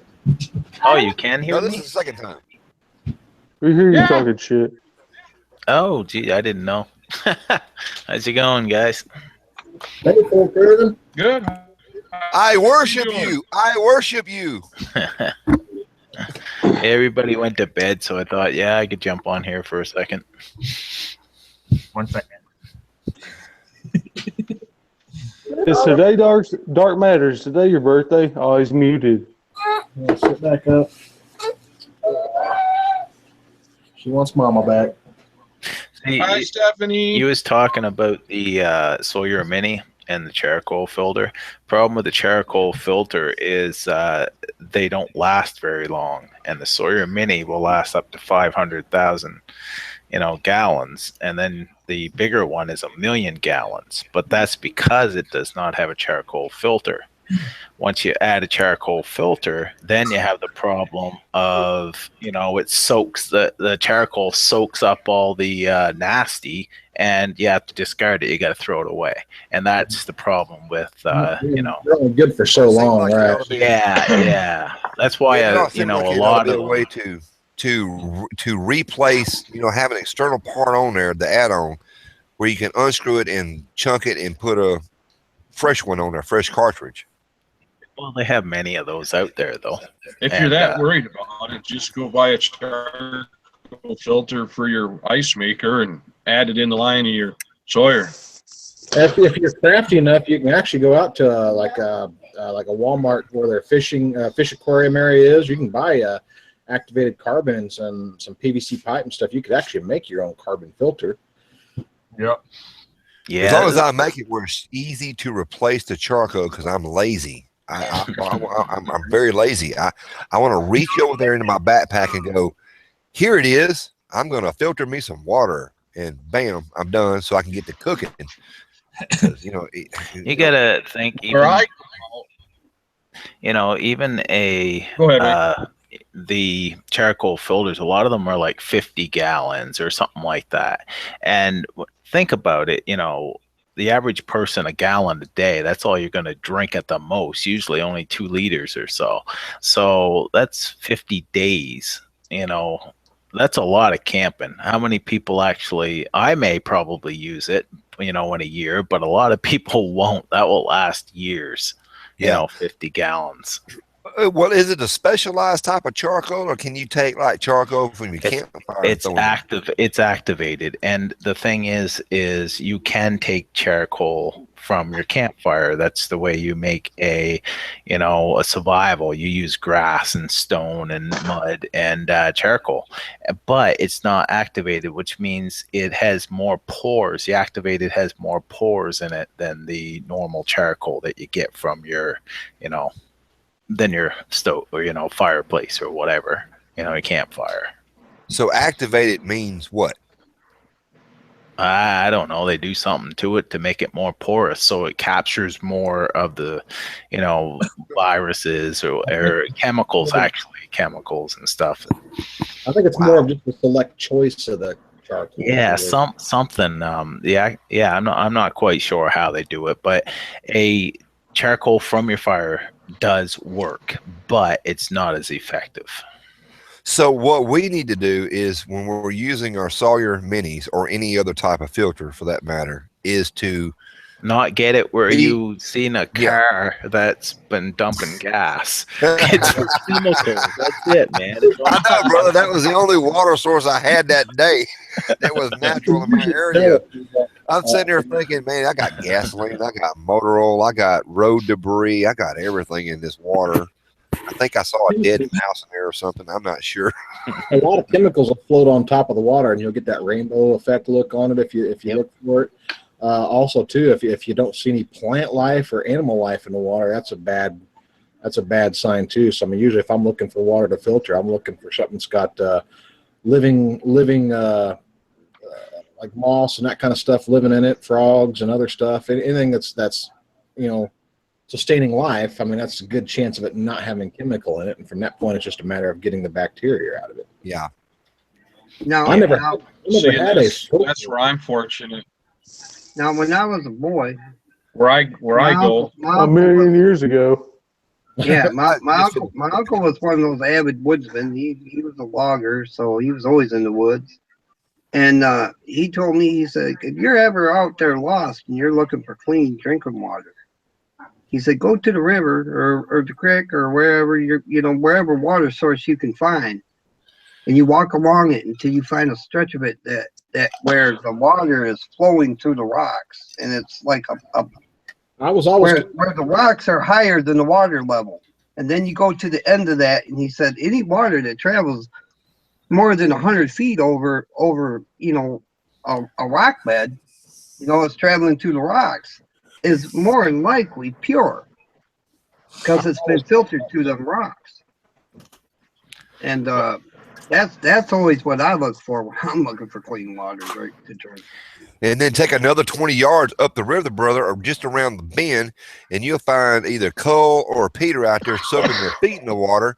That's right. That's why you go to the end of that part, and then you boil the shit out of it.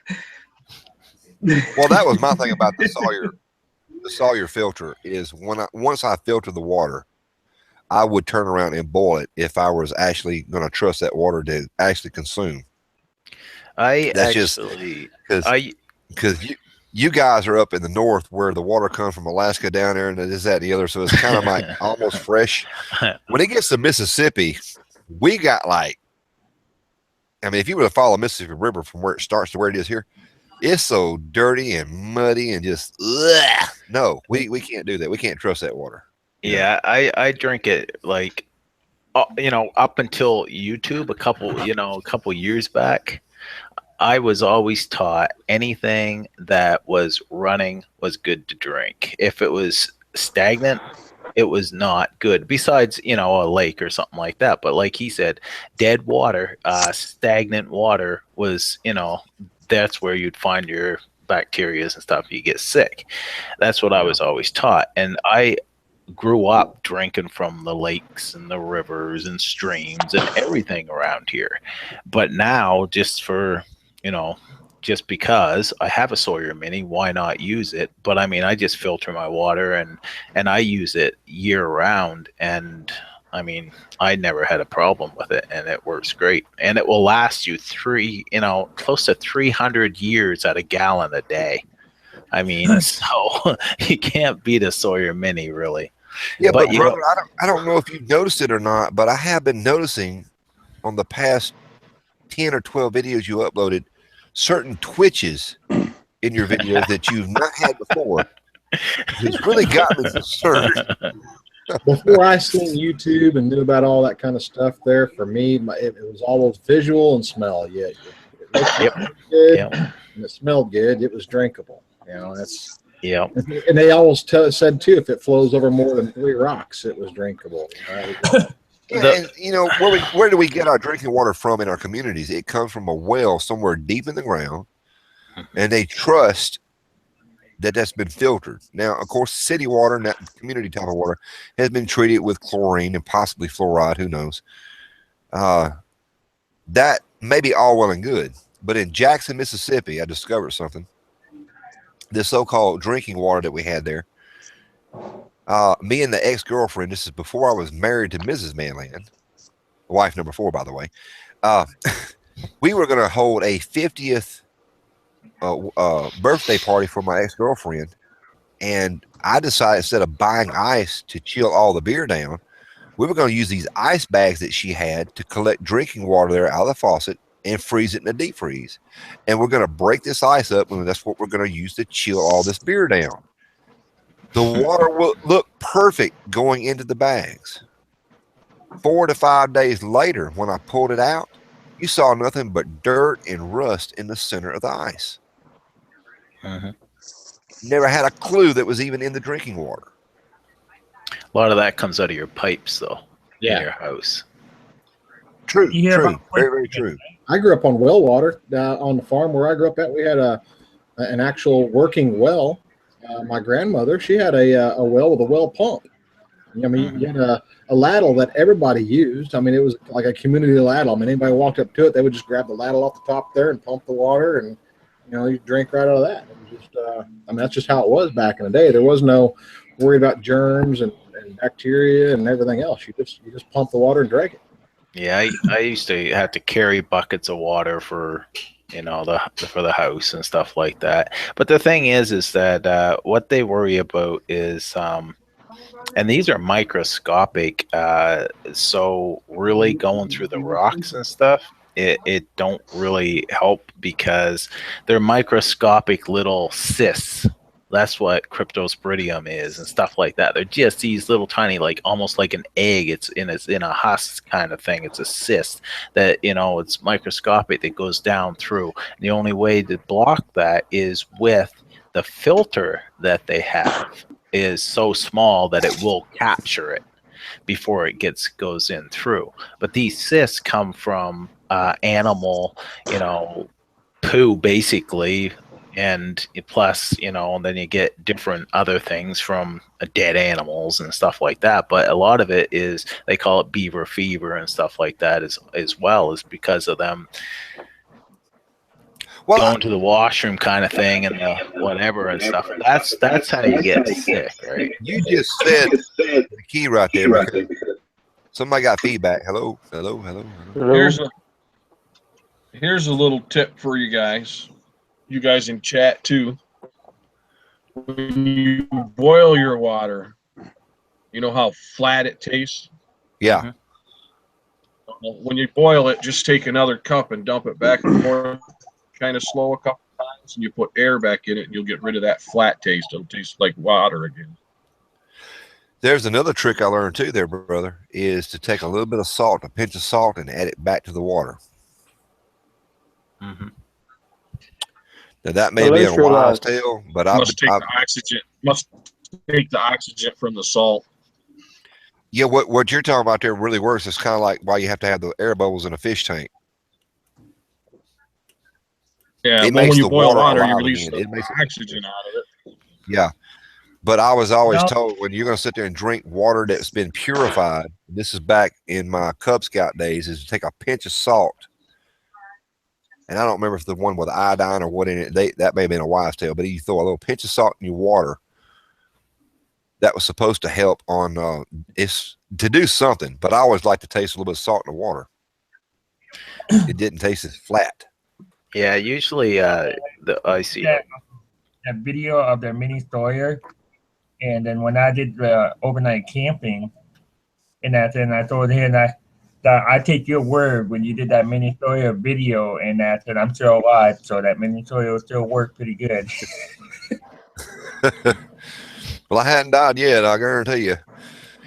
Yeah, I've seen me take and pour it into a canteen or something, and then just shake it, and that will also get air back. And you just got to get the air bubbles back into it because it's like you say, it's flat. It's like the same thing as flat pop.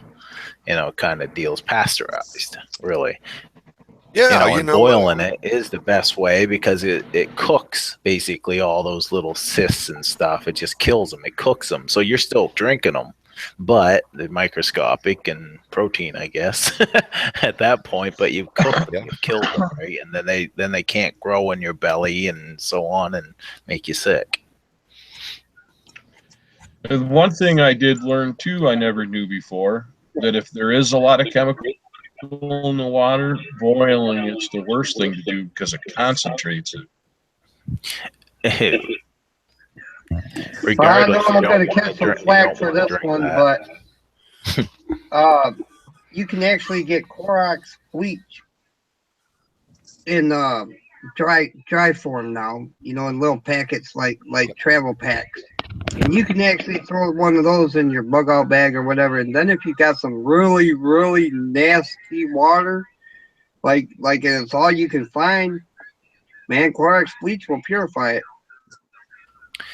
Clorox bleach has been they've used that for years, and it's usually I think 4 drops to a gallon or something like that, or 4 drops to a liter. I'm not quite sure right now. And they've used that now for quite a while, but the problem with that is you don't want to like buy a bottle and let it set for a while because it actually breaks down. But like you say, you have the dry stuff, it wouldn't break down. The other stuff actually breaks down and is not as good over time. So yeah, that would work.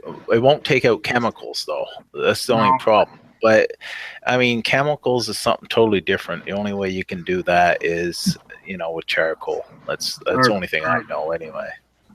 Yeah.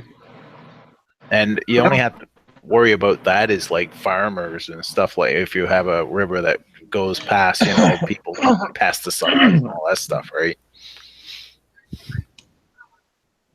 See, and that's where I'm fortunate because where I go, we're across the street from you is the National Forest. And it's where I get my water is a trout stream. So I don't until the trout start disappearing because trout are really sensitive to chemicals in water. Yep. Well, I'll tell you what, I live in Grand Rapids, and they use chlorine to purify their water there in Grand Rapids, and you could taste it. I remember getting glasses of water out of the tap and holding it up, and it was so cloudy you couldn't even see out of it, through the water, and you'd smell it, and it smelled just like the swimming pools they have there, them public swimming pools. Yeah, chlorine, and that's the thing. Yeah, they put it in the city waters. Yeah, it's because they get it out of the Grand River. Oh man, yeah, you can taste it. Yeah, here. it's filtered in chlorine, but it still comes out of the Grand River. Mm-hmm. That's right, it sure does, and yeah, it's not good. It's not good stuff. Believe it or not, the Grand River is actually cleaner now than it was when I was a boy. When I was a boy, it was dirt brown and looked like somebody took a crap in the toilet and then took a stick and mixed it up real good. And that was the color of the water. But now it's starting to get its blueness back because they passed all them health code bills where they can't dump their sewage straight into the water anymore. And so the water's a lot cleaner than it used to be. Yeah. But literally back And all that money. when I was young, man, it was basically treated sewage. Yeah, Pretty that's, that's not good. Which probably explains why I'm so short.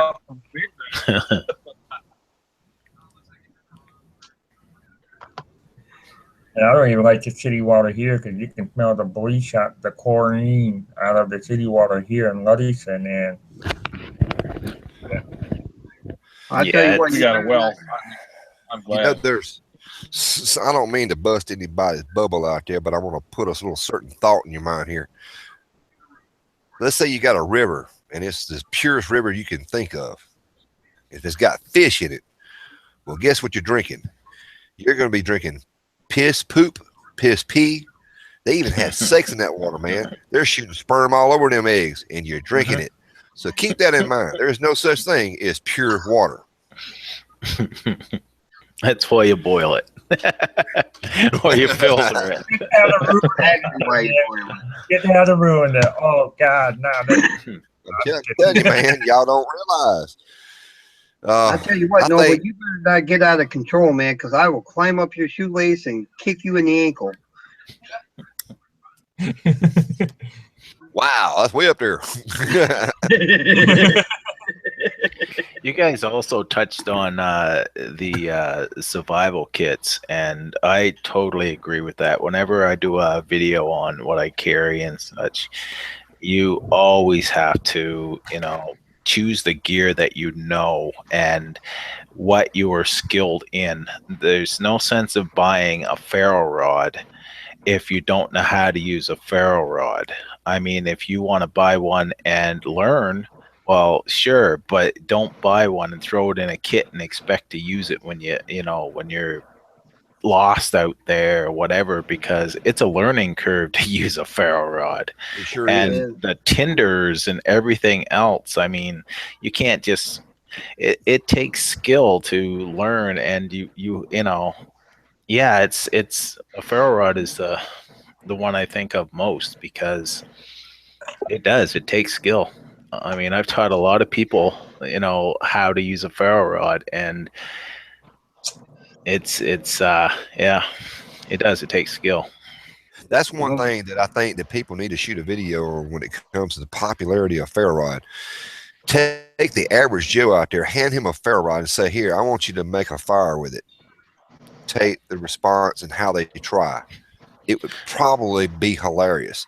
Now to us, because we know how to use one, watching an everyday Joe or Jane out there trying to start a fire with a ferro rod, like, what is this? What do I do? I have no clue. We use ferro rods all the time in fire making, and it's called a Bic lighter or any type of lighter. It has a really tiny, small ferrocerium rod in there. Yeah. Now, imagine how popular flint and steel would have been today, or even a ferro rod, if Daniel Boone and David Crockett had something called a Bic lighter. Yeah. It'd be blown out of proportion. I've heard and seen so many people defend ferro rods, and don't get me wrong, I'm not knocking ferro rods, y'all. I'm not. But we've got the hardcore people that their minds are closed in a survival situation. Take you a damn Bic lighter and put that in your bug out bag, because that Bic lighter is guaranteed almost 100% to start you a fire. Almost. A ferro rod will too, but you got to know how to use the darn thing. Mm-hmm. And there's not always a guarantee that when you're in a survival situation and the only thing you have with you is that ferro rod and everything around you is wet. A Bic lighter is not a guarantee in that situation either, but you'll actually have a flame. I wish. Lighter with a ferro rod, you get a spark. Way that you could simulate a stressful situation for someone to actually try to start a fire. I'm retired now, but I was a firefighter medic. And I can tell you right now, adrenaline affects your motor skills. It does. You're absolutely right. It does. I have, I've been in many situations, and I've been in a rainforest with it pissing rain and having to start a fire. So and my life depended on it. Basically, a lot depended on it anyway. And the thing is that it was difficult, but I got that fire going when I needed it. Now I go out and practice year round in all types of weather. So myself, 99% of my fires is started with a ferro rod. Why? Because I enjoy it. Absolutely. I feel now taking a lighter is car camping to me. My normal, I agree. my It is normal car is camping a in a way. ferro rod. My normal is a ferro rod, but I know people that I, have grown up with, and they're, avid outdoorsmen too. I hunted and fished with them all my life and stuff, but they don't know how to use a ferro rod. They've never had to. They use a Bic or they use matches, which is nothing wrong with that. It's what they enjoy.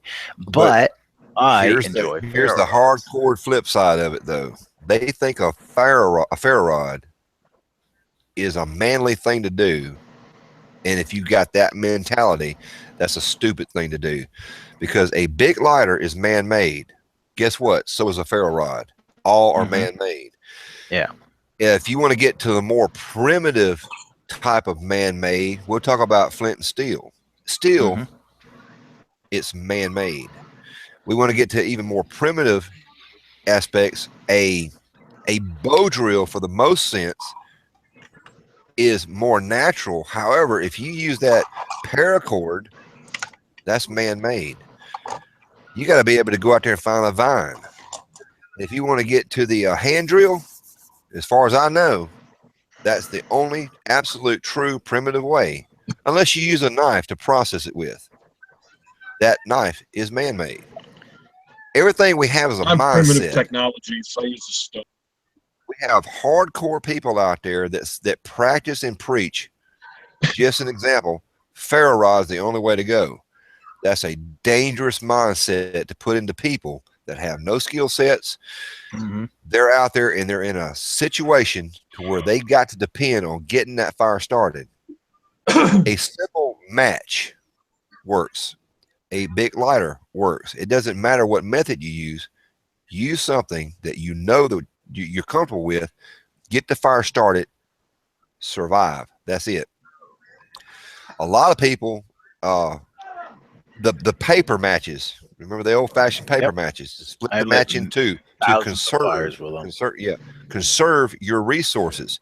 Now, a ferro rod. This is the sad thing, and it is with me. I love my ferro rod. I use it a lot.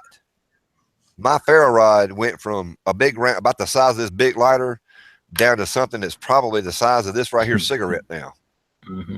Because I love striking the thing so much. And when you see people trying to start a fire with a ferro rod, how many strikes does it take? 6, 7, 10, 12, 15 times before they even get a little trickle of flame, and then it goes out and they got to do it again? You use up a lot of resource. Now, granted, a ferro rod will last a long time. The key to a ferro rod is to prepare your tinder and get it within 1 to 2 to 3 strikes. Get the fire started within and save that resource. See, a lot of people miss that. We have these hardcore people that are so sold on, if you're not a man unless you use a ferro rod. Well, who invented the damn ferro rod? I think that I don't know. I don't I don't think you're a man if I think you're enjoying the outdoors either way, if you use a ferro rod or not. I like a ferro rod just because it's a little bit more challenging for me. Absolutely. I've always said this, bro. I've always said this. that a woman likes diamonds because it sparkles. A man likes a ferro rod because it does spark. Yeah. That's my thing. No, here's another thing about ferro rod too. Now, here's what a lot of people, you go out and practice using the ferro rod, which is a good idea. But here's one thing they do forget. If you're out in a survival situation, say you broke your arm or you broke your hand or you cut it so bad you can't use, how are you going to light your fire with one hand with a ferro rod? You're going to have to learn how to do something like that with both hands. Try it with one hand and try to start it with a ferro rod or anything. And that's what a lot of people are forgetting about. That's where I went back to the big lighter, and I said, well, I can use a big lighter one-handed. However, I've had people, and I've not suffered this yet, people with chronic arthritis cannot even use a big lighter. They say that it's easier to use a ferro rod. It goes back to the dexterity. It goes back to that. I think that that in the world of camping, the great outdoors, whatever we want to call it, when you go out there with either a lighter or a ferro rod, it's a good idea to take both. If you end up in a real survival situation, 9% of the time, I'm going to reach for my big lighter. When I'm making videos and having fun and playing and practicing, I'm going to use the ferro rod. Too many times, I won't mention this YouTuber's name, a personal friend of mine, a very personal friend, a good friend of mine. We use a lighter most of the time to get the fire going because we're cold. The big lighter has never let us down, except when the temperature causes the fluid in there not to operate properly. Put it in your pocket for a little while, and then it starts to work. Yeah. See, and I've never had that problem because I'm a smoker and mine's always in my pocket. I've never had to worry about my lighter being too cold to use. I've never smoked a day in my life. I don't know nothing about smoking. Like here, this is my coat. In my coat pocket, my inside coat pocket, I got a bunch of Nobles cards. Wow, he's really advertising, ain't he? I got Hotel Camper Bear Grylls ferro rod.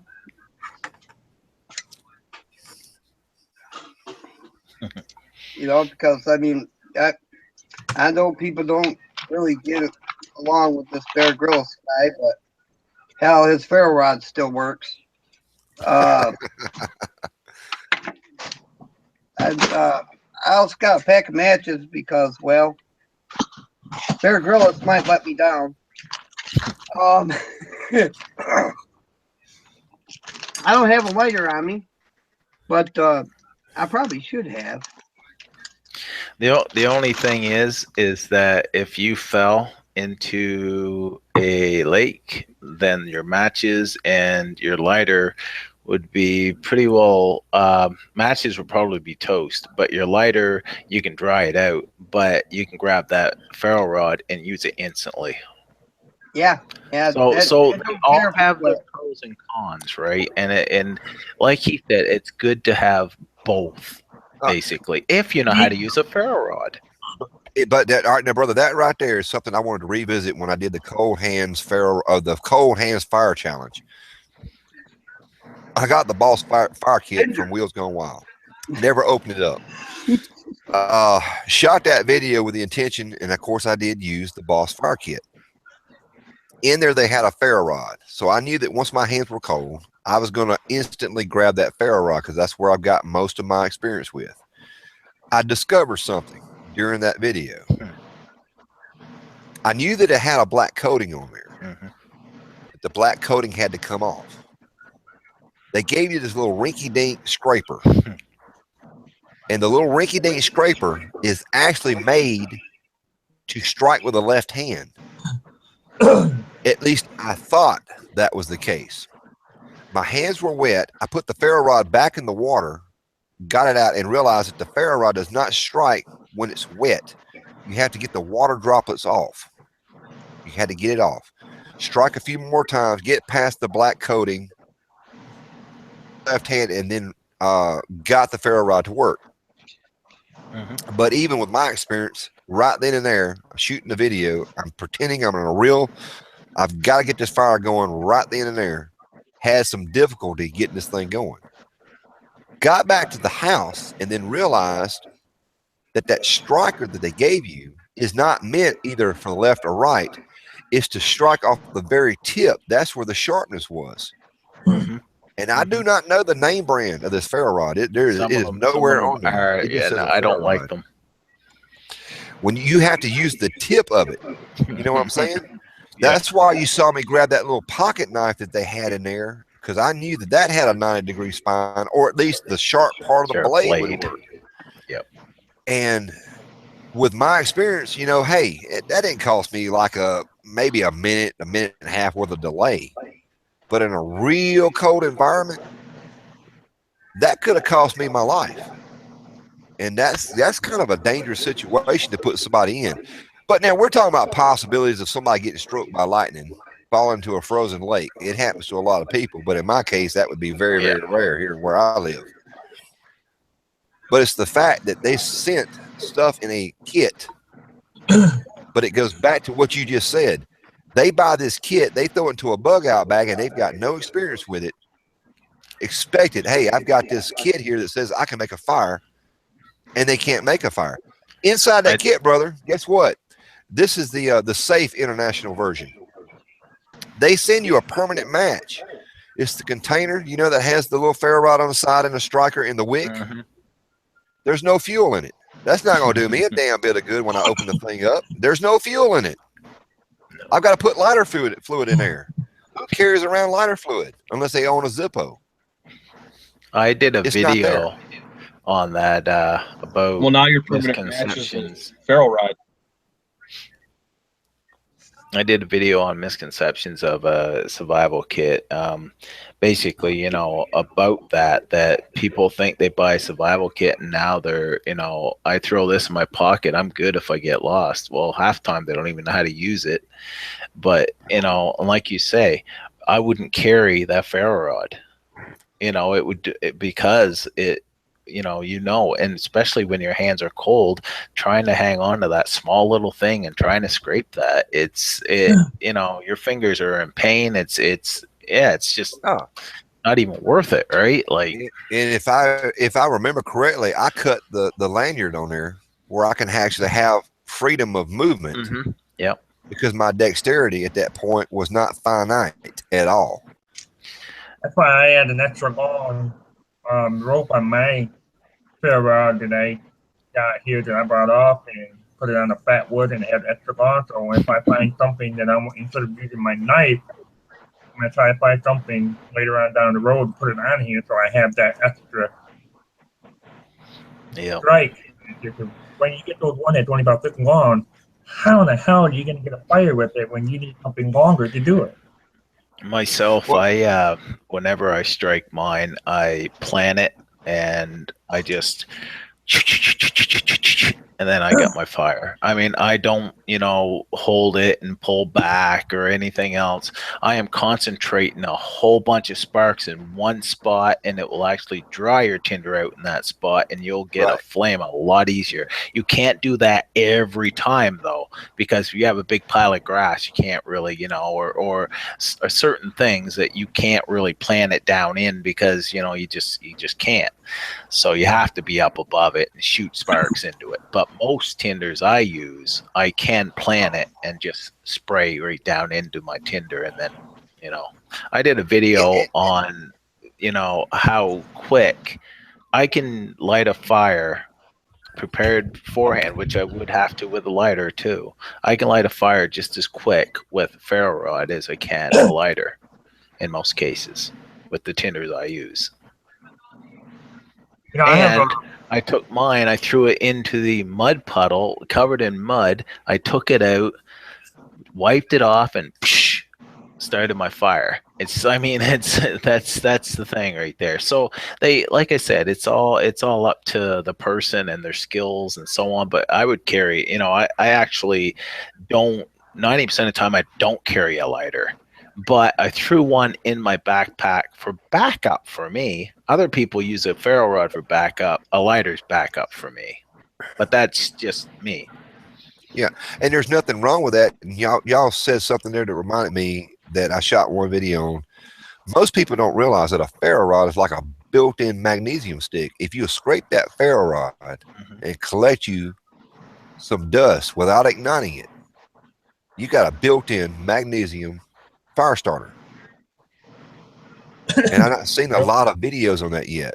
I've seen a few, but not a lot. I don't know why people When bother people to are do trying to that. light, when they're trying to light, say, a piece of fat wood or whatever the case may be, whatever it is, and it's not taking the spark, if they'll just take the time to slowly scrape their ferro rod, collect the dust down there, build it up a little bit, and then hit it one good time, you got a nice size sparkler that's just caught up.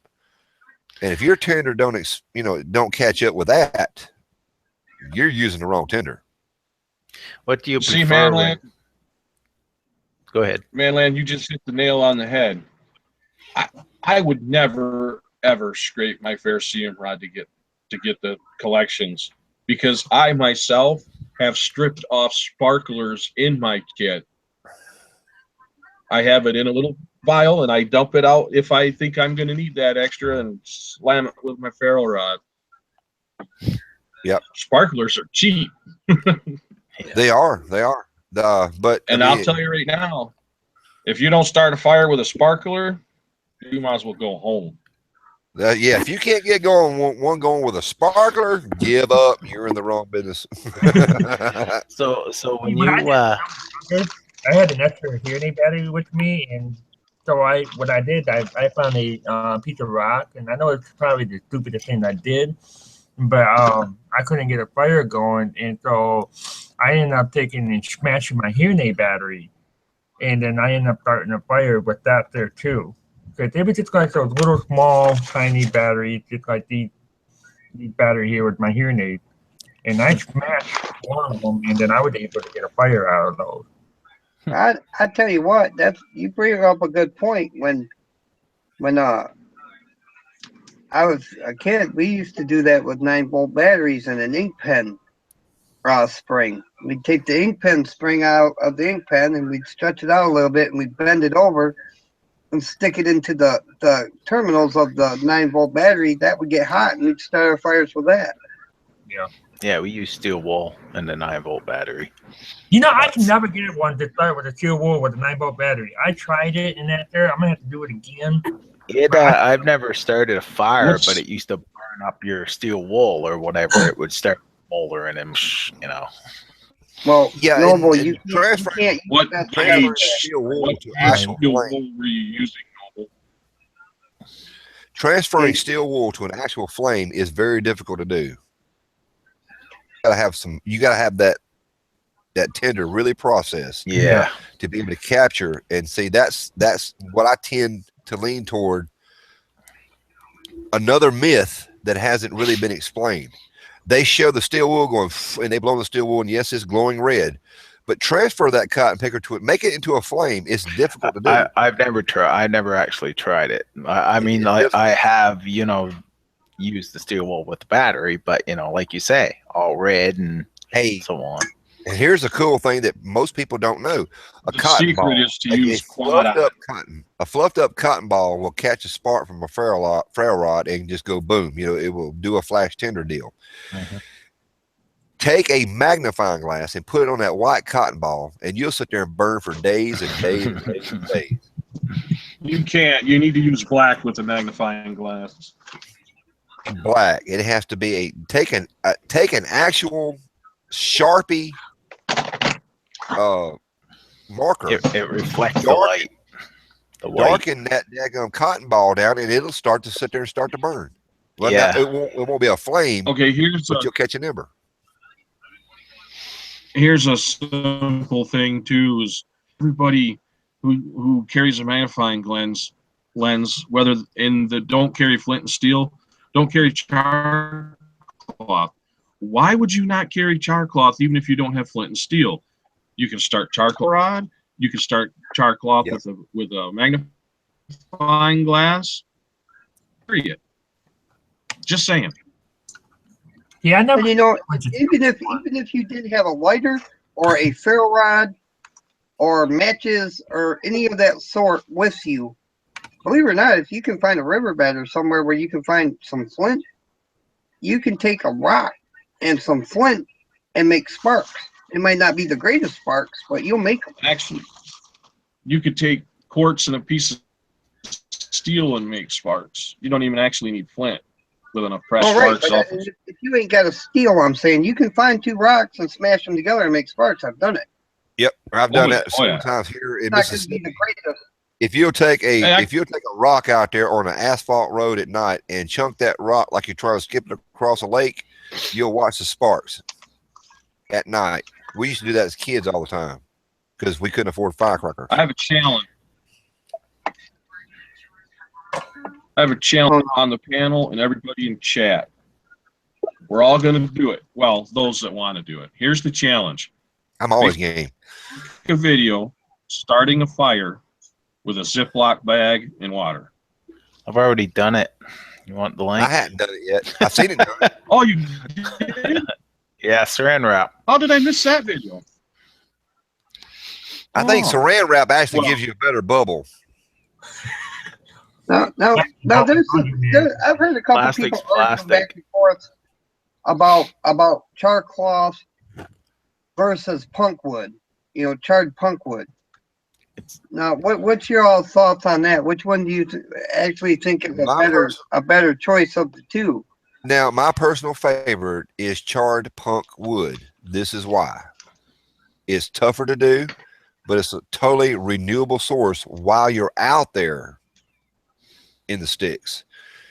Char cloth does wonders. It is very easy to ignite, but you got to have cotton clothing, and you're not going to sit there and cut up all your clothes while you're out there in a survival situation to make charred cloth. Well, Now, punk that's wood. why us limb crafters bandanas. Back in the day, But once you use up that bandana, yeah. Back in You're the done. day, they Well, hell, used I to. ain't gonna be out there that long. I think Cole is fixing to explain it here. Back in the day, they used to use charred punkwood, charred cattail, charred all kinds of different natural materials, and charred cloth was not commonly used. I mean, unless it was household and such, usually, because they didn't, take their clothes, or because they would do it in the field, and stuff like that, like the soldiers going across and stuff like that. That's what I heard anyway from, in history, that charred cloth wasn't that common. It was always the charred punk wood and stuff like that. Yeah, you take a cotton ball, take some cotton balls and char those. I'll tell you, man, those things, they'll burn quick though. And that's the problem with, and like you say, charred punk wood is a lot better because you have a longer coal, Now, than charred cloth. Charred cloth burns up pretty quick. yeah, once you use that resource up, you're done. There's a video that Kenneth Cram did that was the very first video I saw using charred punk wood. Once he got the coal started, he would take his tinder and put on top of his container, blow it into flame. All the burnt material would fall into the charred punk wood that could be used later. So it was constantly a type of renewing the sources or resource there instantly. But if the grasses that he used was not a very good charred material, shall we say, for later use, just simply find more punk wood and rechar it. It's a totally type of renewable source that's out there. Now, it's not easy. Not all woods are created the same. You got a piece of punk wood, cool.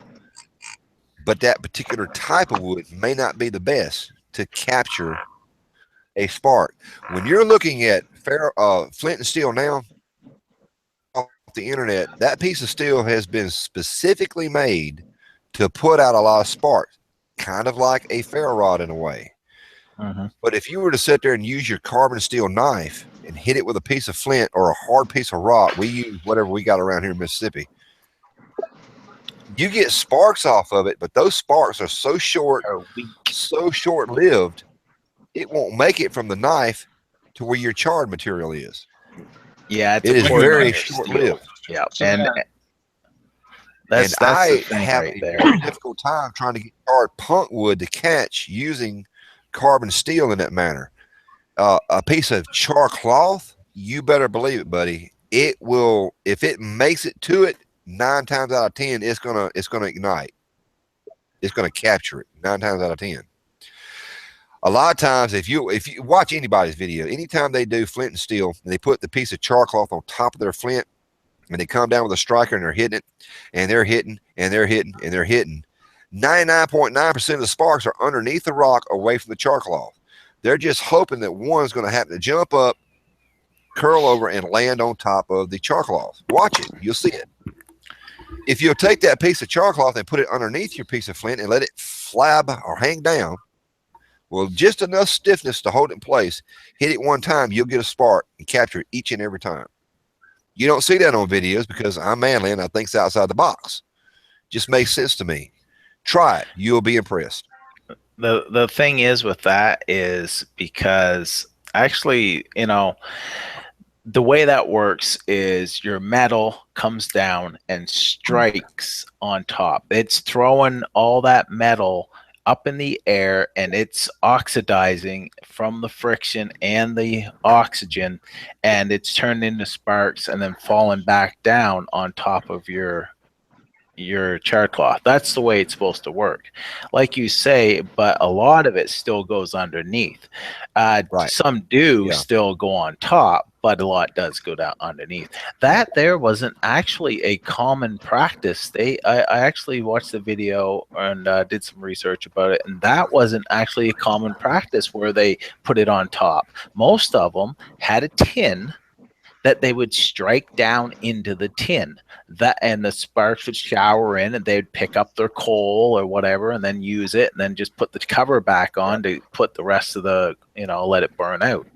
And that's the way it was mostly used. And but I mean, that's the thing with flint and steel. I can be there and you know, I can strike it 1-2 times, get a coal. Other times I can strike it 50 times before I get that. Or it's always, you know, that right coal has to, or that right spark has to land on your thing. It's always that right hot enough spark. And that's the thing. I never say, oh, I can do it in 5 tries or whatever. Hey, I might do it in 1 or 2, but it might take me 10, 15, 20 too. You know, it's just, you never know, right? It's that right spark. And that's what I love about it. It's always a challenge each time that I do it. And Cole, I know you're the same way. Each time you do it, it's a little bit more of a learning curve. It's a little bit more knowledge. Just like, wow. Come down here to Mississippi. Today, you can probably hit it within 3 strikes. It's the exact same technique. 3 days from now, with the humidity that we have, it may take you 50 tries. It's always a learning curve. The humidity in the air affects that piece of char cloth like you would not believe. I used to go out there on lunch break. I had an hour lunch break, and I would sit there and I'd practice inside my van with my charred punk wood, and I'm hitting and striking. And there was like 2 or 3 days in a row, I could hit it within three hits and get an ember. And then I'd go out there a week later and almost 15 minutes into striking, never get an ember. Like, what is going on? And then realize it's the humidity. It's always a learning curve that I find fascinating. And that's why I love the fact of now flint and steel using charred punk wood. And it just depends. I can see showers of sparks hitting the punk wood and bouncing off of it. Yep. Oh crap! I ain't got one, and I set the tin without closing lens, set it over the side, and within a minute, see something smoking. It was there the whole time. I'm like, crap. You know, I have a lot of fun with it, and most people, when they watch these videos, I'm one of those that do edit videos because I want to make everything look perfect and condense it down for time. But the reality behind it is it's kind of it misleads people into thinking that you can walk out into the woods, grab even the right kind of wood, grab that wood, process it, and sit there and make you a bow drill to start a fire in order to survive. That is not absolutely not true. That's not 100% guarantee you're going to make a fire. We see these videos, and then we have these couch potato experts, I guess, that want to sit there and correct people by, oh no, you got to use this kind of wood. That's why you failed. You didn't use this certain wood. No, your ass didn't go out there and try it yourself, so you really don't know. You got a lot of head knowledge, but you don't have the practice and skills. I go out there and I do this thing day in and day out, and I find out, yes, the knowledge is there, the material is there, but the technique is not there. You know, that's that memory that you have to build into your hands. You have to learn it. You have to do it. And then once you think you got it, go back and do it some more. I have one out, and it rained for 3 days straight. And then 2 or 3 days. The next day I went out, everything soaked. And I was with a group of guys, and they were talking or whatever. Bo Drill said. I said, I don't know if I can get one going. I said, but let's give it a try. I went out there, cut my wood, brought it back, and I got it going. I was actually, I went out in the middle of the winter time, whatever, and, with Jessica X, and made a complete bow drill set with Jessica X, got it going. I mean, I've done, bow drill many different times, in many different situations. They don't have to be pretty or anything else, but I can get them going. I made a whole complete bow drill set with stones that I just walked when I was walking in through. I picked up the stones. I split the wood. I done everything with the stone, and everything, and got it going. But I still would not want to depend on that. I can't say that I can get one going if I have to. I have done it many times, but I will never guarantee it. See, but that's the difference between you and the average day Joe. Average day Joe. But brother, you are just that damn good. You really are. You really are. Manly. Y'all, if y'all don't know Cole Craven of Cole Craven Bushcraft, watch his videos. This man here is a wealth of knowledge. Manland or Cole Craven. I'll let one of you guys explain it, or I can. Doesn't matter. But Brian wants to know what with punkwood. You want me to explain it, or one of you guys want to do it? What was the question? What is punkwood? Brian wants to know what we're talking about is charred punkwood. Okay. The simplest terms is and I'm gonna let Cole explain it even further. This is me from an amateur point of view. Created equal. When you go and you find a piece of rotten wood laying on the ground, that's normally where you find it, in my case. And it's a very spongy texture to it. You can take it in your fingers and squeeze it. It's like a semi-dry, wet sponge. Technically, that is punkwood. It's very porous. It's very rotted. You can sit there and snap it like balsa wood in a way, but it will almost crumble in your fingertips. You put that in a fire in a container or some way to char it. You don't actually have to have a tin can to do it. You can do it many, many, many ways. But you char this and you turn it into a charcoal type of consistency. However, not all woods, like I say, are equal. Even though it's that consistency and it does everything I just said, that wood may not allow that spark to easily catch. It's not just certain types of woods, like, let's say a piece of oak works well. A piece of cedar works well. A piece of pine actually works well, as long as it's not so-called fat wood. Anything with resin in it, anything that causes that, you can throw a match in gasoline and a bowl full of gasoline is going to go out. You have to catch it just right with the right atmosphere. The fumes have to be just right. So fat wood is a no-no when it comes to punk wood. because once it's charred, the material's gone anyway. The resin is. But I'm going to let Cole explain something because that's from my amateur experience. We've got a wood here in Mississippi that will not even burn in hell, and I've come across that many a time. You basically, for up here, what I consider punk wood is you can get what you say, the stuff that's almost like a sponge, but I actually go with something that's not quite as rotten. You know, it's rotted wood, but when it's almost like square chunks, when you can just break it with your hand, with your fingers really easy or whatever, it's, you know, and I'll take that and throw that in a container or whatever.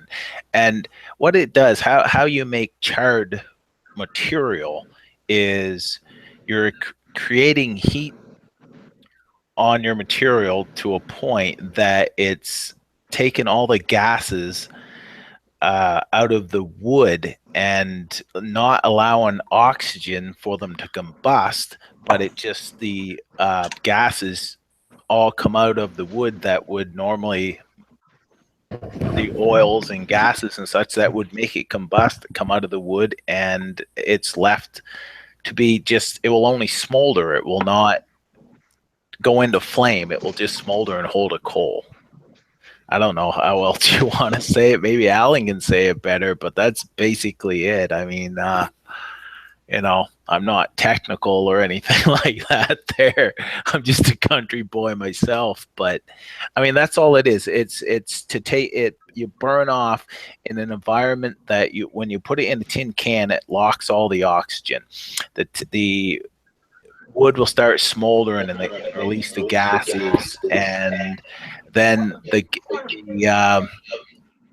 can fills full of gases. You have to release that, and then when all the smoke is gone, the gases are gone. That's when you take it off, let it cool. Hopefully that made sense. Did that make sense?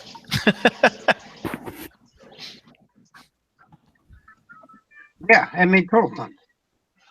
Yeah, I mean, that's basically what it is. You just burn off the gases, and you can't introduce it to the oxygen, and then so it won't combust when you put a spark to it, and we'll take the spark a little easier.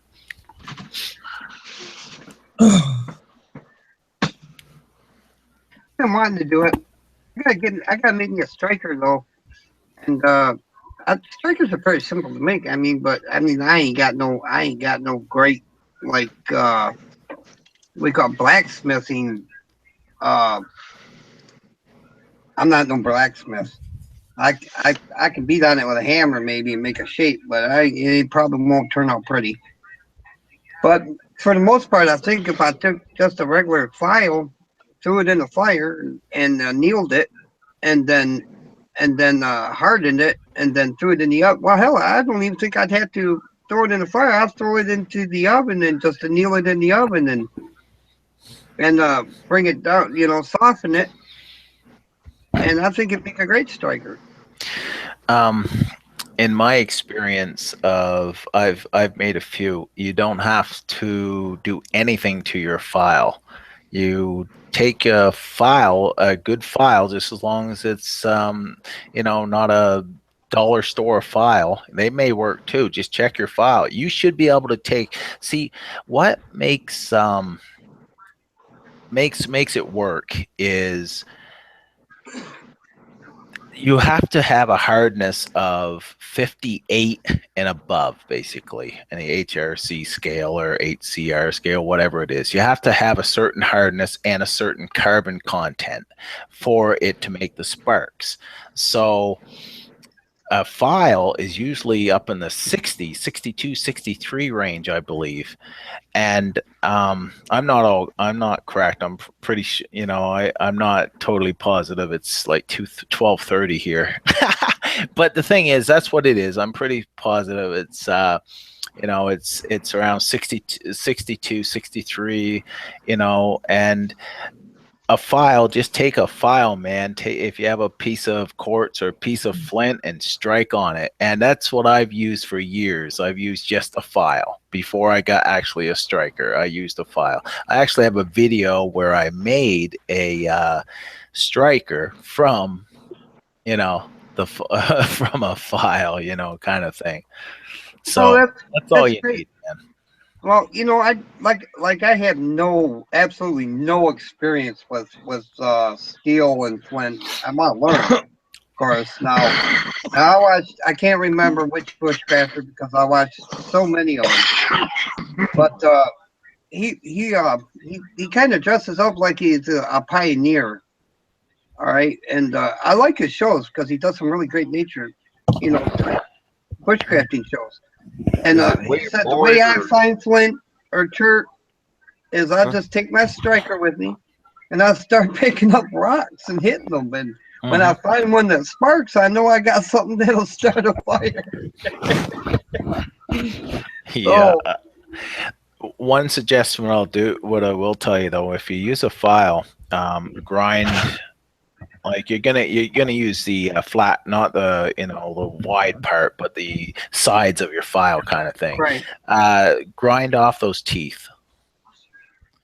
I was wondering about that. Is there a reason for that, or? Yeah, well, the thing is that when you first strike it, what happens is your stone is harder than your steel, and when that hits, that rips little pieces of the steel, cuts the steel, and that's what actually makes the sparks is the steel. You're ripping the steel from that at a very very fast, and a lot of heat and so on's generated, so that gives you your spark. So basically I didn't have much luck when I had the teeth, because I think what happens, it just where it breaks up your flint, kind of thing, right? Okay. Yeah, it's into it too much. Yeah, it's I mean, it does work, but I found when I ground the teeth off, it works like a normal striker, and it works better. Now, let me ask another question, because I'm in a position where I can ask questions. I love this.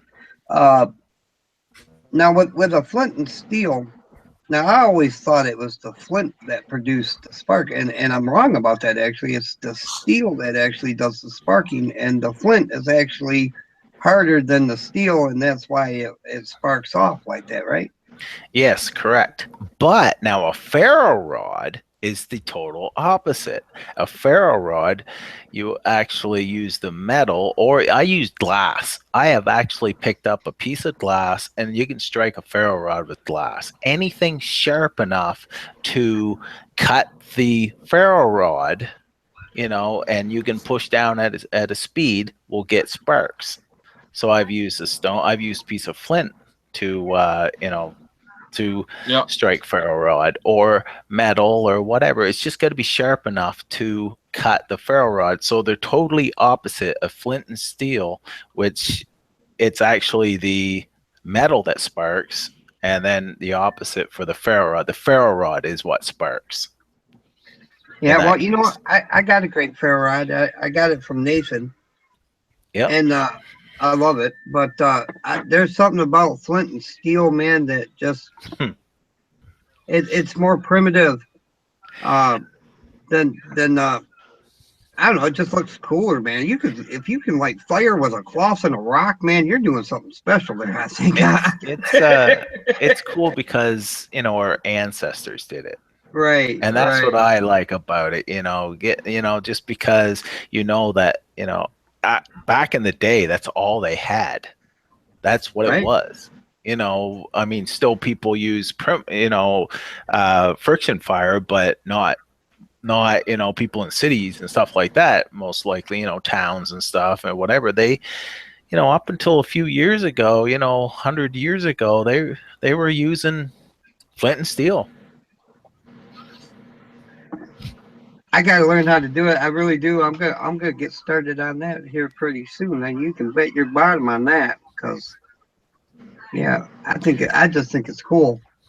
I actually, I don't even care if it's not totally printed, but I just think it's cool. it is considered primitive fire, really. Yeah, only primitive fire I've actually, well, you know, primitive fire I've actually started was a pump handle, you know, a pump drill. Mm-hmm. Yep. And because really, you know, ferro rods ain't really primitive when you think about it, you know. No, they're not at all. They're not. They're modern. Flint and steel is traditional, actually. I wouldn't even call that primitive. That's traditional. Solar lens is primitive. You know, they were making solar. Yeah, I don't know where. Andrew Long wants Link to come in. I mentioned Manland. Yeah, I was teaching my son how to use the ferro rod because the way how he was doing, he was. Who Andrew Long? Hold on, Andrew. You're just a troll. I'm not gonna let you in here, Andrew. Hold on. You know, you can't really call them troll because Alan, me, and Dark Matter actually troll. That's what they call us in Michigan for being under the. Welcome to the troll club, Andrew. I'm over there peeling shrimp, man. I gotta get supper going here, so I'm gonna let y'all talk. There it is, the hangouts right there. Keep right on rocking and rolling, man. I listen to every word. Yes, Flint and steel is my way to go now. Hoorah!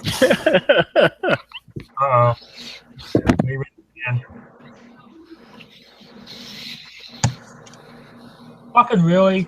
Fucking 11:45 and fucking asshole. Sorry, the neighbors up there like to play their fucking music. I get even. I take a shotgun and just empty out the shells and just start shooting it off in here. No, I'm just kidding. Well, of course I gotta get on here and be a troll. Mr. Culcraven's in here. Hey, Andrew, how's you going, dude? Not too bad. I'm gonna interrupt for a second here. Hidden, if you have any questions, I saw that you said you were a student learning. PM anybody, just about anybody on this channel, especially Culcraven, and any one of us can answer your questions. Yeah, Culcraven's a great teacher. I learned a bunch of stuff from him.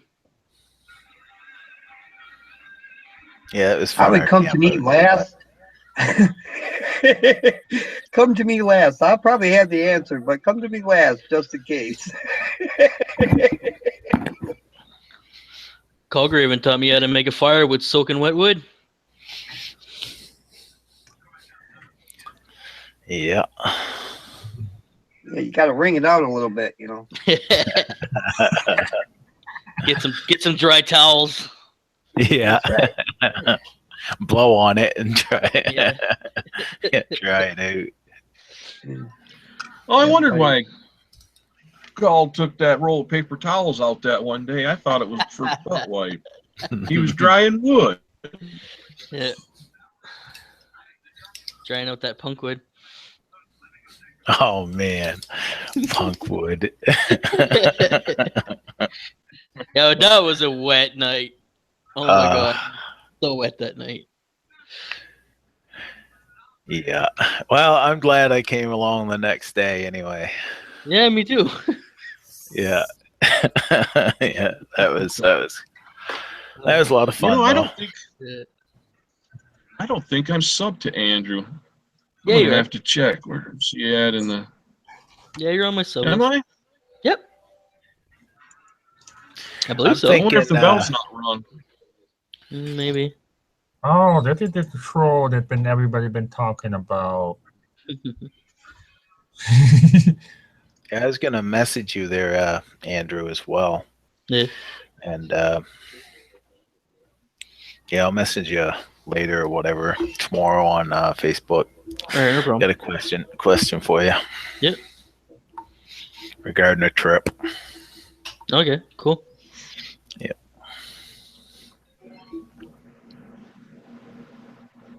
Anything else here before I head out? I don't know, Mr. Manley. I might try to get a hold of some Flint and steel because I want to learn how to do that too. I've always wanted to learn how to do it since I was a kid, and I never Yeah, got a hold. Flint and Steel's pretty fun. The Well, Wayne, I appreciate you coming in. I'll be Manland since he's not here. the thing with the It's all flint right. and We steel, don't need him anyway. when you are striking it, just remember that you're trying to strike that at an angle that I usually hold mine, the sharp part, at about a 45, and Okay. so when you're coming straight down, right? You want to rip the metal from your steel. So if you're at a 45, or just down, you gotta, or it's right around a 45 anyway. You just got to remember that you're going to come down and you're going to strike that steel across that. That's going to rip those the metal off of that. So you have to be at that angle. If you have that at a 90 degree, that's not going to cut very well. You got to pick that up a little bit so it's coming straight down and just ripping those off, and you're going to get better sparks, right? And so that's the thing. And I usually hold mine, a lot of them, they'll put their hands right straight through them or whatever, and I tried that a couple times, and I have cut my knuckle or whatever. It's so I don't even bother. I actually just hold it in my finger and my thumb and just strike down like that. You can still, and you just use my wrist, kind of thing. I've hit my knuckles a couple times too. Yeah, so I hold back, how they have the ring. I hold back on the back part. My fingers are nowhere near it. I've got my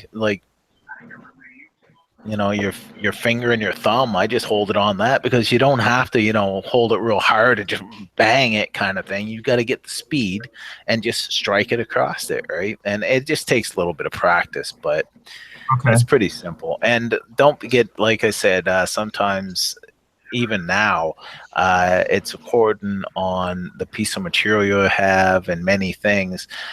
You got to get that one hot spark that's going to land on it, right? Because I've seen it, it hitting, landing right on it and going out. Your sparks are going out as they're landing on there, and you're hitting it right, but it's just has, you got to get that one hot enough, right? That's going to land. So it may take you 1 or 2 strikes, or it may take you 15, so that's the way I see it anyway. I don't know if there's someone that can do it, 1 or 2 strikes every time. I don't think there is. I think it's, but maybe there is. I don't know. I never could. I get it going whenever I need to. Yeah, thanks for the tip. A lot of people. Try that, and I'll remember that, because I ain't planning on trying to order. I'm going to get a hold of me next month, and after I take care of a couple little things in that there. But I will see. I've been wanting to get a hold of a flint and steel, because I want to get my kids, because my youngest one are 7. They're twin, a boy and a girl, and my oldest boy. I want to get them teaching too. And because I've always wanted to try it, because I've seen so many people getting them and having them, using them, and I've seen them in movies. And I think, that's cool. I want to try that. I really want to try that. It's fun. It's fun. Yeah. I see a lot of people using the flint and steel. They'll strike it right into their tin with their star cloth in it, instead of holding it. They just strike it into there and then pull out the piece that finally catches the spark. That is the most common way that it was done. Like I said, is that they used to spark it in their tin. The only problem is it is tricky to get the knack of not going too far, because I've done it. Yes, and it goes everywhere. I've done it. I've done it. A few times. And I'd be striking down, and even now, I mean, every once in a while, it will still a little bit too far. My knuckle will hit it, and it would go flying or something. It still happens, but I don't do it that way very, very often. I usually just hold it up and do that. But I mean, still, you get used to it like anything. It's same thing as ferro rod. When you plant your ferro rod and you start striking down and you're striking fast, you got to stop the last half inch. Otherwise, you're just going to put your fire out as soon as you get it. You know, you go all the way down, you put your fire out. So you have to stop about the last half inch, and that takes practice too. And, you know, you just learn it after a while or whatever, just stop and, you know, and you don't go all the way down. But I've seen many people do that as well. And so it all just takes practice. Yeah, it's fun. I love making fire. I'm going to tell on myself. I've been using a ferro rod for years, and I'm not going to lie. 2 days ago, I was striking my ferro rod for a fire, and my striker kind of hung up. So when it came free, I went like all the way off, blew my tinder everywhere. I just start all over. Yeah, that happens to everybody. You know, I spent a lot of time in the woods. I made a lot of fires, but that happens. You know, everything. You know, it always happens. Like same thing is that, you know, even I've used knives all my life. I've used many knives, and I use knives a lot. But you know what? I still get a nick now and then. You know, it's just it happens. You know, it's just as William Collins says, take plenty of knives and lots of Band-Aids. Yep. Yeah. You know, it happens. I sliced my finger the other day freaking carving a spoon. Well, there you go. And you've carved how many spoons? Oh, frick, thousands. Exactly. It just happens, right? Yeah. One little slip. That's all it takes. Yep. We're all humans. So That's why I use safety scissors to carve with. Safety scissors, children's scissors. Well, if you pop that blade off, though, I've gotten pretty good with it, but yeah, them safety scissors, it takes forever to carve with them. I guess. There are a lot of people that realize that there's another way you can get fire tinder. That's one of the spoons I'm working on right there. Call it at the moment. What the hell is That's that? nice. I like that. Oh, that is cool. Very cool. That's a double spoon, ain't it? No, there was actually a big knot in it, so I kept the knot in the handle. Nice. I took the knot out, and there's a hole right through it, but it looks cool. Yep. Hey, Dark Matter. Oh, I missed it. Not only do I want to be in the Twig Cracker Club, I also want to be in the Safety Scissor Club too. Well, brother, this is one of my spoon knives. I gotta still put a handle on this one. any club I'm in, you're welcome in, man. And if not, I don't want to be part of it. It's one of the ones I got from Randall. Yeah. I gotta join Cole's Wooden Spoon Club. I haven't done that yet. I gotta get out. I ain't never carved a spoon. You know, it's, now I'm gonna go to Walmart. Sad thing, man, I've carved over 1,000 spoons probably, and I'm still not even a member. Go to Walmart. Hold on. Wooden spoons, man. That's gonna look like a spoon. If you use a wooden spoon, you're in the spoon Brian. club. Just so you know, brother. Yeah. This is not part of the giveaway. This is my personal ferro rod. This is not part of the giveaway. This, let me find it. This right here is a brand new 1/2-inch Fire Wizard Nathan 4071 Sparky stick. And it'll have a handle all of its own. Nice. That'll be part of the giveaway, brother. This one here is staying with me. Sorry. Was that a machete? Jeez, Noble, what are you doing? Somebody asked me about some frog legs out there. I don't know about frog legs tonight, but I know I'm working on some headed shrimp. That's what took me so long. I had the D head and D shell and D. You know, I was asking about the spoon, Alan. That's it right here. Yeah. Hey, that's pretty cool. Yeah.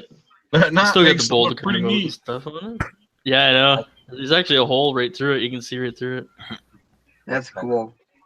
Yeah. Now you hand carve that, right? Yeah. Oh yeah. That's awesome, man. That's real talent there. That takes forever to do it that way.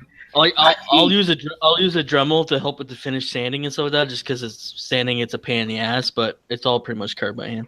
Oh man, if I'm carving anything, I'm doing it with. Well, I don't use a Dremel, but I use a I use a Chicago Electronics carving. Yeah. Using a Toyota.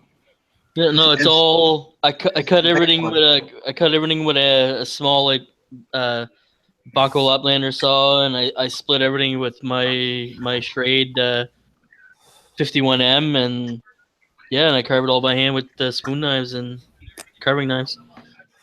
That's awesome. I thought about buying these carving knives, and I thought, you know what you're going to do with them. You're going to take them home in the wrapper, and you're going to hang them on a nail, and you're going to say, "Boy, them look pretty." Hey, But see, that's what I did.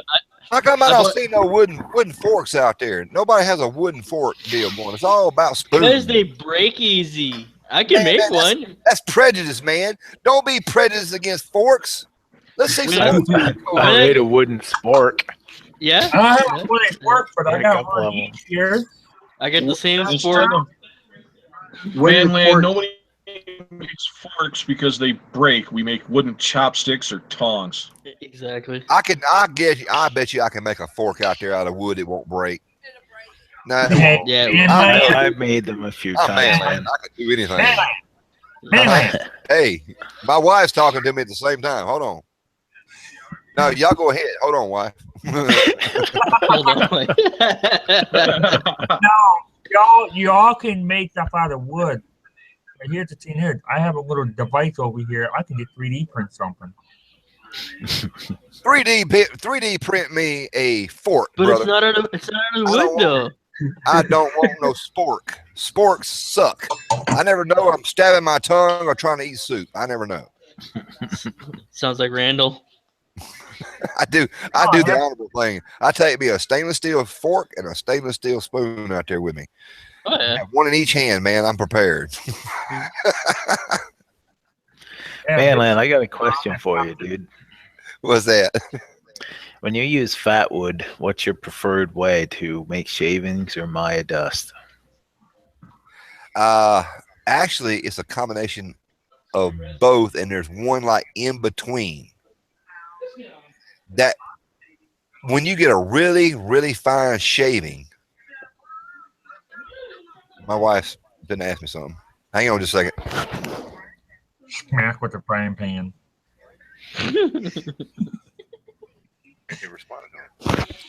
Now, You got something on your there's nose. when you do really, really fine, super fine Got a shaving, little brown spot there, Manland.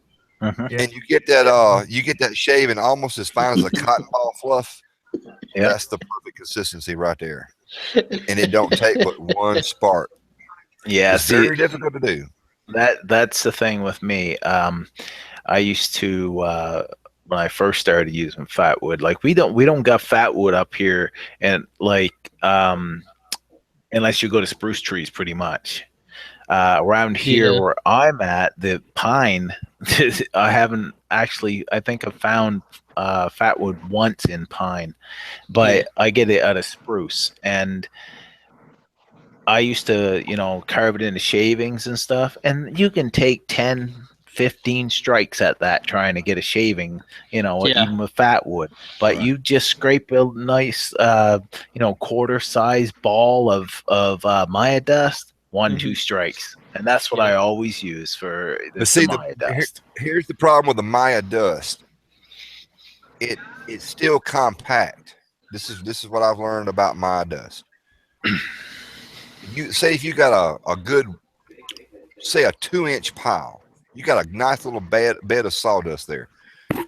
Mine isn't It's sawdust. still- mine's you know, goo. Mine's basically goo from the resin, right? Right, Mine's but it's still- toast. It's still compact though. It's laying there together. Yeah, It's yeah. laying on top of each other. It's still laying there. Yeah. If there was a way to pick it up and separate it just a bit, just to kind of like open it up and aerate it just a little bit. That's why I keep saying a cotton ball consistency, fluffy stuff.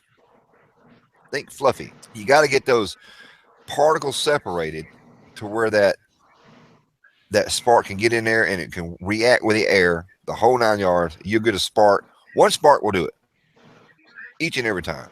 It's like gasoline. Gasoline is very, very flammable. strike a match, throw it into a bucket full of gasoline, it goes out. We're in New Brunswick. We just gotta go and pop a couple pimples on some pine trees in here, just like that. Pretty much, yeah. If you've got it just right. Oh yeah, there's tons of it. But I like a very super fine shaving. See, sitting there doing shavings. They're making curls. These curls are big and thick, you know, and they're sitting there and they're trying to strike it. They're trying to light it. Yeah. If you take your time, take a toothpick, practice with a toothpick.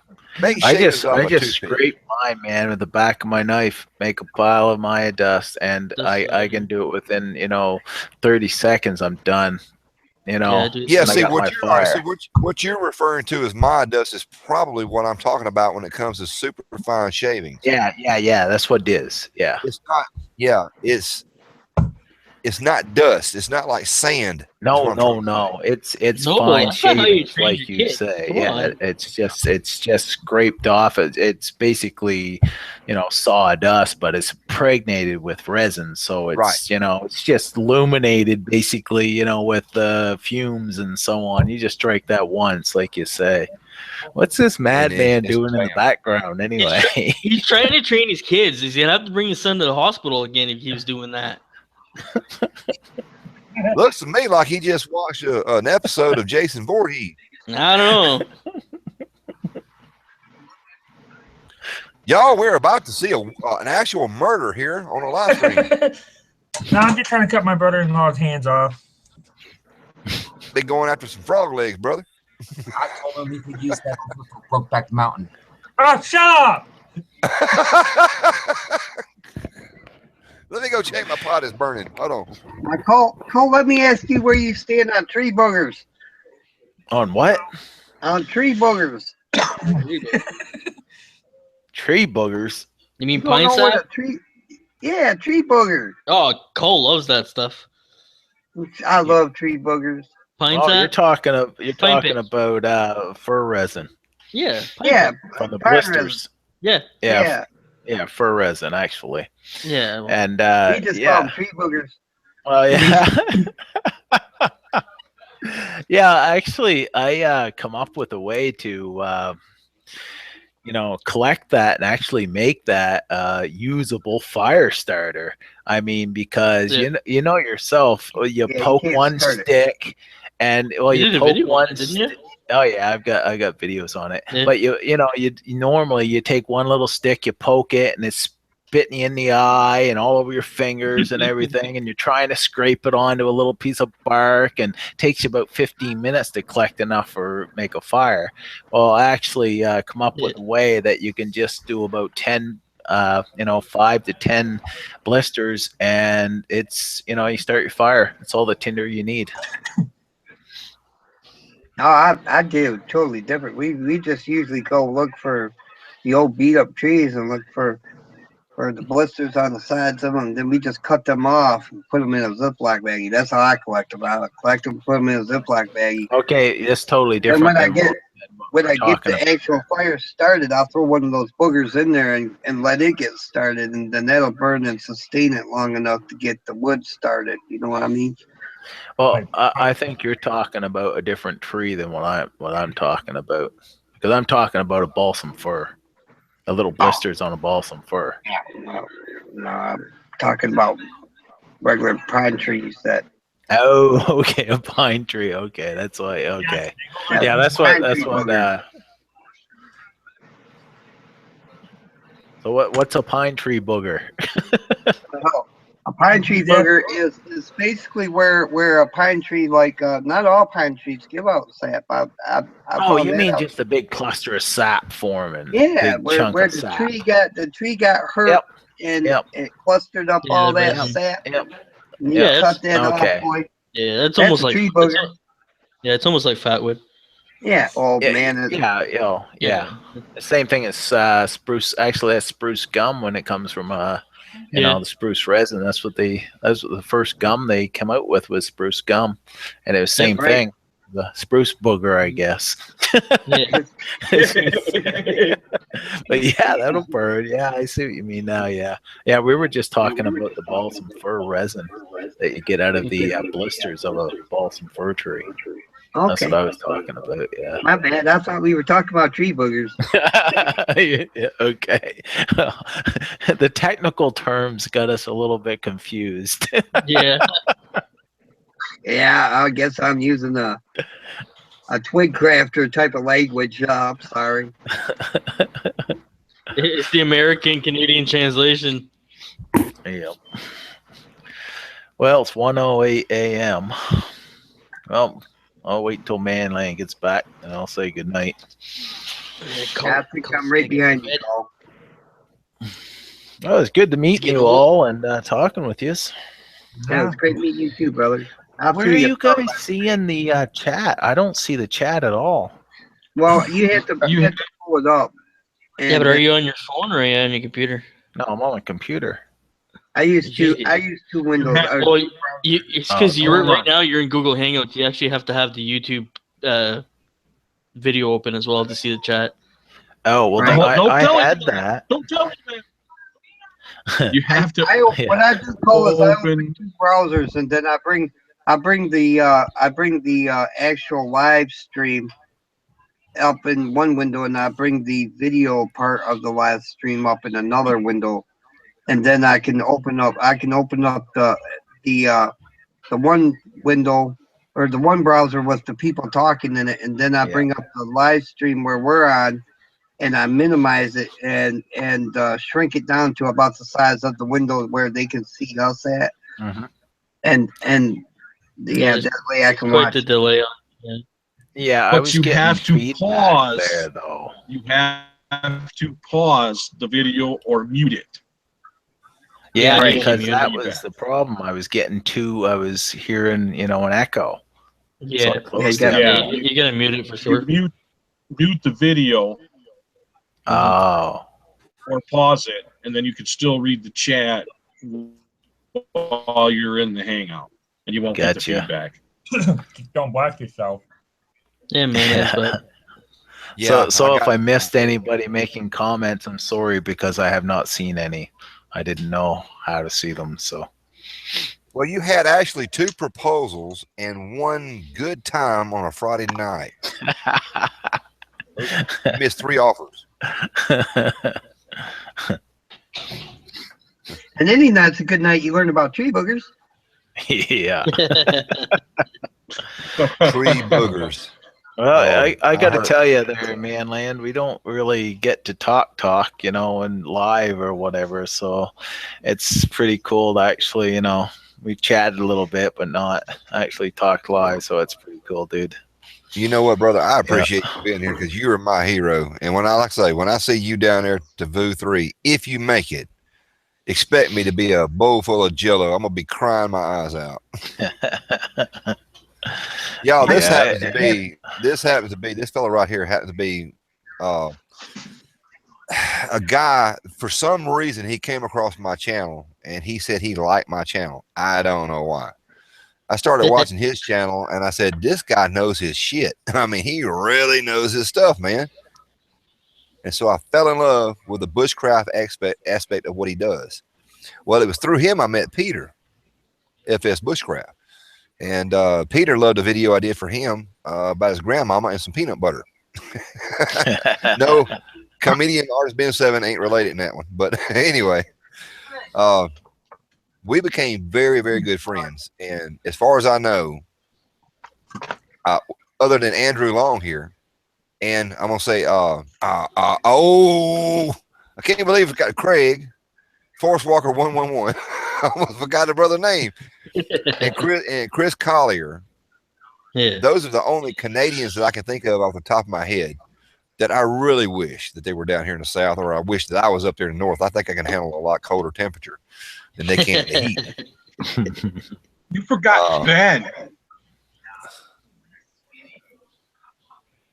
You forgot Do Ben what? Collier. Oh, Ben Collier. That's my buddy there. The Green Cup Society. Stick the pinky out now. Gotta have the pinky out. Yeah, it would be. I hope I can get down there. I don't know for sure. I don't even know if I'm going to be able to make the Nova Scotia one, but I'm hoping to anyway. It'd be cool. It'd be cool to actually, meet you and such. That's for sure. Yeah, for sure. Yeah, I tell you, you got another fan down here, old Donnie Pavlini. Donnie Pavlini outdoors. Gonna Donnie, sit up there. yeah, Donnie. Donnie's cool. I like He's gonna Donnie. be taking his boots. Yeah, Donnie's pretty Mr. cool. Sexy. Sexy Robusto. I talk to him every once in a while as well. I mean, I don't talk I don't know. I just don't talk a whole lot with a lot of people and stuff like that there. But I'm always around. You give me a holler. But I'm on Facebook. That's where I talk, and you're never on there. See, I don't like Facebook. I can't stand it. I'm a YouTubian. I am a YouTubian as well. Well, it's hard to see. It's hard. YouTube. I am a YouTubian.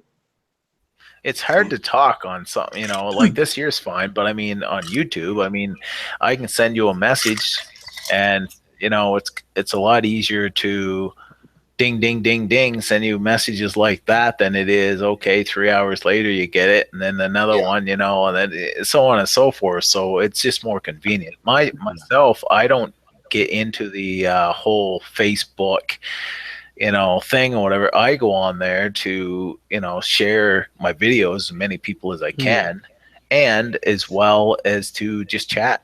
I don't really, and a lot of people they find about the Facebook as well, as if you if you don't interact with people and stuff like that there, then and you post a video, well, they don't figure that you're actually, why they'll boot you from the group.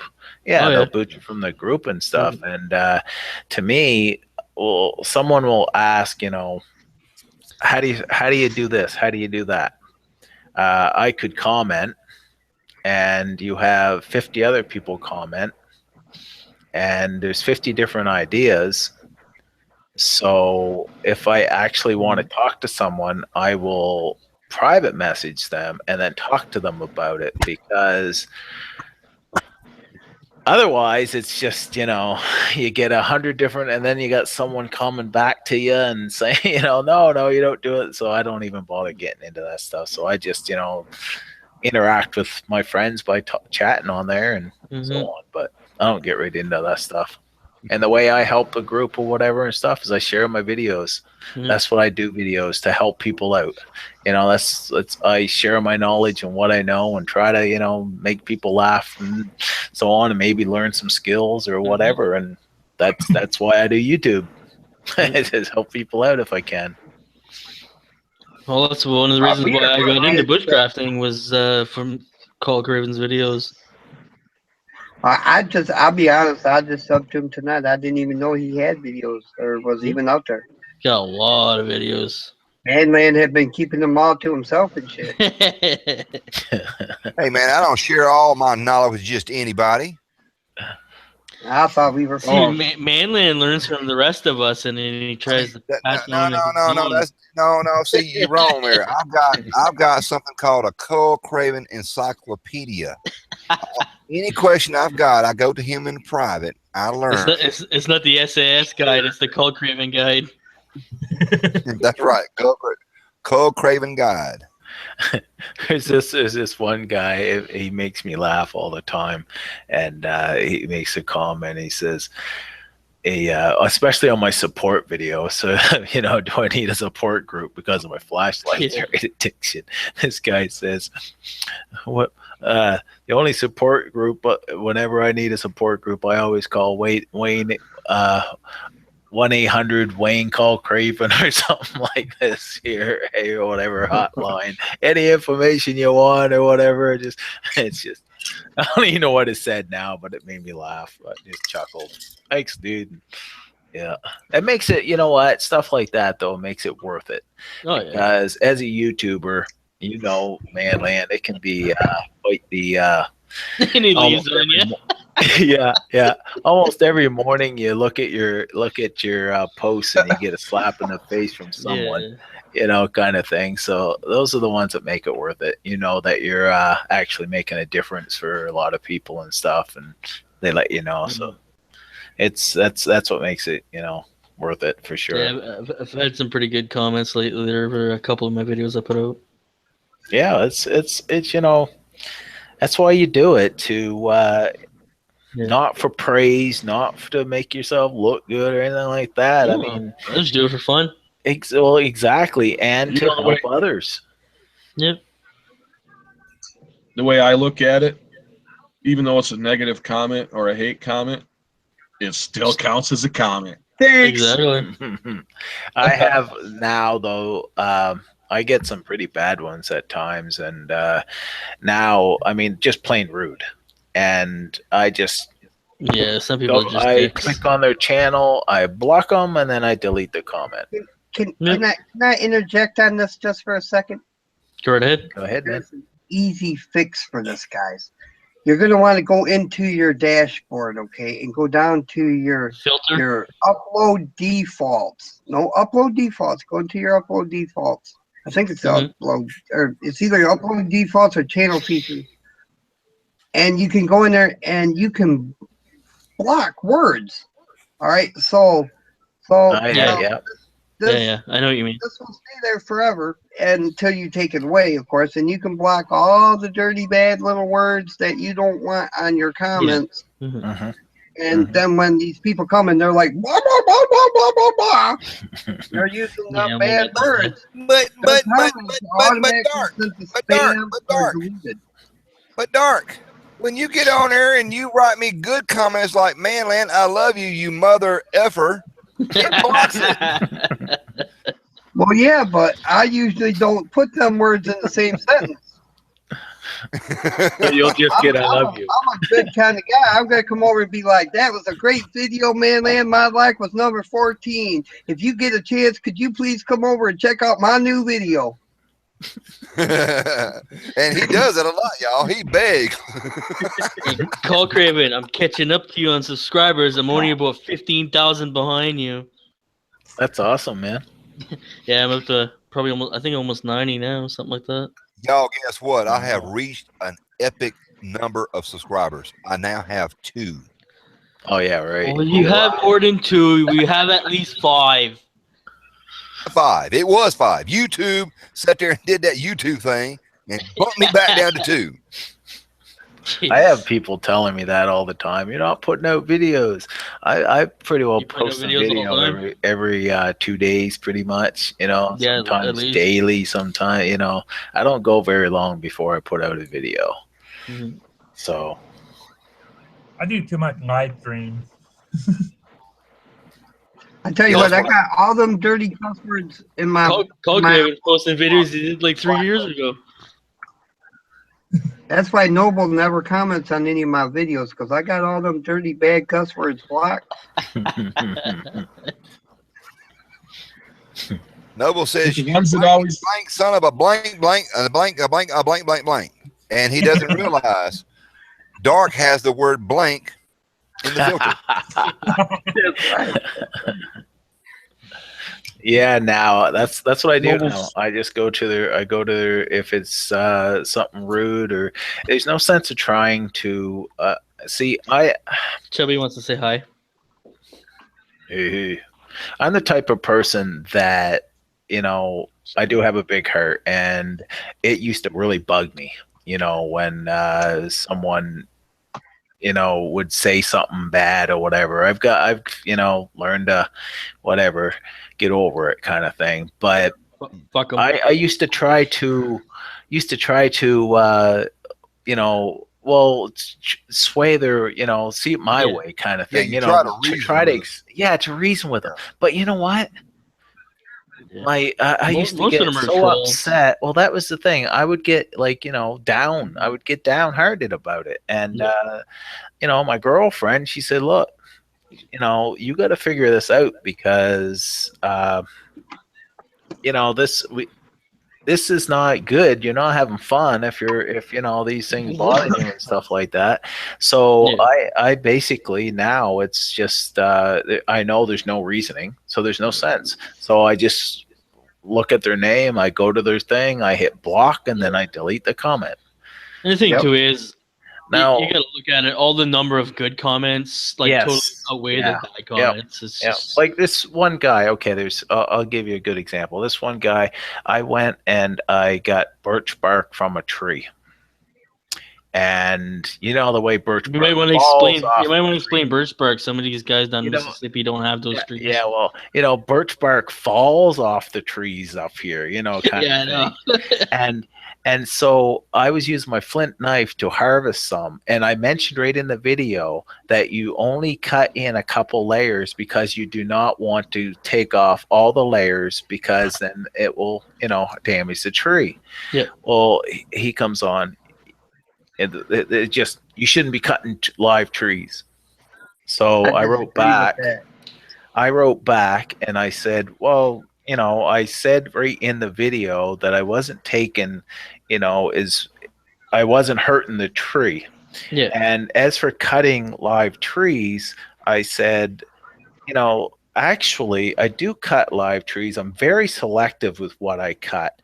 But if you have a grove of, you know, intertwined trees and stuff, if you take one or two of those, you're actually promoting growth. Mm-hmm. And if you're actually cutting limbs off of trees, it's called pruning. That's right, So pruning. you're helping the forest. Yeah, exactly. And then he comes back, excuses. Can I argue that point right there for a minute? I just said The whole not taking the whole right to the inner bark, you know, only a couple layers. Like, I'm only good. I'm not saying that's a bad thing. I'm just saying that I'm going to interject. All right, you could literally, if you wanted to, cut all the way into the inner wood itself and take one whole side. Yep. Of that tree away, as long as you didn't band it all the way around. all Exactly. the way around, you would never hurt the tree. Yeah. Yep. It's called girdling. That's right. Yeah, you don't want to band it. The thing is that if you cut into the inner bark, then you can introduce diseases into the tree. That's Right. the only problem. Well, I was yeah, but yeah. Yeah, But it falls off in sheets of paper like nothing around here. So. And you're totally correct. But I even mentioned, you know, don't even take down to the green inner bark. Leave a couple layers. Yeah. That way, there you're not introducing any, you know, kind of foreign bacteria or whatever to damage the tree. That was what I was stating. But yeah, you can go. I totally agree with you. I mean, I was just, you know, I wanted to make that clear. And So you're everybody correct. Go like you're talking. You don't girdle it like Alan said or band it. This You're is not how gonna kill you. that tree. This is how you respond to people like that right there. Say, the next person is like a tree hugger, and they're wanting to condone you or uncondone you for harming a tree. You tell that person, said, why don't you take some money and send it to a disabled veteran and then come back and talk to me? Because right now you care more about trees than you do people. Yeah. Get that fact known straight first. Just send them to Manland. That's right. Send them to me. I'll take care of them. I So know, Judge. I'm sending all my complaints to Brian J. So when I'm going to start doing some very controversial videos, all my complaints should be directed to Brian J. 1234558. Yeah. All questions, complaints. He's the complaint department. Send it to Brian J. 1234558. Just send them to Noble and go after him with the machete. I got a message that came from somebody, and he was making a point. You know, there's a YouTube forum going on making a complaint about you doing too many live that you people's not having time to do what they need to do on their channel because you're taking up their time while you're doing live. Well, you're the one that keeps jumping in here. Nobody's asking you to. Well, I mean, for the last couple weeks ago, I was doing a lot of live, and you know, I don't care. I not even gonna bother. I keep fucking delete it and block them. You know, they used to actually. But we love You're our talking trolls. about- Without trolls, we wouldn't have any reason to complain. Come on, we need You the were talking negativity. Hey man, You were talking about you could put in the certain keywords to be blocked. Noble did that, but he didn't put in the keywords to be blocked. He put in the keywords to be underlined, and it was broken. back. Oh my. Noble, I never knew. You know, back in Well, the see, Noble has the perfect answer. If you send all your complaints to Noble Archives, he will 3D print you the answer, and it will kind of look like that right there. Okay. Well, you know, I gotta give Noble a lot of credit. He takes a lot of crap from us. I could tell from that laugh. He's wearing a that he Doctor is Who now hat. searching He's right wearing a now. Doctor Who hat, so he's A-okay with me. Yeah, Noble's a good guy.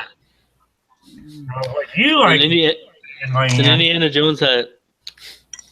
This is what you like to see, man. Yep. You know, back in the day, they used to actually space, brother. You know what, Noble, man? You don't worry about them people that come over and complain about your live streams, man. They ain't got to come and ask your permission to go live. They don't need to worry about your live stream. Noble doesn't have any live streams. He's always on Manlands. I mean, I got a channel on my own. I could be doing one of my own, but you know, I'm here too. So I mean, there's got to be something about it. Hey, I don't have enough subscribers just to have a live chat. Hey, y'all, I'm the turd, and he's the fly that loves to hang out with me. Hey, I remember the first time I joined with Manland back in January, and we had that freezing storm when the kid had a delay.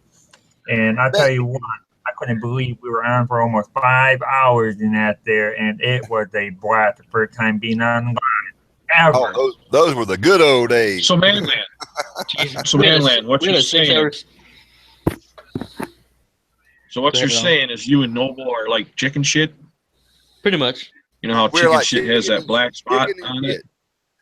Hey, we need to start a channel called Chicken shit has that white, and then it has that Chicken the then shit. it has that black spot. Well, that black spot's still chicken shit. So are you the white spot or the black spot? I mean, he's wearing black right now.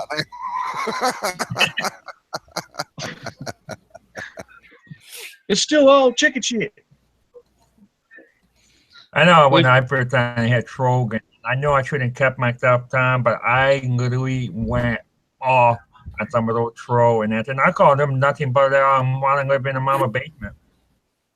And they got fucking me even more pissed. And I said, you know what? Whatever. Well, guys, I think that I'm going to jump out of here. But thank you so much, Manland, for having me on here with you, brother. And I've thoroughly enjoyed myself tonight. Hey, brother, I appreciate you being here as well because, you know, you're like my second hero. Noble would be my first. You're my second, Dark. You're my and hero. You know what, Dark? You know what, Dark? You're going to be my very first hero there eventually. After I make my video, if you're still my friend, after I make my video response to you, if you're still my friend, you'll become my #1 hero. No, you always worry me when you say shit like that. Yeah, man, we're always going to be friends, brother. And as far as being hero as well, I'll be your hero if you'll be mine, and we can be each other's hero. Well, you're going to be my president in the twig crafting community, no doubt about that. That's funny. All right, guys, I love y'all, and we'll talk to you soon for sure. And Cole, it was a pleasure meeting you, buddy, and I'm sure we're going to get along famously. Hey, later, Dark. Well, ladies and gentlemen, I hate to turn this off real quick. I'll leave it on private chat if y'all want to, but I've got some French fries about to burn, and I haven't even cooked my shrimp yet. It's 11:30 here. I've been on what since 7? It's 1:30 here. I got to go to bed too. 12:30. Yeah, it's Be a late 12:30. one. I'm gonna go. Okay, good night, guys. Wayne, it was good Meet talking y'all. to you live. You too, Al. Yeah, thanks for coming in, Cole. Yep. Take care there, Noble. Absolutely, brother. Make sure you get back in on the next one. If I can, I will. Until next time. Yeah, absolutely, brother. This has been exciting. I just love sitting here having a chat with you. Next time we're gonna turn the video on. Ladies and gentlemen, boys and girls, children of all ages, this is amateur artist Mark D. Chandler once again from Manland, wishing you and y'all a very happy YouTube experience out there. And remember this, if you ever find yourself in a situation where you're trying to sit there and cook some French fries and some shrimp fresh from the Gulf Coast, you don't need to do a live chat for the next 6 hours.